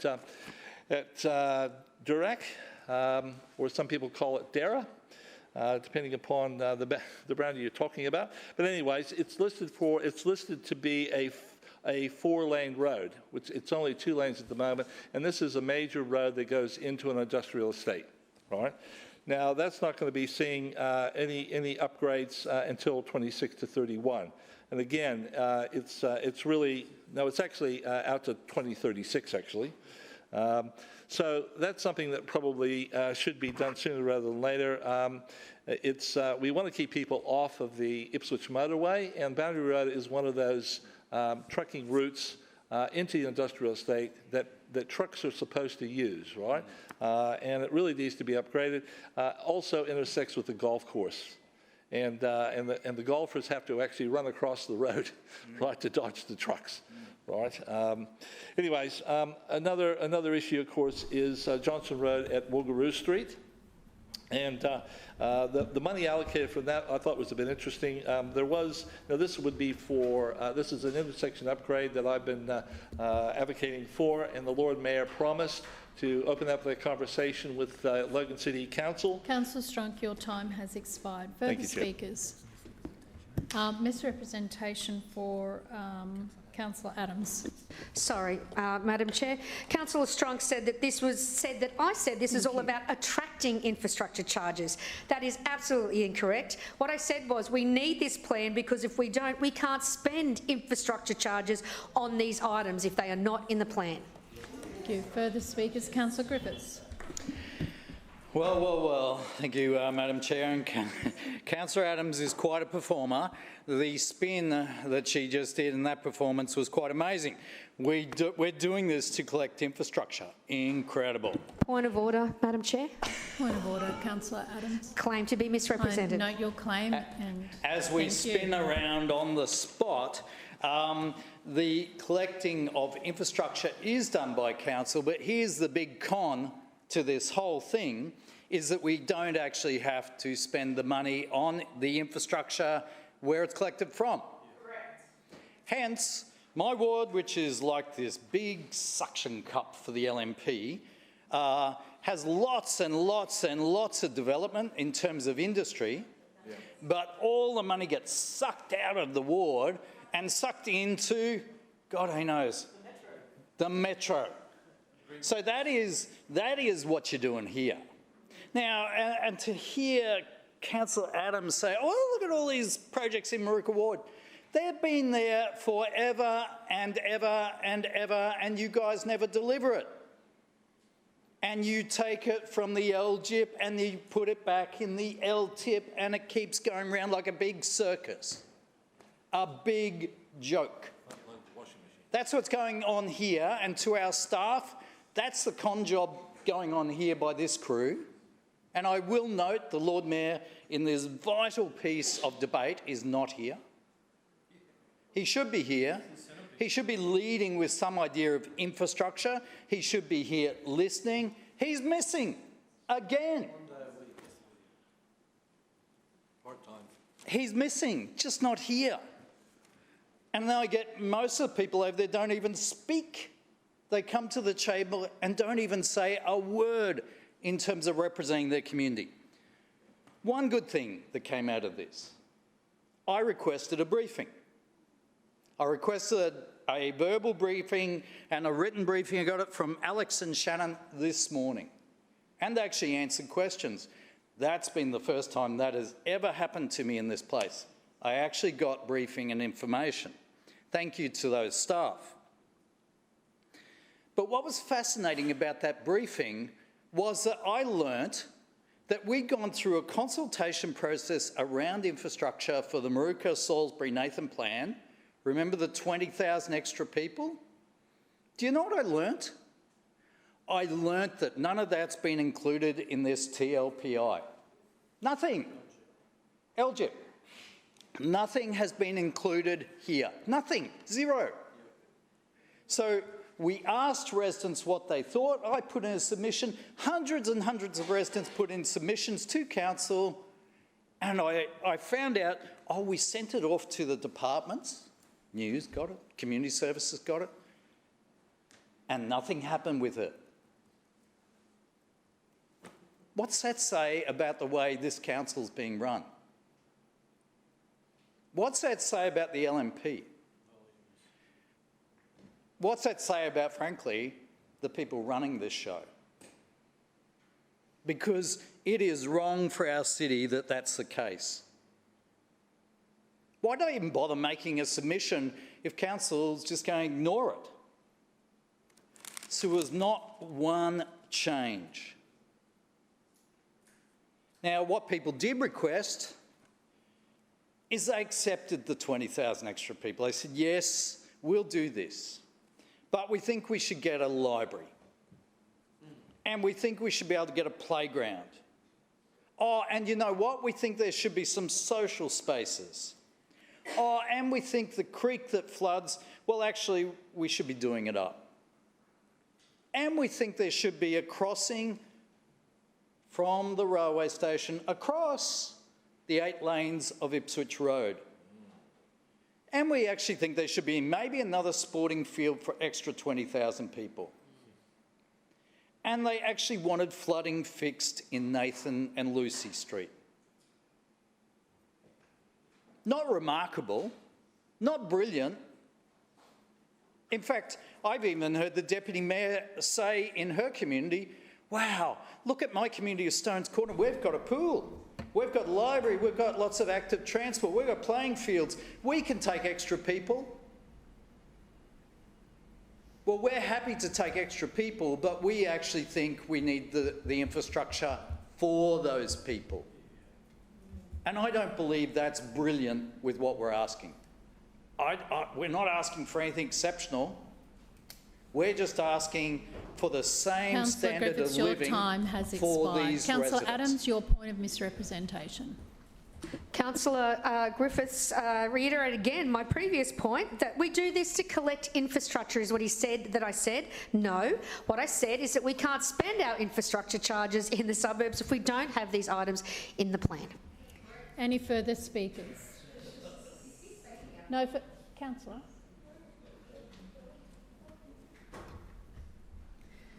No further speakers. We'll now put that to the vote. All those in favour say aye. Aye. Those against no. The ayes have it. Division. Now, division. Division called by Councillor Cassidy and seconded by Councillor Strunk. Councillors, ayes to my right and noes to my left. Clerks, please ring the bells.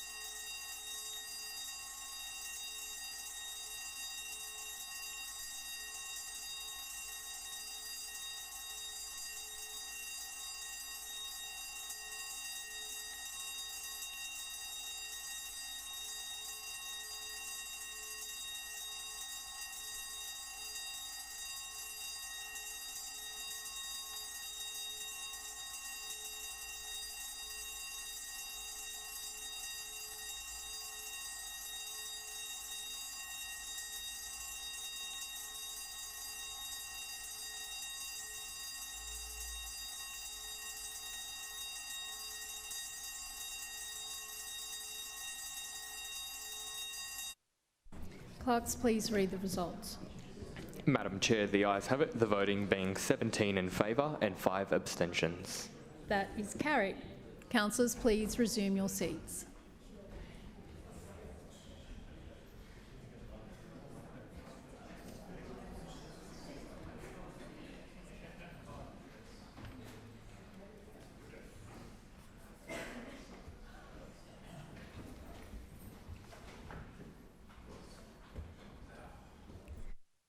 We'll now move to item D. Deputy Mayor. Thanks, Madam Chair. I rise to speak briefly on item D, the sale of land for overdue rates. Our focus, as we continue to say in this place, is maintaining a balanced budget so that we can keep costs down for residents of Brisbane. And as a result, our residential rates are still the cheapest in South East Queensland. We also offer discounts for on-time payments, and we have the most generous pensioner rebate scheme in the region.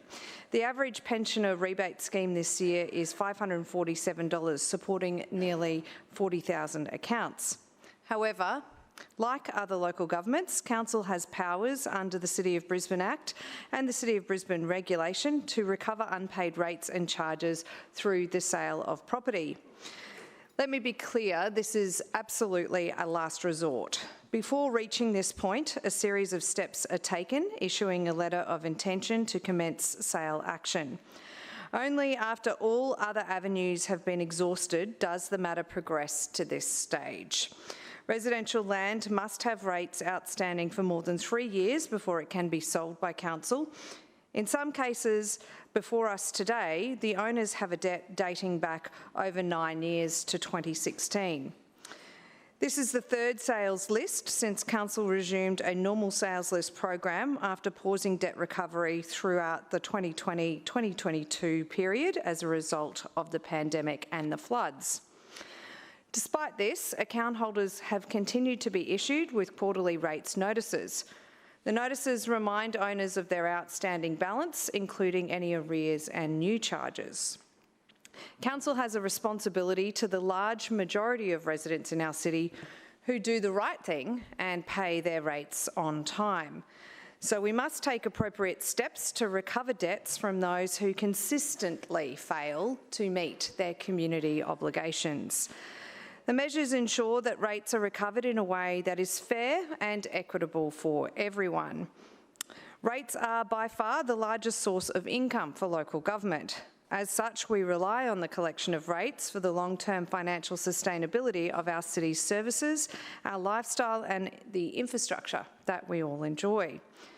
If you don't pay your car registration and you're caught driving it, significant fines apply. If caught multiple times, the vehicle can be impounded. If you don't pay your mortgage, the bank can take steps to recover the debt, leading to the repossession and sale of your home. If you don't pay land tax to the state government, the Commissioner of State Revenue may also step in and sell the land.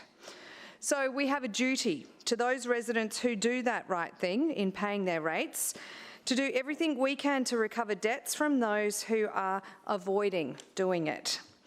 In local government, the state government has determined that selling a property is the final step for recovering unpaid rates and charges when all other options have been exhausted.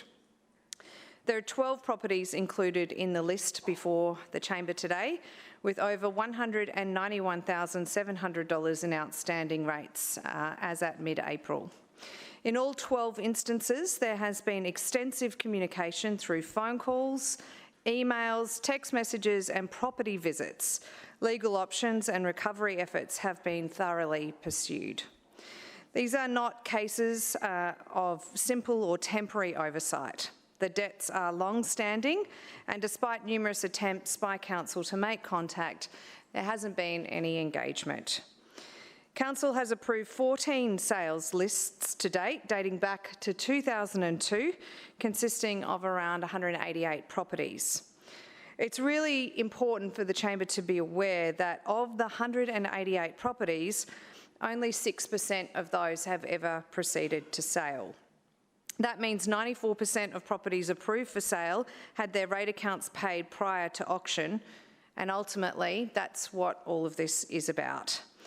Councillors will recall when 9 properties were put to this chamber last June.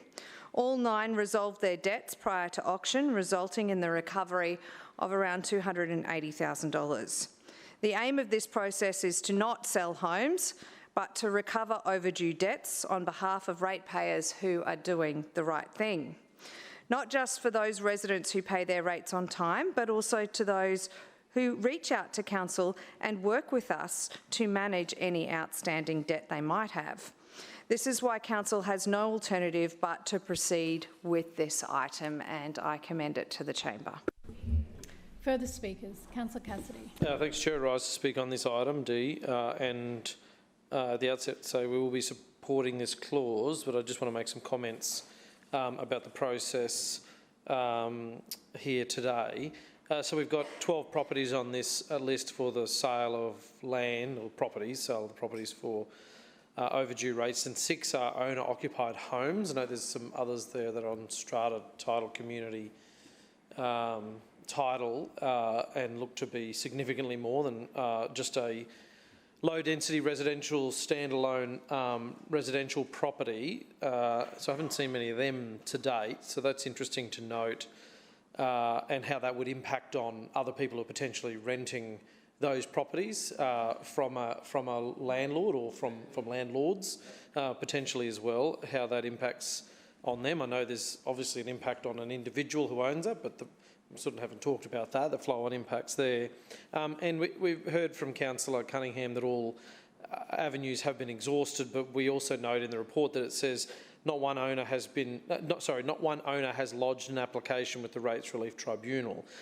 So it suggests that the hardship outreach, while if you look at it on paper in the list of contacts, whether that be through phone call attempts and emails and letters and things like that, potentially there's some room for improvement there, and with people knowing every avenue that is available to them as well. We hear a lot about, and I quote, socially responsible debt management as well, but we also have to, in this instance, particularly with the number of dwellings and units that are affected here as well, make sure we're not pushing vulnerable families towards forced sales as well. And as we've seen over the last couple of years, the LNP have been getting more and more creative in ways to raise revenue, introducing new fees and charges, particularly as they relate to rates bills, increasing fees and charges, and now I think it's, if you don't pay your rates within 28 days, council charges interest on unpaid rates at a rate of 12.35% per annum compounded daily for the 24-25 financial year. On a day, a day where we're seeing mortgage rate cuts, so I think the official cash rate is 3.65% now, gone down 25 basis points today, somewhere around that, or maybe 3.85. We see Brisbane City Council apply an interest rate of 12.35% compounded daily on families that aren't able to meet those costs at the moment. So, I'm sure they're secretly hoping that more and more people fall into arrears, because that's a whole new revenue stream. As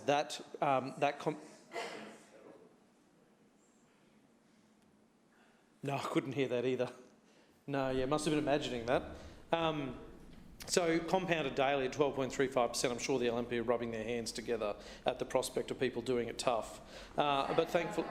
Councillor Adams, yeah, that's right. Let Councillor Cassidy say it clearly. Thank you. I didn't understand what you said then, I'm sorry. Councillor, I've asked Councillor Adams not to call out so that you can say what you're saying clearly. Thank you. Thanks very much.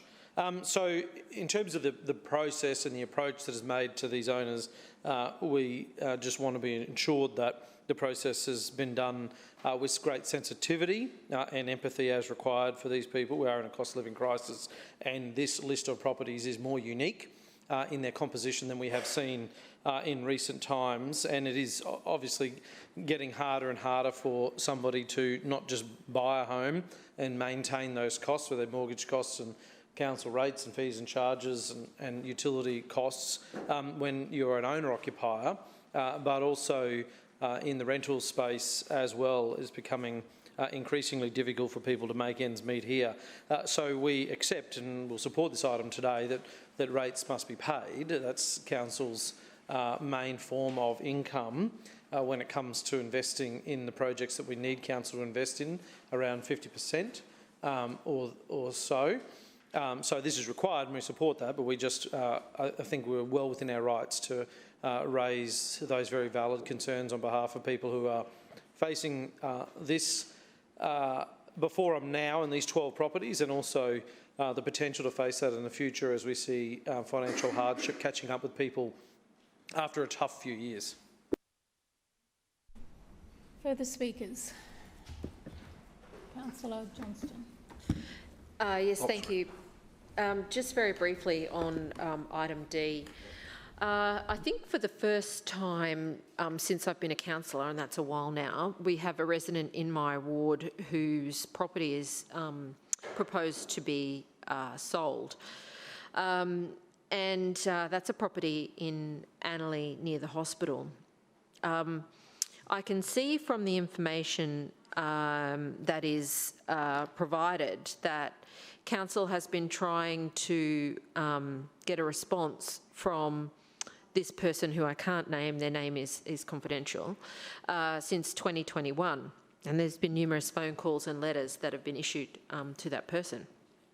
I just don't know whether or not Council has been sending these letters to the property. The property has been rented out to 2 other people on the electoral roll since that time.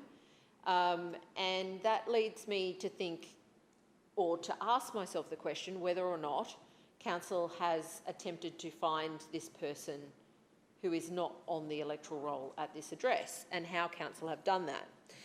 The only information that we've got is there's been a court judgment, but based on this, I don't know if anybody actually defended that or participated in that court case. That's unclear.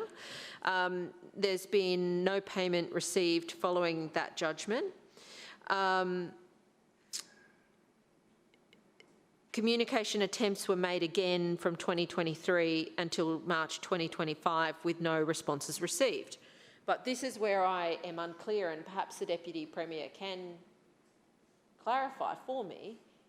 How did we attempt to contact them? Deputy Mayor, what did I say? Oh, sorry, Deputy Mayor. Sorry, how did we attempt to contact them?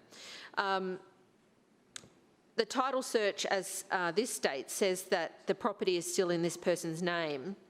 The owner's whereabouts are unknown, according to the document that we've been provided here.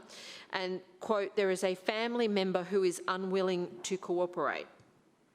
Now, based on this, I have no confidence that this person, who's possibly an elderly, vulnerable person with English as a second language, has any idea that Council is seeking their rates to be paid, that they have been notified about court cases, that they have had the opportunity to, respond. Now, without any more information about this, I'm not supporting this item today, because it could be that this person has passed away and we don't know. It could be that this person no longer has their faculties and we don't know what the family are doing. It could be a case of elder abuse and we don't know. It's not clear to me on this, particularly if family members are not responding. I don't want to find out at a later point that the person who owns this property has been put at risk because of Council's decision-making process here today. So without further information about how Council has gone about trying to contact this person, and without any contact with this person, that clearly there's been none at least since Council started trying in 2021, I can't have any confidence that a fair and reasonable process has unfolded here. Now, it may be that there is deliberate obfuscation of the Council rates recovery process. I accept that that is the case in many of these instances, and it may be the case here. But on the side of caution, I am concerned that possibly an elderly or a disabled or a person with limited English may have their assets sold and they are not aware that it's going to be sold. So I don't support this. I think it is massively problematic.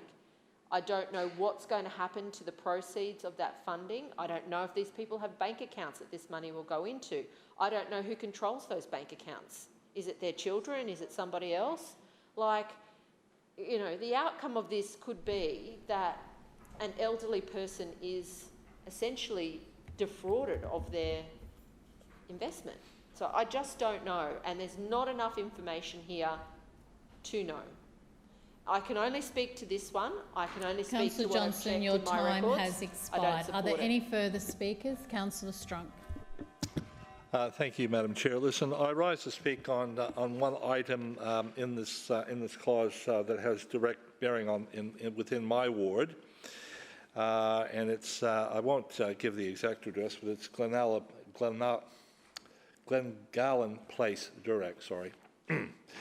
Now my team and myself sort of looked into this as we did a previous one a couple of years ago, because sometimes there is an issue that may arise that possibly council officers weren't aware of, and we found this to be the case a couple of years ago on a language issue, and we had to take out an interpreter to speak to the person that was actually living in the house, who had very poor English, right, and she didn't understand when the notice came through. She didn't let her sister, who owned the house in Sydney, right, know that what was happening. So we, with the Vietnamese chapter person that interpreted for us, it was all cleared up, and the house wasn't sold, and it was all sorted out. Right. But for that interpreter that made themselves available to me to speak to that relative, right? I don't know what would have necessarily have happened, but maybe council would have eventually got an interpreter. This one is not that particular instance, right? This one is one that the owner no longer resides in the property, but there's 4 adults. Now they may be relatives, right? But the surnames are different, but that doesn't mean anything. They may be relatives, but there are certainly 4 adult people living in this house, right, who have been living in there for some time. The actual owner of the house hasn't lived there for some time. Now, you would think that, I suppose, if they are family members, they may be living rent-free. I don't know, but maybe they are paying rent. So I just think that you know, if there's income coming into the house, certainly they should be able to pay, right, the rates, right? So council's done quite a lot of work trying to extract the rates out of them, out of the owner for some years, and I think the rate still now is accumulated to around about $11,000. So there's quite a few years. But in reading the background, I think council have bent over backwards to try to get the rates from the owner, but it really hasn't. I mean, there's been a few payments made over the years, right? Some large, some small, but we're at that particular point in time now where it's built up to a considerable amount of money again. So. I think, as I say, I think council probably will proceed. I suppose maybe eventually the owner will, once they know we're totally serious and this is actually a thing that's going to court, and they can lose their property. That they, as the deputy mayor says, 94% of those that actually proceed get resolved, right? Which is really good. Now, detail is important, and so I'd just like to mention for the deputy mayor, she may want to follow up on this. That address that's in the papers at Glengallen Place, right? That particular number is not the house in the papers. In other words, the picture is wrong, right? So the picture is actually a property in Durang Street. So you may want to tidy that up before proceeding. So if it does go to court and it does get sold up, that they end up with an accurate depiction of what the actual house looks like. Okay, thank you, Chair. Further speakers? No further speakers. We'll now put that to the vote. All those in favour say aye. Aye. Those against, no. The ayes have it. Division. Division has been called by Councillor Johnston and seconded by Councillor Adams. Ayes to my right and noes to my left. Clerks, ring the bells.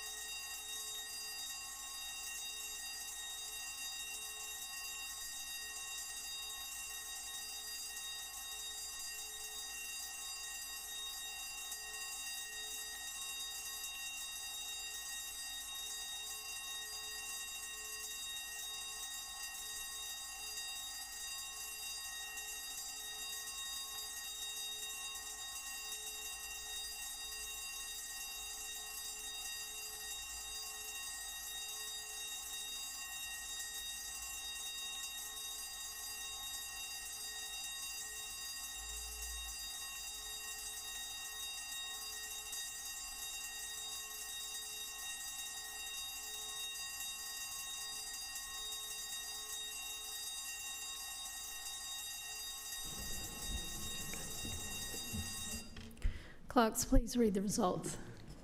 Madam Chair, the ayes have it, the voting being 21 in favour and 1 against. That motion has passed. Councillors, please resume your seats.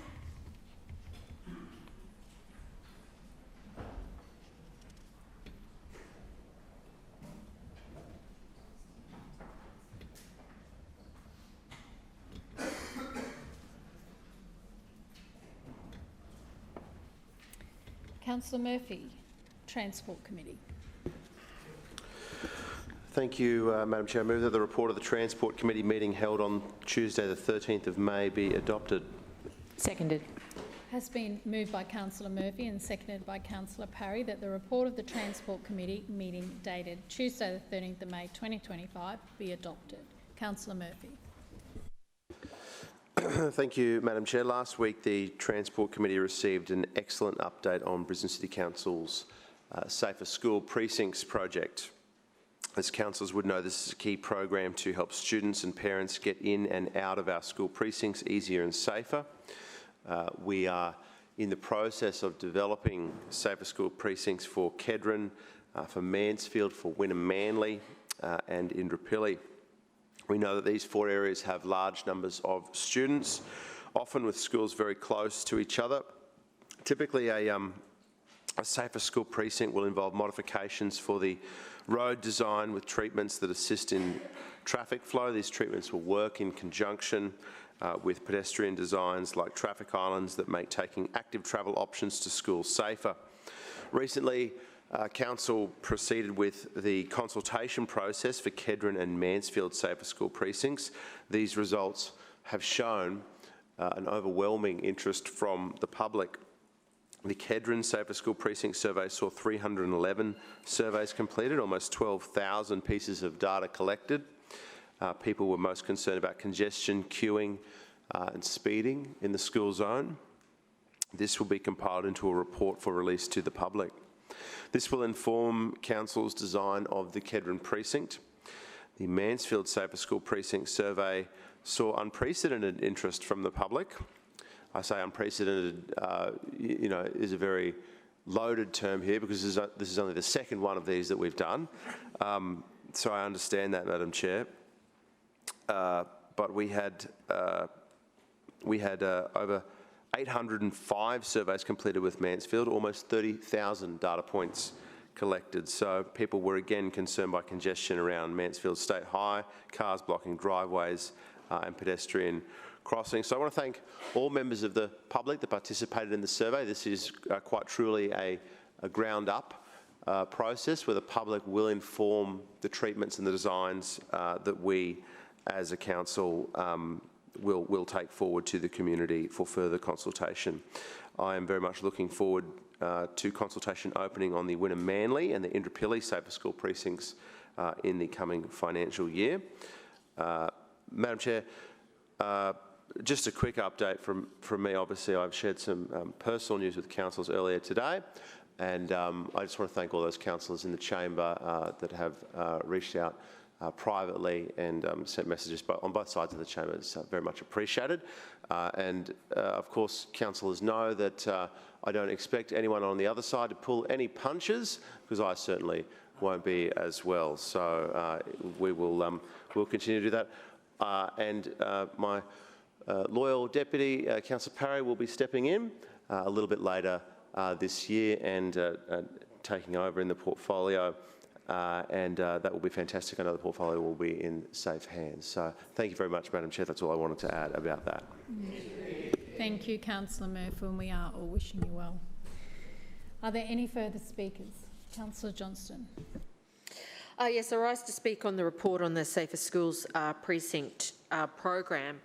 And I note that this program, well, what it says in paragraph 2 is that the program incorporates community engagement and infrastructure improvements within school precincts across Brisbane to ease congestion, improve safety and increase the accessibility of sustainable travel options such as walking, cycling and public transport.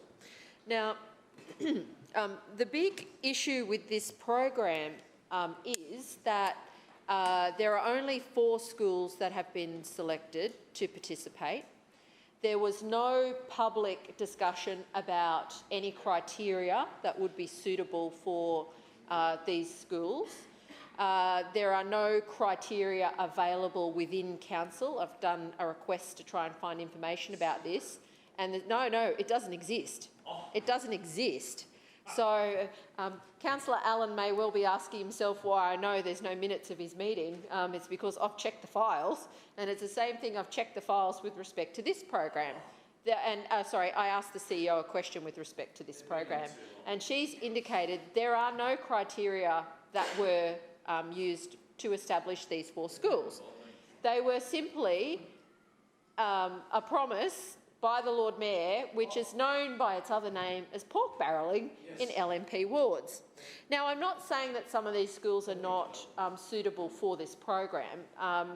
Having been a student at Mount A, I'm aware of the congestion around that part of Kedron with the 3 schools that are there, right? And I'm not saying that these schools are undeserving.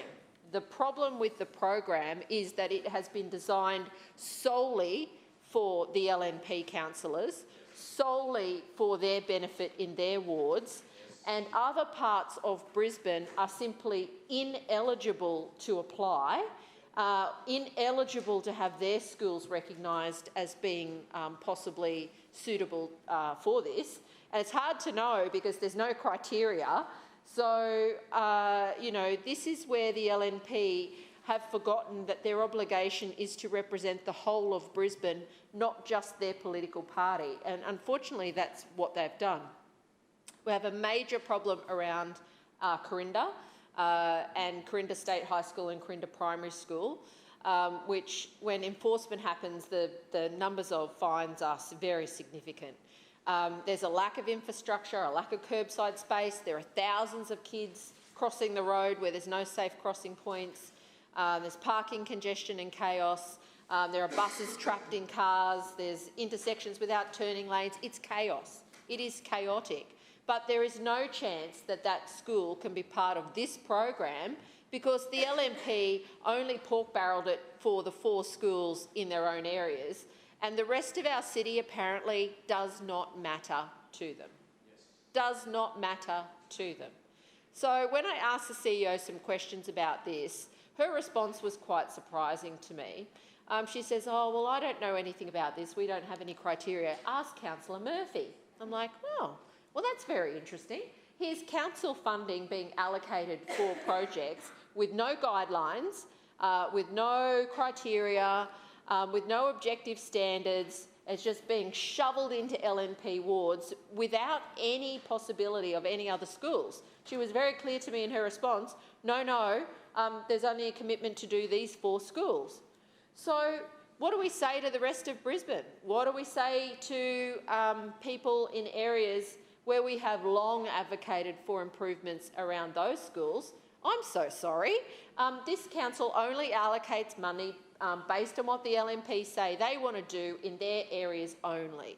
That is essentially the position that the LNP have taken, which is contrary to the City of Brisbane Act obligations. Because if you look at them, they have an obligation to represent the whole city, and they are absolutely failing to do that. Now, that is the problem of the Lord Mayor, the Finance Chair and Councillor Murphy. It is appalling that they are prepared to only pork barrel and not ensure that all schools with safety and congestion problems have the necessary infrastructure and congestion busting measures in place to support them. There's just no chance they can do that, because the way in which the LNP have exclusively set this program up to benefit themselves without any independent feedback from Brisbane City Council officers who are just doing... Councillor Johnson, your time has expired. It's not good enough. Any further Point of order, Chair. Councillor Chair, Dixon. I move that council now adjourn for 1 hour, which commences only when all councillors have vacated the chamber and the doors have been locked. Seconded. It has been moved by Councillor Dixon and seconded by Councillor Hutton that council adjourn for dinner for a period of 1 hour, which commences only when all councillors have vacated the chamber and the doors have been locked. All those in favour say aye. Aye. Those against no. No. The ayes have it. The meeting will be adjourned when all councillors have left the chamber.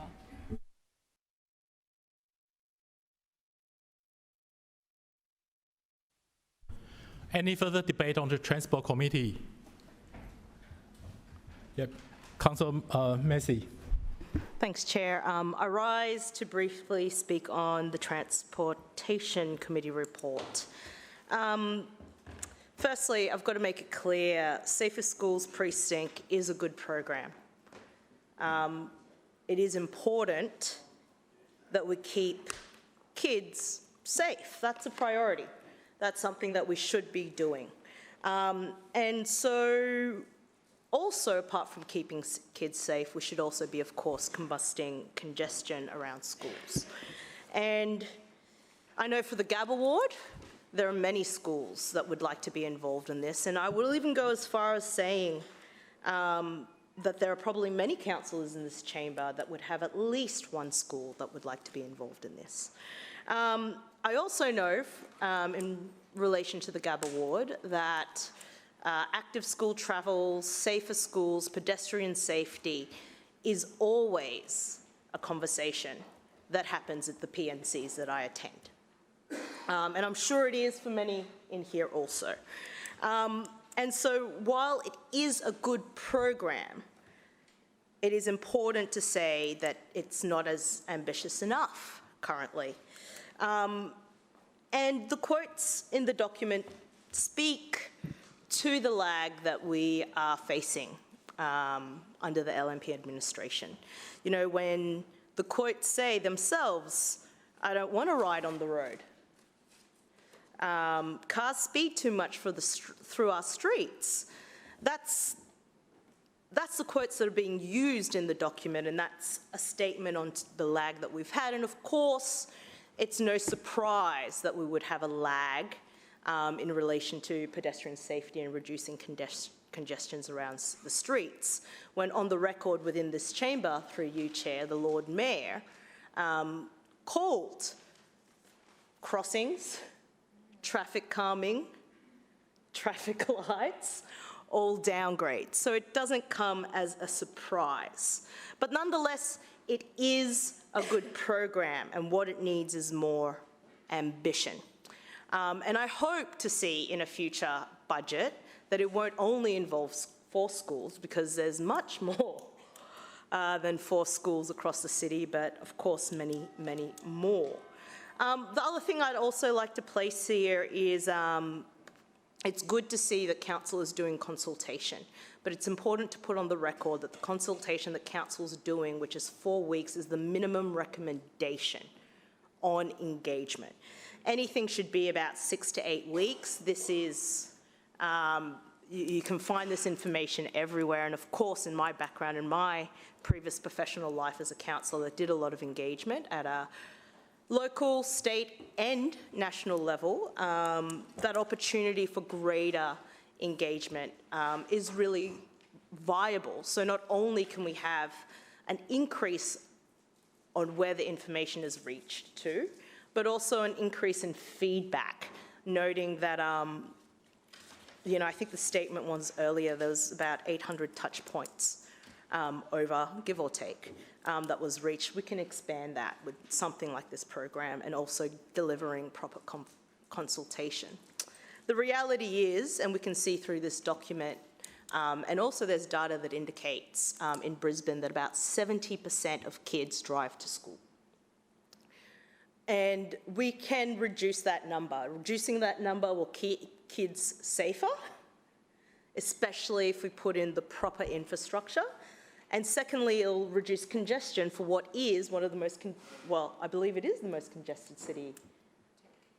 10th most congested, 10th worst. In the 10th most congested city in the world.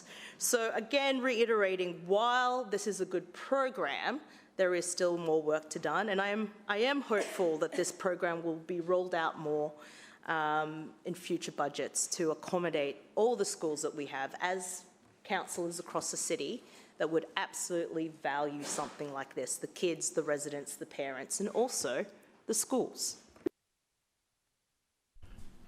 Any further speakers? Councillor Perry. Thank you, Mr Deputy Chair. And I too rise to speak on the report. I have to echo Councillor Massey's sentiments in that this is a good program.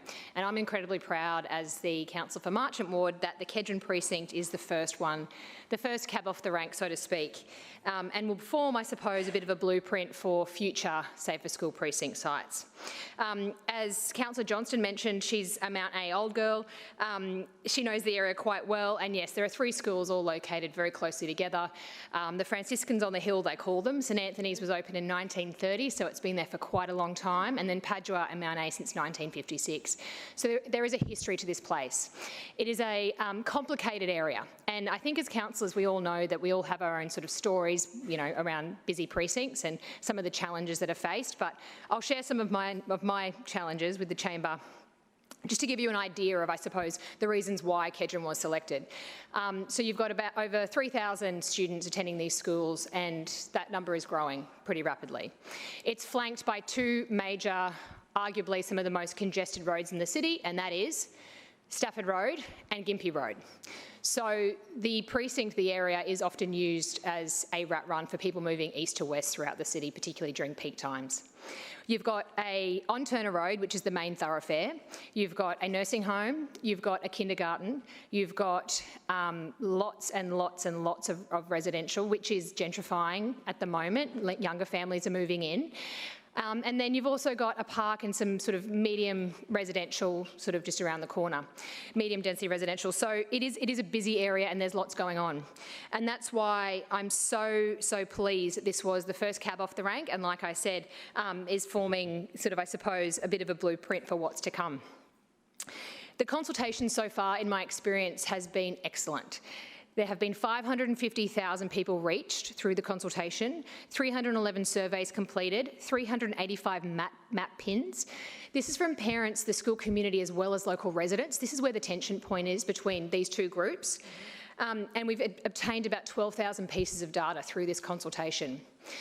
What heartens me about what heartens me personally as someone who's new to this place is that this is genuinely a co-design-led approach.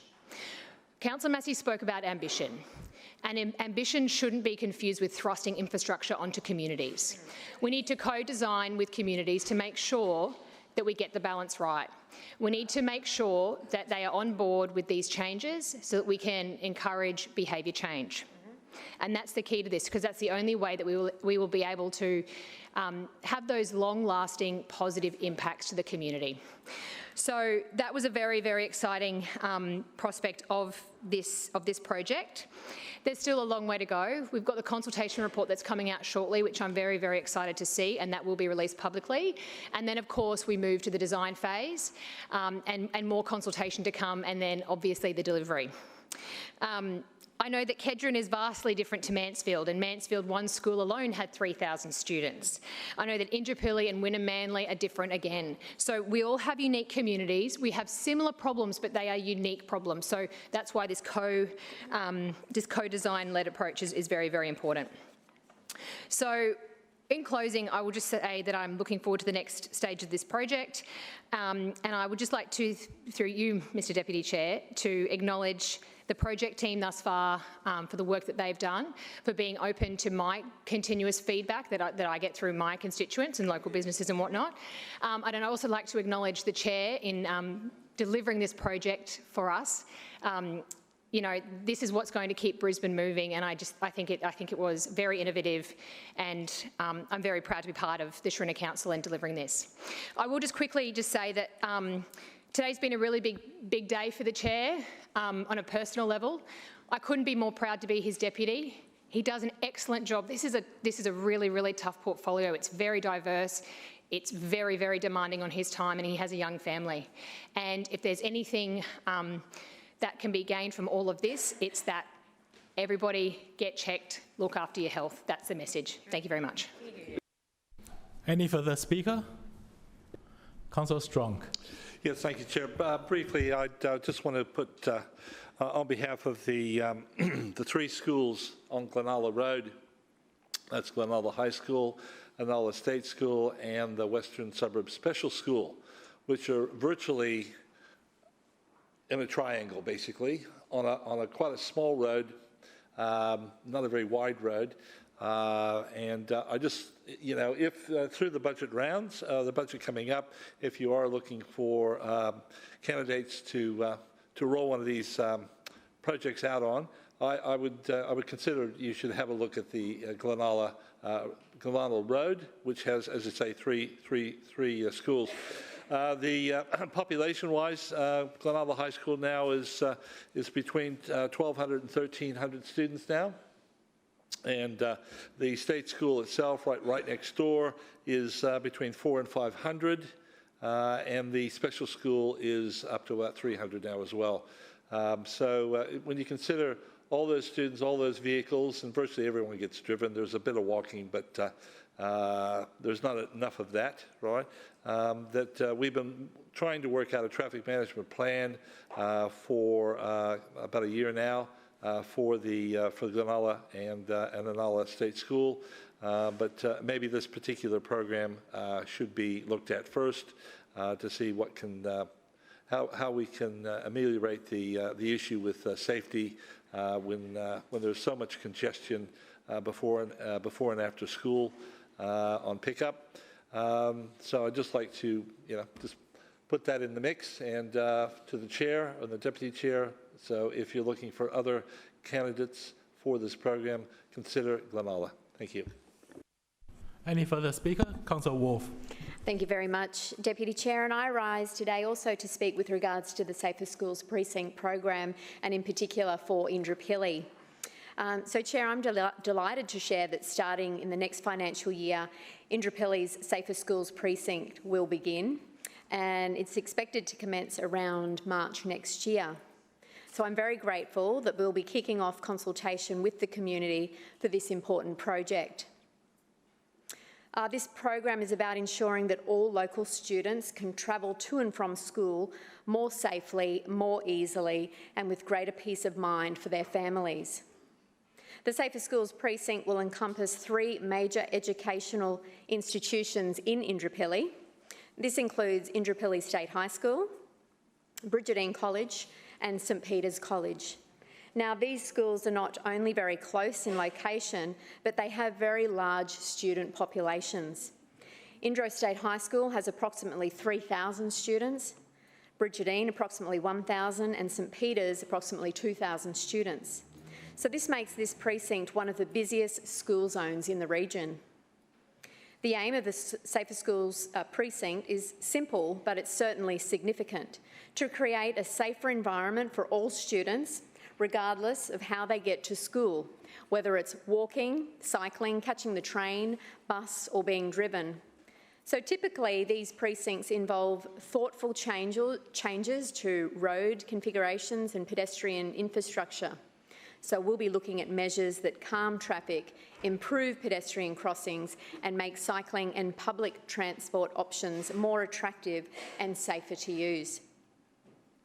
With Indooroopilly train station being nearby, we know that many students already use the train. but many also arrive by car from surrounding suburbs like Taringa, Toowong, St Lucia and beyond, and areas where car travel remains a popular option. That's why this plan will consider the full range of travel behaviours and needs. The Indooroopilly Safer Schools Precinct will be tailored specifically to our community, and it will be shaped through local consultation, and I'm genuinely looking forward to engaging with families, students, school leaders and all stakeholders to get this right. This is a forward-looking project that reflects our shared commitment to safety, smart transport planning and quality of life for families. It's about making the everyday experience of getting to school just that little bit easier and a whole lot safer. Thank you. Any further speaker? Councillor Murphy, right of reply. Thanks, Deputy Chair, and I thank all councillors for their contribution on this motion, in particular Councillors Wolf and Parry. These projects will indeed make a huge difference in your communities, and this has always been what Safer School Precincts was about, is just magnifying the impact that a little tweak here or a little improvement there can be if we engage the community, and if we deliver, rather than 1 or 2 tweaks, we deliver 10 or 20 of them all at once, and we engage the schools on that behaviour change. I think what we heard from Councillor Massey and Councillor Strunk was very encouraging support for the idea of this program and what it hopes to achieve for the school students of our city, and perhaps a little bit of jealousy that that these projects aren't yet in their wards. But we want to bring these projects to every ward in the city, Deputy Chair. We proposed this project in 4 wards initially because it's a pilot program, because we are trying something new here. It hasn't been done before, so we did not want to roll it out across all wards in the city until it was proven. And when we committed to this, the Lord Mayor made what I thought was an eminently fair commitment. And this was a policy developed by Team Schrinner in an election period, not a policy developed by Brisbane City Council. And yet the Lord Mayor still deemed to pro-rata the wards in which we announced this policy at 3 LNP and 1 opposition, which was exactly the mix of the council at the time. He announced this in the Wynnum Manly ward, in Mansfield, Kedron, Indooroopilly and Wynnum Manly. So the Wynnum Manly ward was held by the Labor Party at that time. It's not our fault they couldn't hold it at the election, you know. That's just the reality of what happened. Alex Givney is too good, Deputy Chair, and we would have loved to be delivering this project for the former Councillor Whitmee, but that's how it goes sometimes. Now, on whether it's the CEO's job to develop policy to give us or not, I think Councillor Johnson is, as usual, mistaken in her reading of the City of Brisbane Act. Let me refer you, Councillor Johnson, to Section 14 of the City of Brisbane Act, which you so love. The Mayor has, subsection 4, the Mayor has the following extra responsibilities. B, developing and implementing policies other than policies that conflict with the policies adopted by the Council. Now, there's nothing in the Safer School Precincts policy that conflicts with any policy of the Council, including the Transport Plan. This actually complements a lot of our stated plans and what we want to achieve when it comes to active and healthy schools, goals for public transport usage and active transport usage around these precincts. The idea that the Mayor is not allowed to develop policy during an election campaign, which he democratically won, and then not allowed to implement those policies then in office, is ludicrous, and it's not a good reading of the Act. Point of order. Point of order. Claim to be misrepresented. Noted. And Deputy Chair, what the record will show is when we announced this policy, the wards that we announced them in were fairly split. And you know, we can't help the results of the election, but we can help the fact that we were elected to implement this policy, and that's exactly what we are doing. And school communities around the city will benefit, particularly as they see this concentrated improvement in these areas and they'll be going, wow, we want to have one of those too. So we look forward to delivering a project like this in every ward in the city. But as I said, this was the first time we have done this. So far it's looking good. We're yet to actually deliver any of the on-the-ground infrastructure here. So I'll keep the chamber informed, of course, as we roll this project out, and we will continue to keep those communities informed as to the progress. So thank you very much, Deputy Chair. Councillor Johnston, your point of misrepresentation. Yes, Councillor Murphy has misrepresented my earlier speech when he stated that somehow I've suggested that the Lord Mayor wasn't following the City of Brisbane Act. In fact, the point that I made, and I refer to section 14(1), is that a councillor, which includes the Lord Mayor, must represent the current and future interests of the residents of Brisbane, not just the LNP, which is what the problem here is. I now put the Transport Committee report to the vote. All those in favour say aye. Aye. Those against say no. The ayes have it. Councillor Wines, Infrastructure Committee. Thanks, Mr Chair. I move the report of the Infrastructure Committee meeting dated the Tuesday the 20th of May 2025 be adopted. Seconded, Mr Deputy Chairman.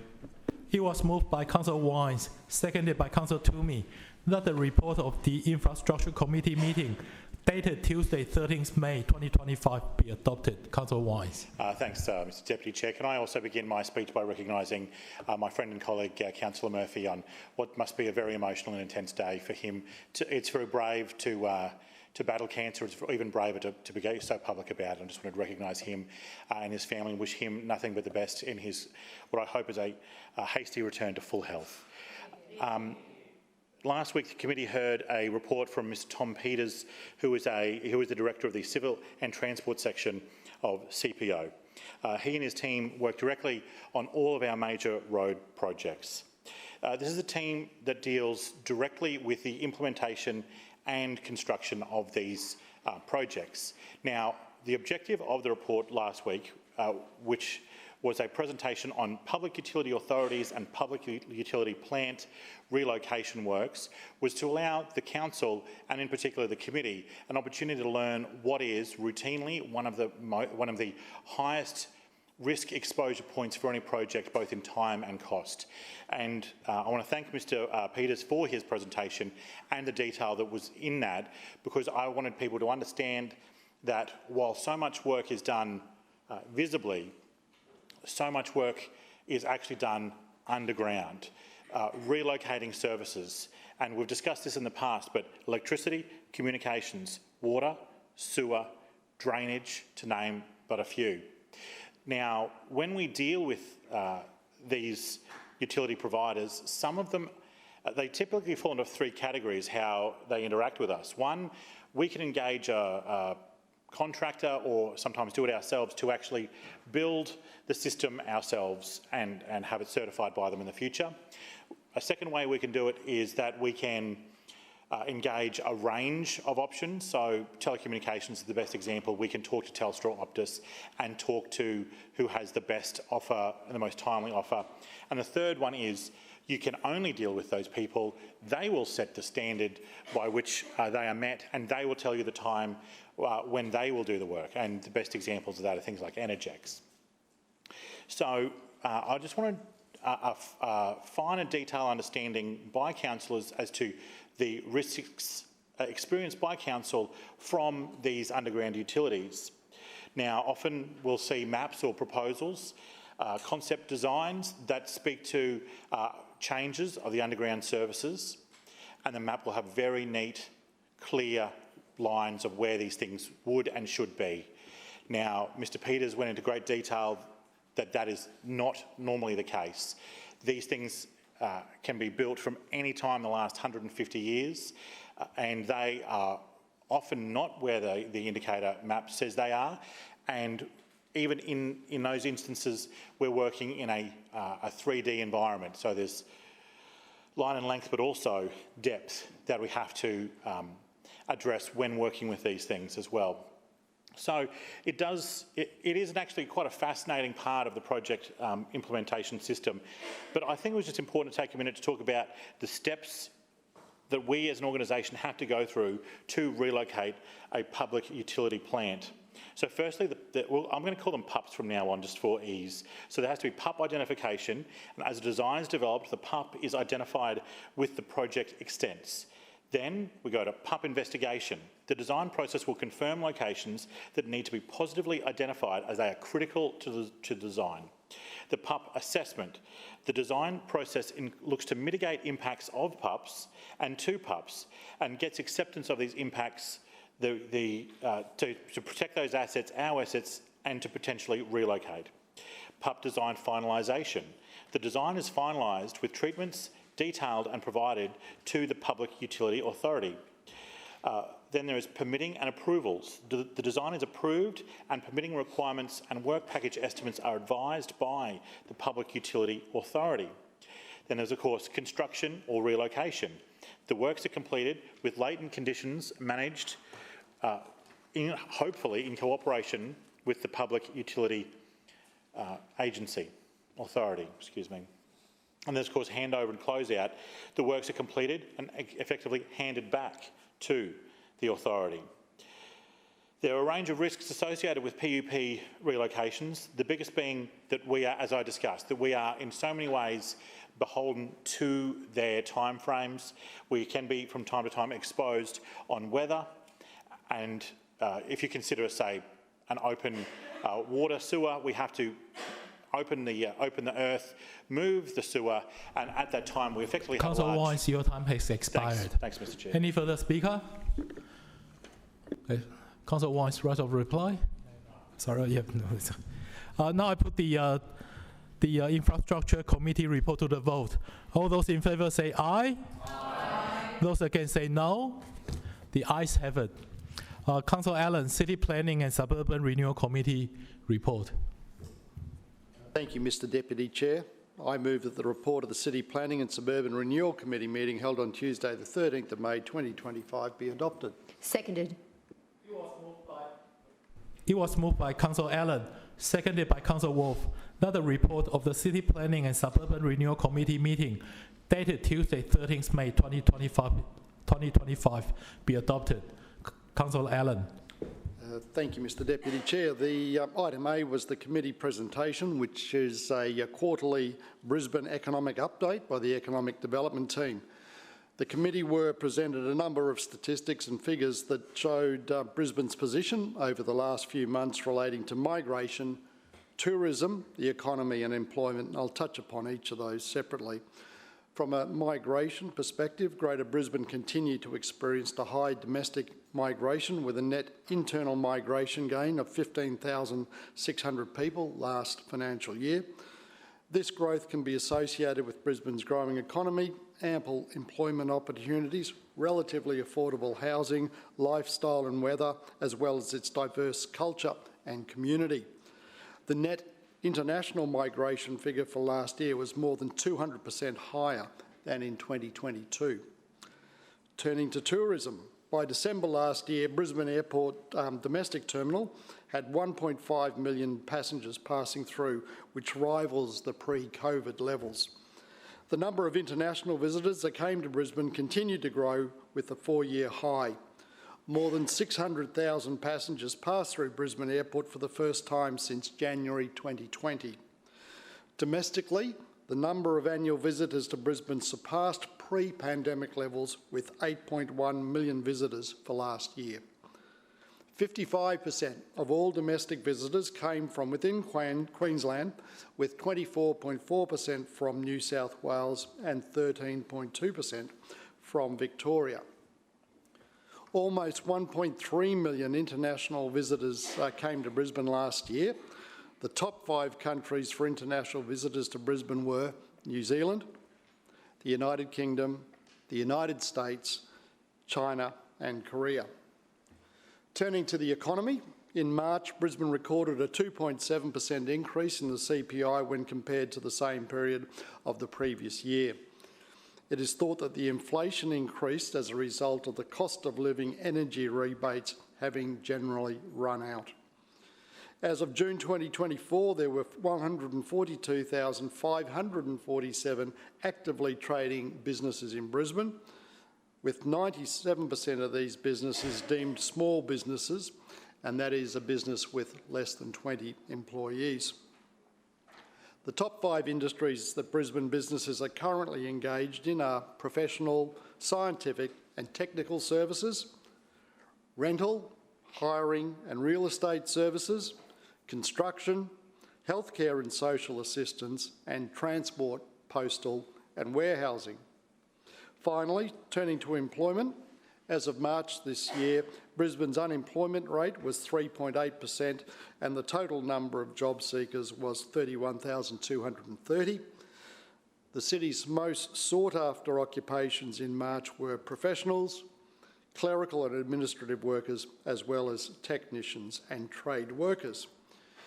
Also, in the committee, we had 2 petitions that were considered by the committee and supported unanimously, and I'll leave further debate to the chamber. Any further debate? No, I now put the City Planning and Suburban Renewal Committee report to the vote. All those in favour say aye. Aye. Those against say no. The ayes have it. Environment, Parks and Sustainability Committee report. Councillor Marx. Thank you, Deputy Chair. I move that the report of the Environment, Parks and Sustainability Committee meeting of Tuesday, the 13th of May 2025 be adopted. Seconded. It was moved by Councillor Marx, seconded by Councillor Adams, that the report of the Environment, Parks and Sustainability Committee meeting dated Tuesday, 13 May 2025 be adopted. Councillor Marx. Yes, thank you, Deputy Chair. The committee presentation on Tuesday, the 13th of May 2025 was on the Sherwood Arboretum, its history and the recent centenary celebrations. As some of us in this place will know, the Sherwood Arboretum was established in 1925 on World Forestry Day by Sir Matthew Nathan, with a focus on preserving, showcasing and studying Australian native trees. The Arboretum is located 12 kilometres from the CBD and spans 15 hectares along the Brisbane River. It is one of Brisbane's 3 botanical gardens and is the city's only arboretum, housing a diverse living collection of over 1,350 trees, representing 250 native species. It's an expansive collection and led to the Arboretum's recognition on both state and local heritage registers. The committee was shown historical images of the site. For 100 years, the Arboretum has been loved, protected and enjoyed by the community for things like social gatherings, community school events, weddings and special occasions, botanical and bird study, special interest and environmental groups. And we're committed to investing in the future of the Arboretum with a program of works recently completed in time for the centenary celebrations, including an upgraded footpath network, a nature playground, wayfinding and interpretive signage. In 2022, the upgrade to the footpath network aimed to improve the visitor experience. Prior to the upgrade, the Arboretum was regularly impacted by wet weather, which saturated the open turfed areas and flooded low-lying footpaths. The new network reduced damage to turf by creating path access for maintenance and heavy vehicles and was designed to reduce flooding to allow for safe and comfortable pedestrian access. We worked closely with the community to develop and install wayfinding signage in 2023. This involved renaming areas within the Arboretum to highlight the significance of botanical collections and aim to enrich the visitor experience and encourage broader exploration. A new nature-based inspired playground was delivered in 2024 and is excellent at encouraging creative and exploratory play. The playground was designed in consultation with the community for inclusive play and connects with the broader themes of the Arboretum to foster connection with the trees and the broader environment of the site. Tree health was a key consideration, with parts of the original structure under the fig trees retained to reduce the need to disturb delicate root systems. Interpretive signage aims to enrich visitors' understanding and appreciation of the site, in addition to highlighting the significance of the Arboretum as a place committed to showcasing and preserving trees. Signage was developed with creative interpretive elements to encourage visitors to read explanations of the different tree collections and take time to pause and reflect. The centenary celebrations were held on the 21st of March 2025 and were attended by members of the community with historical links to the Arboretum students, dignitaries, obviously Chair Councillor Davis and the Lord Mayor. The centenary picnic was then held on the 23rd of March and involved family entertainment, historical displays, live music, vintage cars and community group stalls. Descendants of the original planters also tied ribbons around the trees their ancestors had planted. The success of the event illustrates the strength of the community connection to the Arboretum. I leave further debate to the chamber. Any further debate for the Environment, Parks and Sustainability Committee report? Councillor Johnston. Yes, thank you, Mr Deputy Chair. I rise to speak just briefly on the Sherwood Arboretum's centenary. There's a couple of things that I just want to put on the record about this. Firstly... Sorry, Councillor Johnston. Under the provisions of Section 35(13) of the Meetings Local Law on the expiration of the period allowed for debate of committee reports, I shall now put the motions to the meeting for the noting of any committee report not yet voted upon without further amendments or debate. So now I'll put the motion for the Environment, Parks and Sustainability Committee to the vote. All those in favour say aye. Aye. Those against say no. The ayes have it. Now I put the City Standards Committee report to the vote. All those in favour say aye. Aye. Those against say no. The ayes got it.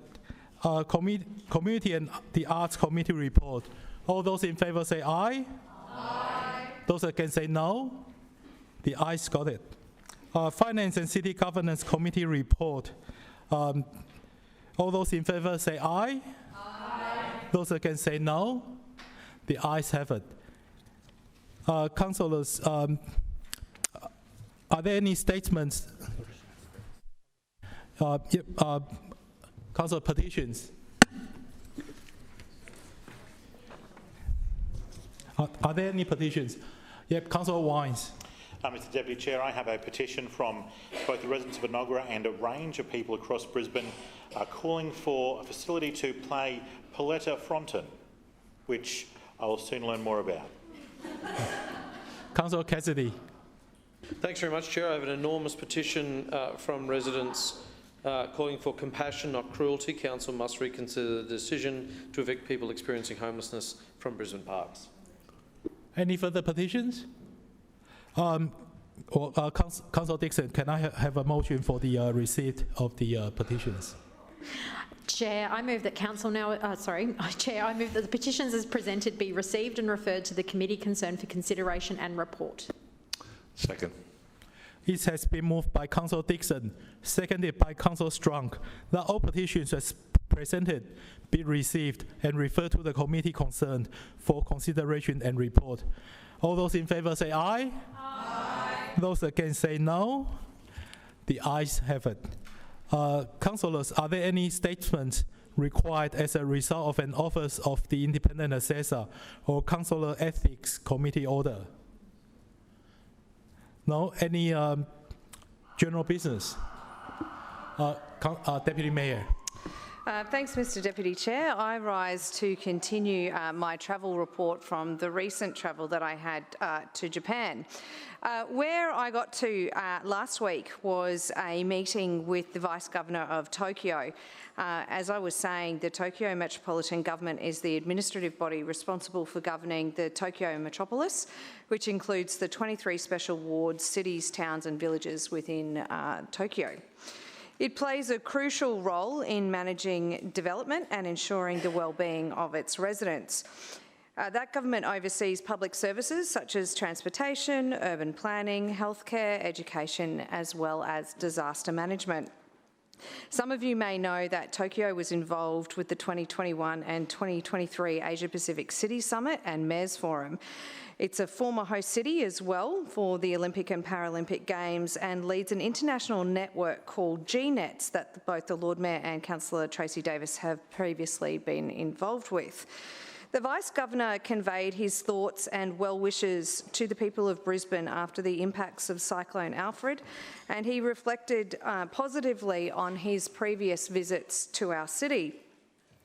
Following this meeting, we had a detailed briefing from the Tokyo Metropolitan Government on the Olympic and Paralympic legacies.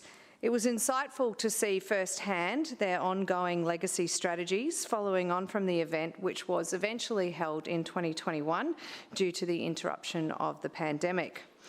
We learnt about their barrier-free environment, volunteer management and the use of technology. We also learned about their plans for the future, including plans to hold more domestic and international major sporting events and the benefits that that will bring to their city. It was interesting to learn that the 5,000 medals that were distributed during the Games were made from used small appliances. There were 160,000 events in the cultural program, which absolutely blew my mind, associated with the Olympic Games, and there were 18 metropolitan sports facilities used.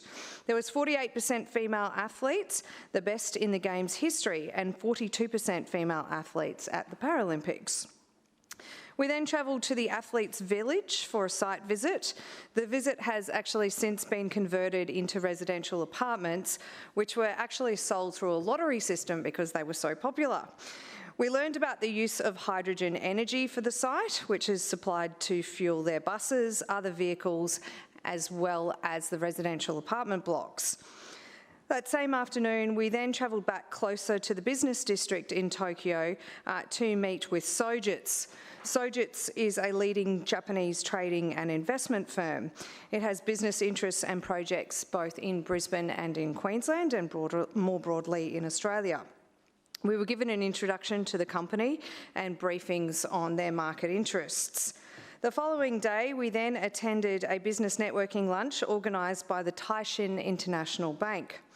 Taishin International Bank is a Taiwanese financial institution with a presence in Japan, including an office in Tokyo and an office in Brisbane. The event offered an opportunity for all our delegates to connect with Japanese, Taiwanese and Brisbane businesses. It was then followed by an in-market briefing with Trade and Investment Queensland in Tokyo. We met with Mr Tak Adachi, Queensland Senior Trade and Investment Commissioner, and his team of business development managers. We heard from Tak about the long-standing and trusted relationship between Australia and Japan, how tourism has become the new biggest export industry after automobiles, as well as information about the Osaka Expo, which we were to visit later in the trip. We had 4 tailored specific briefings for our delegates around property, food and agriculture, education and health. That evening it was off to another event with the Australian and New Zealand Chamber of Commerce in Japan. This was attended by over 100 business representatives from Japan. The event promoted Brisbane to an audience who is highly interested and engaged in Australia and New Zealand, and to a vast array of large and small enterprises. In addition to our official program in Tokyo, one of the delegates arranged for a brief visit to Atago Jinja Shrine. Built in 1603 and reconstructed in 1958, it's characterised by its high stone steps, and it's all about wishing the best for success for your particular endeavours. So we received a traditional blessing for Brisbane and an amulet to mark that trip. And Madam Chair, I see my time has expired. Thank you. Further speakers? Councillor Cassidy. Thanks very much, Chair. I just thought, given what we heard last week from the Deputy Mayor and this week now, and what the Deputy Mayor has promised will be a weeks-long tour of Japan, a weeks-long report of her recent trip to Japan, I just thought I'd note some things down about a sort of typical tour of Brisbane, and I'll talk about that for the next few minutes, of what an ordinary person living in Brisbane might experience in a city that is controlled by the LNP. So while the Deputy Mayor, of course, gives us this wonderful personal itinerary of a ratepayer-funded junket over to Japan. Point of order, Madam Chair, wasn't ratepayer-funded. Point of order, Councillor Deputy Mayor. That's not yet claimed to be misrepresented. Thank you. But if you took a trip around our great city, here's what you might find. If you went via the Story Bridge, you'd of course see the footpaths and bike paths on the side closed with concrete crumbling into the river below. You certainly wouldn't be able to make that trip if you're a pedestrian or a cyclist. But if you did get across the other side of the Story Bridge and you made your way into the city, you might come across the School of Arts building, which has been boarded up for the best part of the last decade by this LNP administration that is now sitting there rotting and decrepit in the heart of the city. Story Bridge, an iconic bridge that's falling down. The School of Arts, an iconic building that is boarded up and is falling down on the LNP's watch. If you went the other way and didn't make it across the Story Bridge, you might come across Musgrave Park, of course, where the LNP have sent our council officers, our PSLOs and our local laws officers, CARS officers, along with police, of which I understand council is now paying for the police to do that work as well, because it's a special contracted service that is being done outside of ordinary duties. You'd see this heartless approach from the LNP in evicting people in the most grotesque and cruel and inhumane way and sending people away with nowhere to go. If you're catching a bus around Brisbane and doing this tour, you'd be stuck in traffic. You'd be stuck in traffic, and when the LNP's new bus network rolls out, we hear from the LNP that 15% of people are going to be worse off. That's about 12 million. That's about 12 million trips that are going to be worse off, and if you manage to get on a bus somewhere in the suburbs of Brisbane, you're going to be stuck in traffic, you're going to be hitting potholes as you go. If you're trying to catch a metro bus in peak hour like you were this morning, you'd see that they weren't able to keep to timetables, that RBWH services were running one after the other with massive gaps in between, and some services returning southbound that were no longer in service at all. If you made it out to the suburbs, of course, and tried to go and use a park in the suburbs of Brisbane, this is what you'd be met with. Tree debris laying down everywhere because the LNP says they can no longer afford to clean up our parks after cyclones. If you tried to use a playground like at Peace Park in Brighton in my ward, you wouldn't be able to use that playground with your family because shade sails are currently drooping all over the play equipment and people are not able to use them. If you made it back in here in City Hall, of course, and tried to see the work of your council, tried to see the work that millions and millions of dollars is being spent on LNP wages here, each and every week you'd see a Lord Mayor that's in hiding. He doesn't really attend meetings in here much. He doesn't attend many meetings with housing and homelessness providers either. If you look at the diary entries, he goes to a few events, he sends a few chairs to events, but he certainly doesn't meet with housing and homelessness providers here. You might see, and he's very obsessed with what he likes to refer to as the media, assembled out the front for another flashy announcement that isn't really backed up with much action. So it'd be an interesting trip around Brisbane if you were... Sorry. Trying to play me off. An interesting trip around Brisbane if you were just an ordinary punter. It's an interesting trip around the world, of course, if you're privileged enough to be an LNP councillor. And I'm sure if we'll go home tonight, or maybe it came last week actually, I don't check the letterbox often, we'd see one of those $1.2 million living in Brisbane newsletters telling us apparently how Brisbane is, what was the tagline? Councillor Adams liked to roll that one out, keeping Brisbane moving towards being the most congested city in the world. Further speakers? It's representative. Oh, sorry, apologies, Deputy Mayor, yes, your point of misrepresentation. Thanks, Madam Chair. Just to point out for the chamber, and if Councillor Cassidy read the actual submission, he would know that it wasn't funded by ratepayers. And my only other comment is he loves to talk this city down. Thank you, Councillor. Councillor Dixon. Chair, I wish to rise on two items of business, general business today. Firstly, my colleague Ryan Murphy, I just wanted to say, wish you all the well and with your news today, and we're all behind you. So, and to you and Emma, our well wishes. The second item of general business is National Volunteer Week. So, National Volunteer Week runs this year from the 19th of May to the 25th of May, and it is an opportunity for our local community to celebrate, acknowledge, and most importantly, thank our volunteers. This year's theme is connecting communities, and volunteering does exactly that. It connects people, It gets things done and gives an opportunity to give back to the community. Volunteering takes many forms, and every contribution, big and small, makes a difference. Everyone is either a volunteer or helped in some way by a volunteer. There are many unpaid roles in the community that are essential. There are P&C presidents and their executives, such as the Treasurer and Secretary, jobs that probably no one wants to do. You could be a volunteer doing a Meals on Wheels run, helping at a bush care group, or even taking on a role at a park run. But let's not forget the volunteers who run the community sporting groups, who run the play groups and volunteer at the tuck shop. Those who serve the morning tea after church, play a role in community service organisations such as the SES, which we called upon a few months ago. As the local councillor in Hamilton Ward, I see firsthand the valuable contribution that volunteers make. I'm blessed to have many organisations such as the Rotary Club of Hamilton, Probus Clubs, the Crosby Road Bush Care Group, the Melrose Park Bush Care Group, the many P&Cs across the ward, the kindy committees, the Clayfield Toombul RSL, who put on lots of Anzac Day ceremonies across the ward, the Pinkenbar Community Association, the committee who keep the Hamilton North Shore Men's Shed going, the Hamilton Reach Association, the residents who organise warm-up for winter, and the Crosby Park Meals on Wheels. There are many more to name. I wish I could name everyone, but I would definitely exceed my allotted time and no doubt miss someone.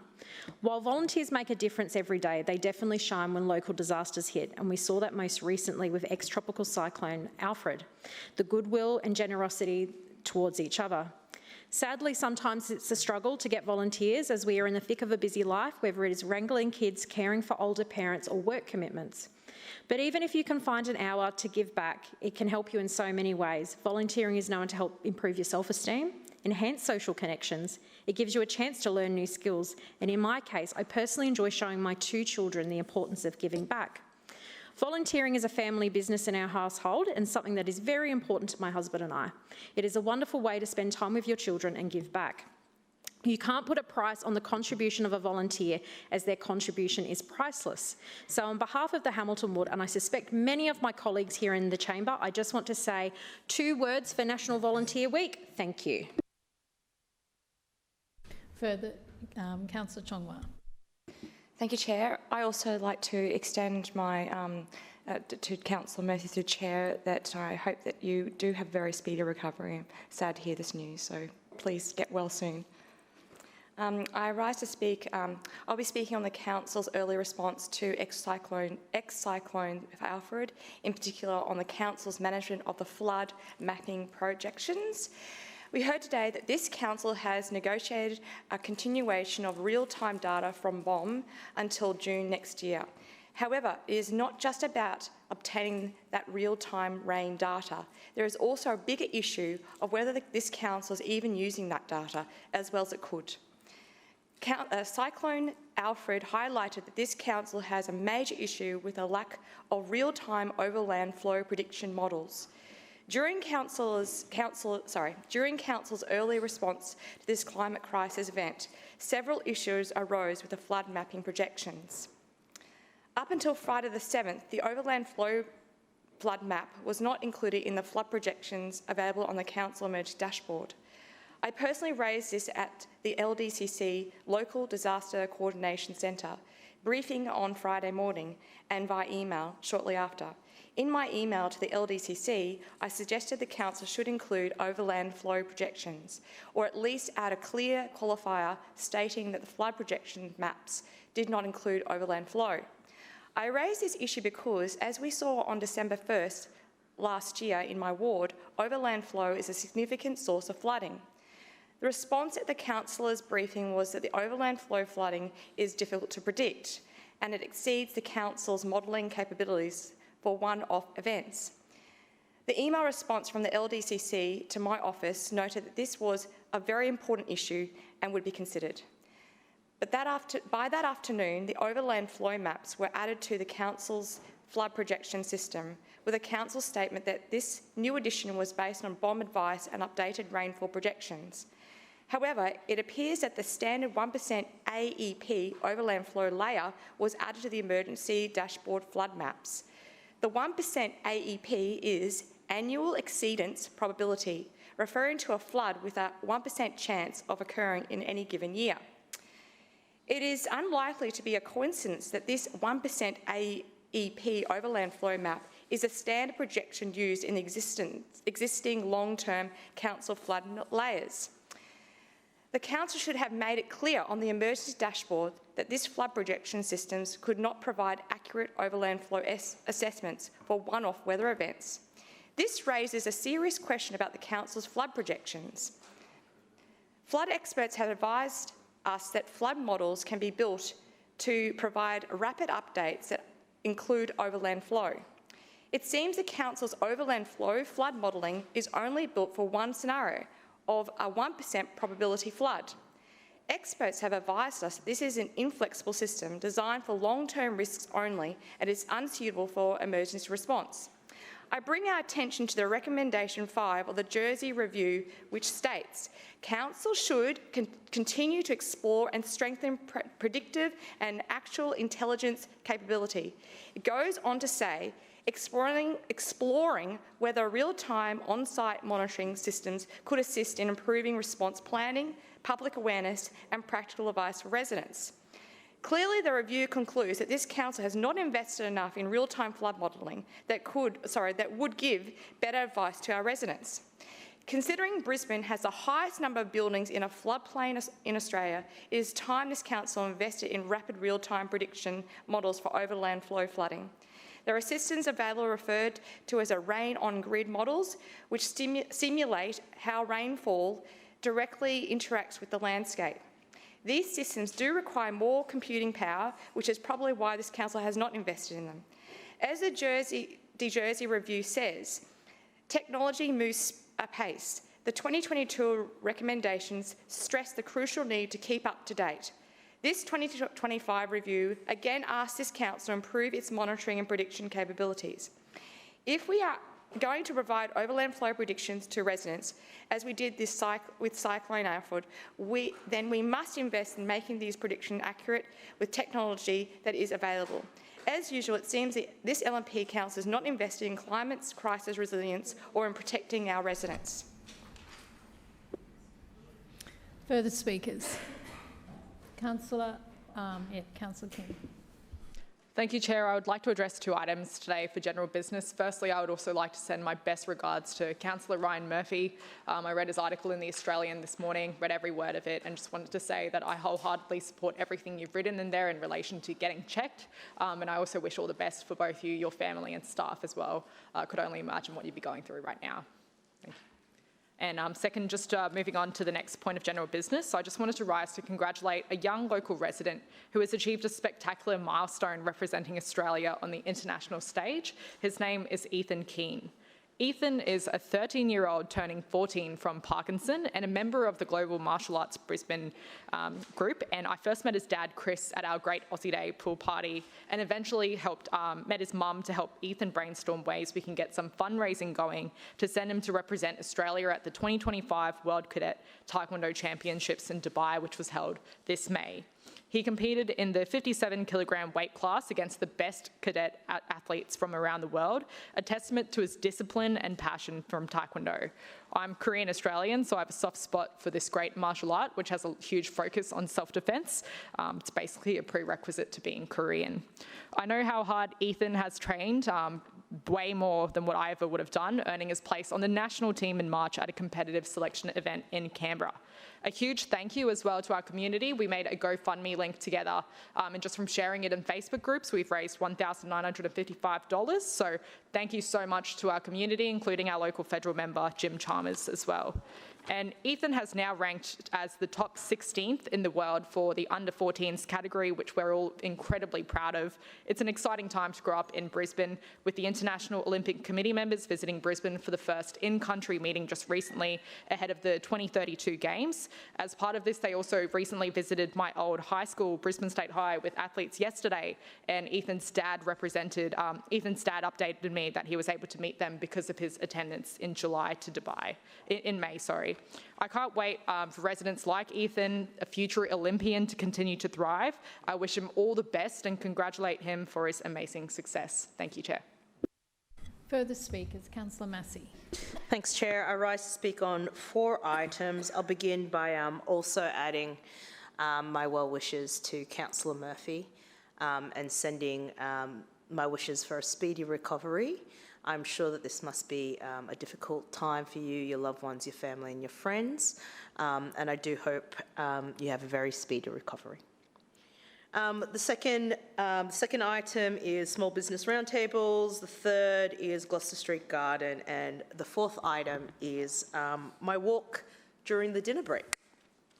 So firstly, I just want to thank the businesses that attended our inaugural Montague Road stakeholder meeting, which was businesses and communities. I also want to specifically thank the support of the Queensland Ballet and also the Queensland Theatre. We're stoked to have kicked off these roundtables off, specifically talking around Montague Road and working collaboratively. I really appreciate it, and we'll see you, I think the date is in the end of July. I'll also put a shout out to the Kangaroo Point businesses. Over the past 2 years, I have been meeting with all the small businesses in Kangaroo Point. I think they are working towards certifying themselves as Small Business Association, which is exciting. I'll see you on Monday. Look forward to the work that we're doing together. Thirdly, Gloucester Street Garden. I just want to do a shout out to the Gloucester Street Garden, where over 20 people showed and volunteered this weekend. Gloucester Street, which is on the corner of Gloucester Street and Stevens Road, South Brisbane, Woolloongabba, is an oasis. And it's a wonderful community garden. I find myself, because it is just down the road from the Gabba Ward office, I find myself wandering there often, not only picking fresh tomatoes when they're in season, but also picking flowers. It's a wonderful community initiative. The garden and community continues to go in strength. And I just want to thank you for the wonderful time we had at the Working Beat and congratulate you for the AGM that you had later that evening. My fourth point of general business is I just want to talk about my walk during dinner. I wasn't feeling very hungry, so I decided to do a couple of walks, blocks around the city. And something that I wanted to highlight as I was walking through the city, listening to a bit of music, was the fact that I counted 38 rough sleepers in sleeping bags, on benches, anywhere, crevices. And this was, of course, quite early in the evening, so we don't even know what the total real number is. And that's just in that walk, that 40-minute walk earlier this morning, every single week actually, this week and last week, when I've arrived at Chambers, I find many people, again, not at a very early time, sleeping rough in King George Square. I think it's really important to note that this is our city. And the fact that we have, even on that small walking count, 38 people sleeping rough, very rough in the city, kind of demonstrate that there is nowhere to go. And we should all be taking these walks. Okay. I reckon we should see the reality that's out there and spend time with people that are rough sleepers, because this isn't something that can be hidden. Homelessness, the housing crisis and the rental crisis is not going away anytime soon. And so the punitive and cruel actions do lead to just more people sleeping rough and, unfortunately, health incidents. Yeah, thanks for your time. Further speakers? Councillor Johnston. Yes, I rise to speak on problems with current development that's happening at 293 Honour Avenue, Graceville. Over the weekend, there were some Facebook posts I were tagged in with a letter that was put out by a developer stating that they had approval for 5 months to close Honour Avenue, a lane of Honour Avenue and Verney Road in Graceville, with detours, closing the footpath and so on. It seemed very unusual to me, so on Monday I contacted council and received some verbal advice which indicated to me that something was very wrong, and I then raised it with the CEO. As it turns out, on Monday, when the developer had put out a letter saying that they had approval for 5 months to close these roads, They did not have any approval to do so. Now, the developer is Chapcon, and the development is at 293 Honour Avenue, Graceville, at the corner of Mortlake Road and Verney Road. As it's turned out today, the developer has gone and closed these roads, put up the bollards and restricted access to the footpath and Honour Avenue, which carries up to 15,000 vehicles a day. I am advised that council might go out on site tomorrow and have a word with the developer. And I say through you, Madam Chair, to Councillor Wines, it's completely unacceptable that council is fully aware of the fact that a developer has just gone and closed roads, provided false information to our community, and council has yet to take action against this builder and developer. It's massively inappropriate. I am told today by residents that they also cut back, and I haven't seen it because I've been here, that they've cut back the street trees on this frontage which form part of the Honour Avenue skip, which small businesses in the community pay for as part of their agreement with Brisbane City Council. I have sought advice from the developer again about whether they had a permit to do this, but I'm not 100% certain that they did. I have raised a job with council to investigate whether or not they had approval to interfere with the protected street trees that form part of the skip. Now, I'm putting it on the record publicly in this place that this kind of behaviour from the developer towards our local community during the build of what was a controversial development is completely unacceptable. I'm calling on Councillor Wines and Councillor Hutton as the responsible person for cars to ensure that action is taken to take action against the builder and the developer for their inappropriate and possibly unlawful actions with respect to the road closures and the interference with the protected trees. I will be following up, as I am a member of both of these committees, and when they don't have 30-minute presentations about things they think are a good idea, we could actually have some discussion about the things that are going wrong under their leadership in this city. Because it's not okay for developers to put out false information to the community. I don't know what the developer was thinking, whether they just thought they'd get away with it and no one would question it, but I'm very pleased to say that the residents in my area were onto it quick smart and onto me super quick smart to say, hey, what's going on? But this is not acceptable behaviour. And it is incumbent upon council to take all action possible to ensure, 1, the safety of our community, 2, respect for the local laws, 3, that the development mitigates the impacts on the community, not gives developers carte blanche to close our footpaths. This is directly opposite Graceville Rail Station, so every day they've actually sectioned off the whole footpath and built out onto the road. So number 1, we've lost the parking. Number 2, we've lost the footpath. We've got people walking on the road, including hundreds of children every day, to get to Graceville Rail Station, the shops, the church. It's just, I really don't understand council's thinking when it comes to this. As the Story Bridge shows us, pedestrians are second-class citizens in this city.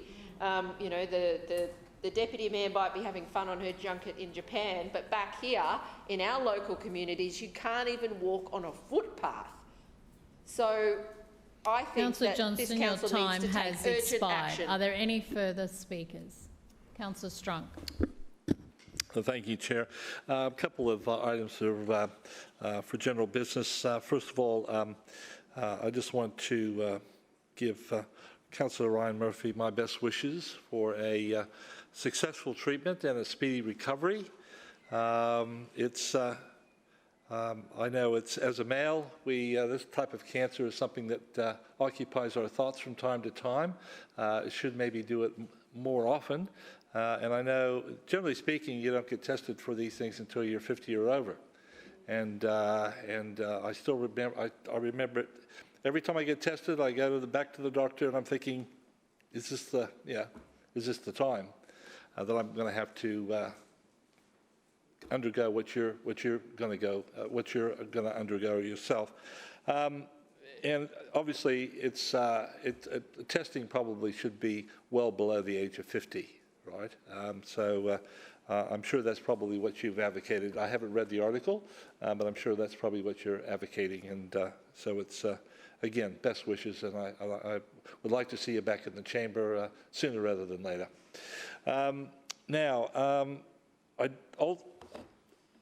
just on the second item of general business, it was I went on a tour with Oz Harvest, and I think some of the councillors here in the chamber, if you haven't been on one of their tours, that you should probably undertake it. I didn't know what necessarily to expect, but I went out with Oz Harvest, a gentleman by the name of Martin, who showed me what Oz Harvest do. We visited a couple of retail stores, grocery stores, to pick up product that's been set aside for our Oz Harvest, and then went off to one of the recipients of that of the foods, which was the Edmund Rice Flexi School at Inala. The whole process is very, very efficient, and myself and one of my team went out with Martin and assisted him with carrying many boxes of fresh produce and meats and other items as well. It was a Monday, and Monday is always a big pickup day at the retail stores because of the weekend. Best before, of course, dates are set aside, which are almost expired or slightly expired. And Martin showed us how he would go through the fresh produce, how to check the meats for the expiry times and dates, and it was a very enjoyable experience actually. And we collected in that short time, really, which was a couple of hours. We collected enough for 850 meals, which is just spectacular when you think about it. So this didn't end up in landfill. This food stuff didn't end up in landfill. It ended up being delivered to organizations that will actually convert that beautiful fresh produce and meats into meals for people in need, and I could just see how enjoyable a job it was for Martin, who came from the finance sector a few years ago through NAB and also another bank as well. And he was a retired gentleman and was looking for something to do to give back to the community, and this is what he settled upon. And I'll tell you what, all the retail stores, the two retail stores he went to, he's on first name basis with all the staff there, the managers as well, and you could just tell he's a real people's person, right? And of course, he also said that the truck, he's pretty sure that the truck he was driving was a truck that was donated by Brisbane City Council. So I was quite tough to hear that as well. And I would just say to all councillors, if you haven't had the opportunity to do a ride along with them, do so, because it's probably going to be the best 2 or 3 hours you've spent for a long time. Thank you, Chair. Any further speakers? No further speakers. We'll now move to notice of motion at item 8 on the agenda. Councillor Cassidy, would you please move the motion?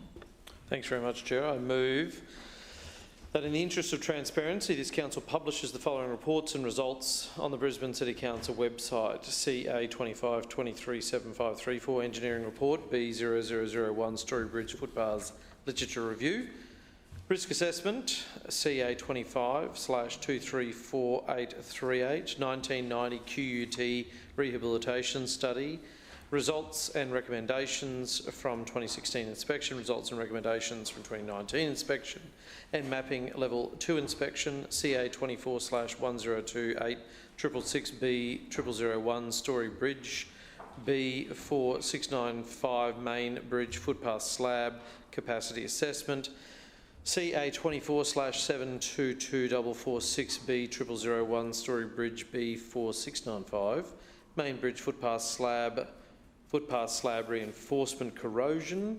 CA 24/1213970 construction C and SS structures Story Bridge restoration Main Bridge footpath load test methodology Bonacci November 2024.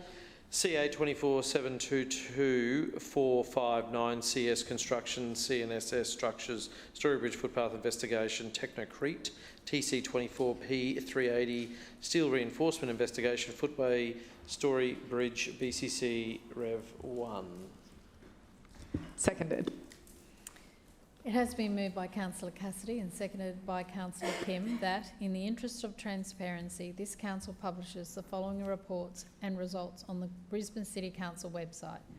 Engineering report, Story Bridge footpath literature review, risk assessment, 1990 QUT rehabilitation study, results and recommendation from 2016 inspection, results and recommendations from 2019 inspection and mapping level 2 inspection, Main Bridge footpath slab capacity assessment, footpath slab reinforcement corrosion, Main Bridge footpath load test methodology and steel reinforcement investigation, footway Story Bridge. Is there any debate? Councillor Cassidy. Thanks very much, Chair. This Lord Mayor is running, but he can't hide. He's hidden his felt pretty well from this council meeting, I have to say, though. That's the one small caveat here. But isn't it interesting that just a week ago in the council debate, Councillor Wines claimed he never had heard of half of these reports that I was referring to last week, and yet he can miraculously table them in the council meeting today. And I presume that'll be the response of the LNP, is that they will now be available on the council website because they'll be attached to council minutes, which will be published in some weeks ahead of us. But what has been extremely clear over the last few weeks is that the people of Brisbane are outraged over this LNP regime's blatant mismanagement of our iconic Story Bridge, and so they should be. So they should be. If you just look at, for an interesting exercise, go and look at any of the social media posts the Lord Mayor has been frantically posting over the last week about the Story Bridge, including the first time he's ever visited the Story Bridge depot underneath the bridge and done a video in front of it. He is absolutely roasted in the comments. Absolutely. They rapidly disappear. They're hidden, deleted. I'm sure people are blocked. But if you get them soon enough and you screenshot them like I've been doing, it's quite an interesting read about the way in which people are, in a lot of cases, I think, engaging with the Lord Mayor for the first time ever.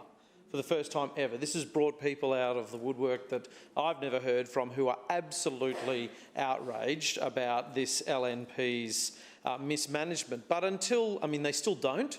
I'm about to say until today they didn't know the full story. They still don't quite, because instead of having these published on the website as easily accessible documents, the LNP have just tabled them today. But in the absence of getting all these reports, the people of Brisbane didn't know the full story. And like any good regime, Adrian Schrinner and the LNP are keeping a very tight rein and tight control over information as tightly and as closely as they can. And they kept that information hidden on the Story Bridge disaster and all of its records of maintenance for a very long time, as we find out today, and finally dragging the LNP kicking and screaming to some level of transparency, that they admit that they knew these reports existed as far back as 2016 and what they said in them.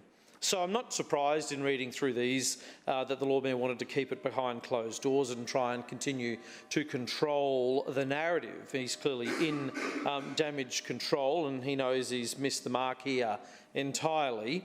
The Story Bridge is falling down on his watch because he has neglected it. He's ignored advice and direction and information, and he's got nobody to blame but himself, because he's been Lord Mayor, as he reminded us today. He was the Lord Mayor who inherited the $80 million budget figure from Graham Quirk.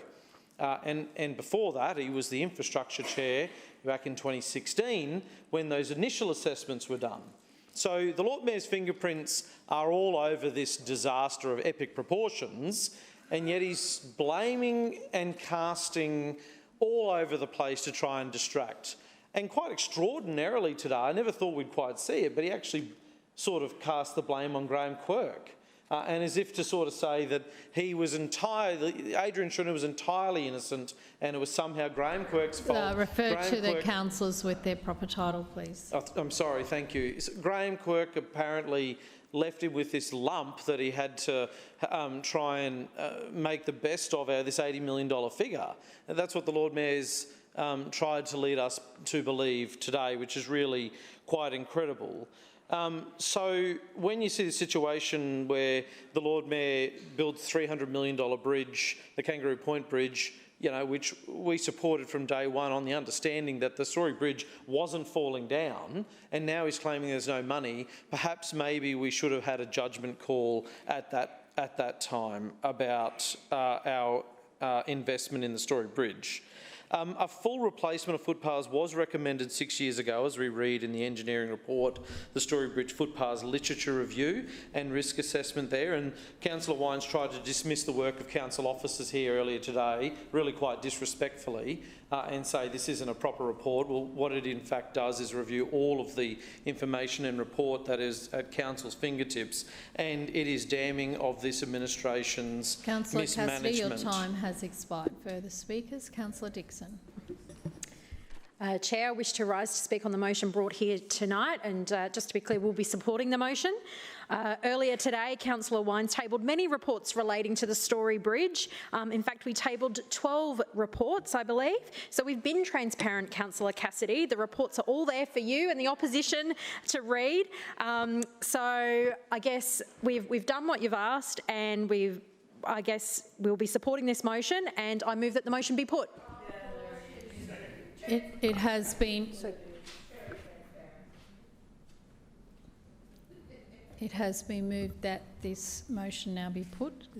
Moved by Councillor Dixon, seconded by Councillor Wines. All those in favour say aye. Aye. Those against, no. No. The ayes have it. Councillor Cassidy. Division. Thank you. Division has been called by Councillor Johnston and seconded by Councillor Chong-Wah. Councillors ayes to my right and noes to my left. Please ring the bells.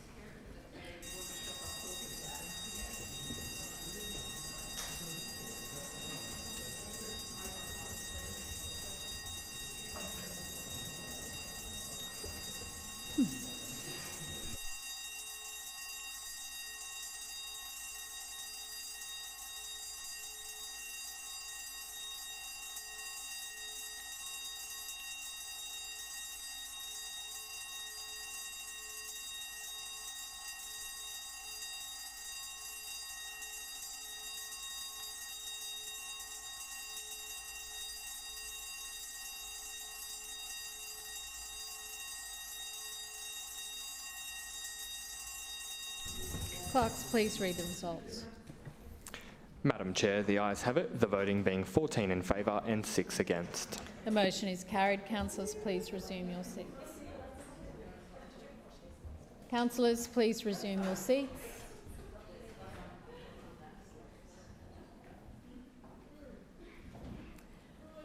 Councillor Cassidy, right of reply. Thanks very much, Chair, and so much for the LNP's commitment to transparency, denying any other councillors the ability to speak about this issue. So for weeks and weeks and weeks, we had this secretive regime here trying to hide this information, and miraculously the day that I was able to finally access the file that I'd called, which contained all of these reports, of which Councillor Wines claimed never existed, never heard of them, he'd never seen them. He disparaged the report I was holding up as if I had forged it myself, said it was no good, and then miraculously today found 12 reports apparently that he could table. And it's all this subterfuge to sort of... Last week they were suggesting there was no problem at all. They were on the verge of even saying the footpaths weren't even closed and it was all a figment of our imagination. And then this week, Councillor Wines gets up and tries to claim credit for tabling all these reports in the interest of transparency because he was forced to do it. How could they not? How could they have voted against this because they knew I had all these reports? Because I did some research and we called a file and we caught them red-handed trying to cover up the amount of damage that was on the Story Bridge. And let's not beat around the bush, this is a cover-up. Now, they have been forced to publicly release these documents today, but they have been keeping them secret and what those reports have said about the disrepair and mismanagement of the Story Bridge for the last decade. They've been keeping them secret under lock and key for the last decade, and we on this side of the chamber are not privy to those decisions and those discussions. But I am absolutely sure everybody that's ever served in Civic Cabinet, and I presume the LNP party room, is privy to that. So this is one big conspiracy and you're all in on it. And if they're not, they're complicit by standing there behind Civic Cabinet, behind the Lord Mayor and just saying, yes sir, 3 bags full sir, and not asking any questions. Well, that's the absolute best the LNP can offer the people of Brisbane. And let's be clear about what is in all of these reports, which is largely summed up in the engineering report produced by Program Planning and Integration Structures by an RPQ civil engineer employed by Brisbane City Council, who did a very, very, very thorough literature review and risk assessment of all of the work that had been done in relation to the Story Bridge, dating back as far as 1990 when some initial footpath works were done, and then fast forward to 2016, 2019, 23, 24 and into 2025. It of course goes through some options around keeping the footpaths open going forward, but also reviews all of the information that was at the fingertips of the LNP, including as far back as 2019, when they knew how dangerously unmaintained the footpaths on the Story Bridge were, and this report lays out in black and white that they should have been replaced by 2020. Now, what did we see over that period from 2019 through to 2025? We had a Lord Mayor who has today claimed that he spent $80 million on maintaining the Story Bridge, which we are led to believe is some paint removal and lead paint removal on there, not even all of it, I don't think. And maybe some resurfacing and membrane repair on the road surface itself, and some testing, as we now know, occurred on the Story Bridge throughout that entire period, and that testing ramps up in 2023 and 2024 after private contractors raised serious concerns about their inability to carry out the kind of work that was needed to be done way back in 2019.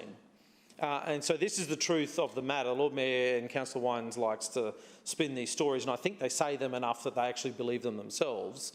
But the $80 million wasn't some miraculous figure that Councillor Schrinner came up with and decided to carry out that work because he knew what he was doing.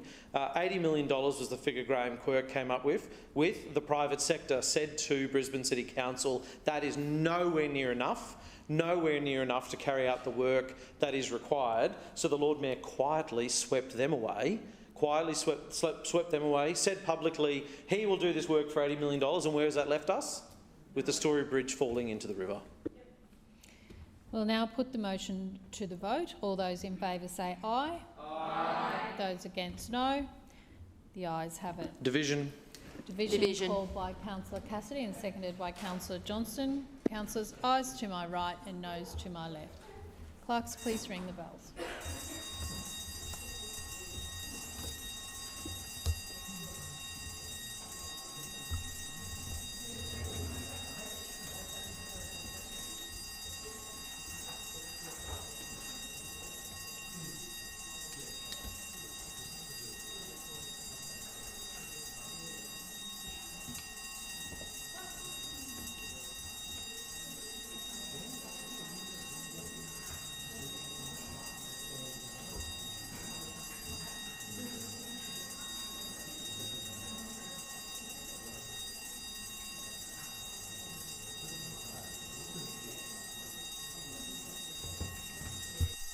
Clerks, please read the results. Madam Chair, the ayes have it, the voting being 20 in favour. The motion is carried, and councillors, that now ends tonight's meeting.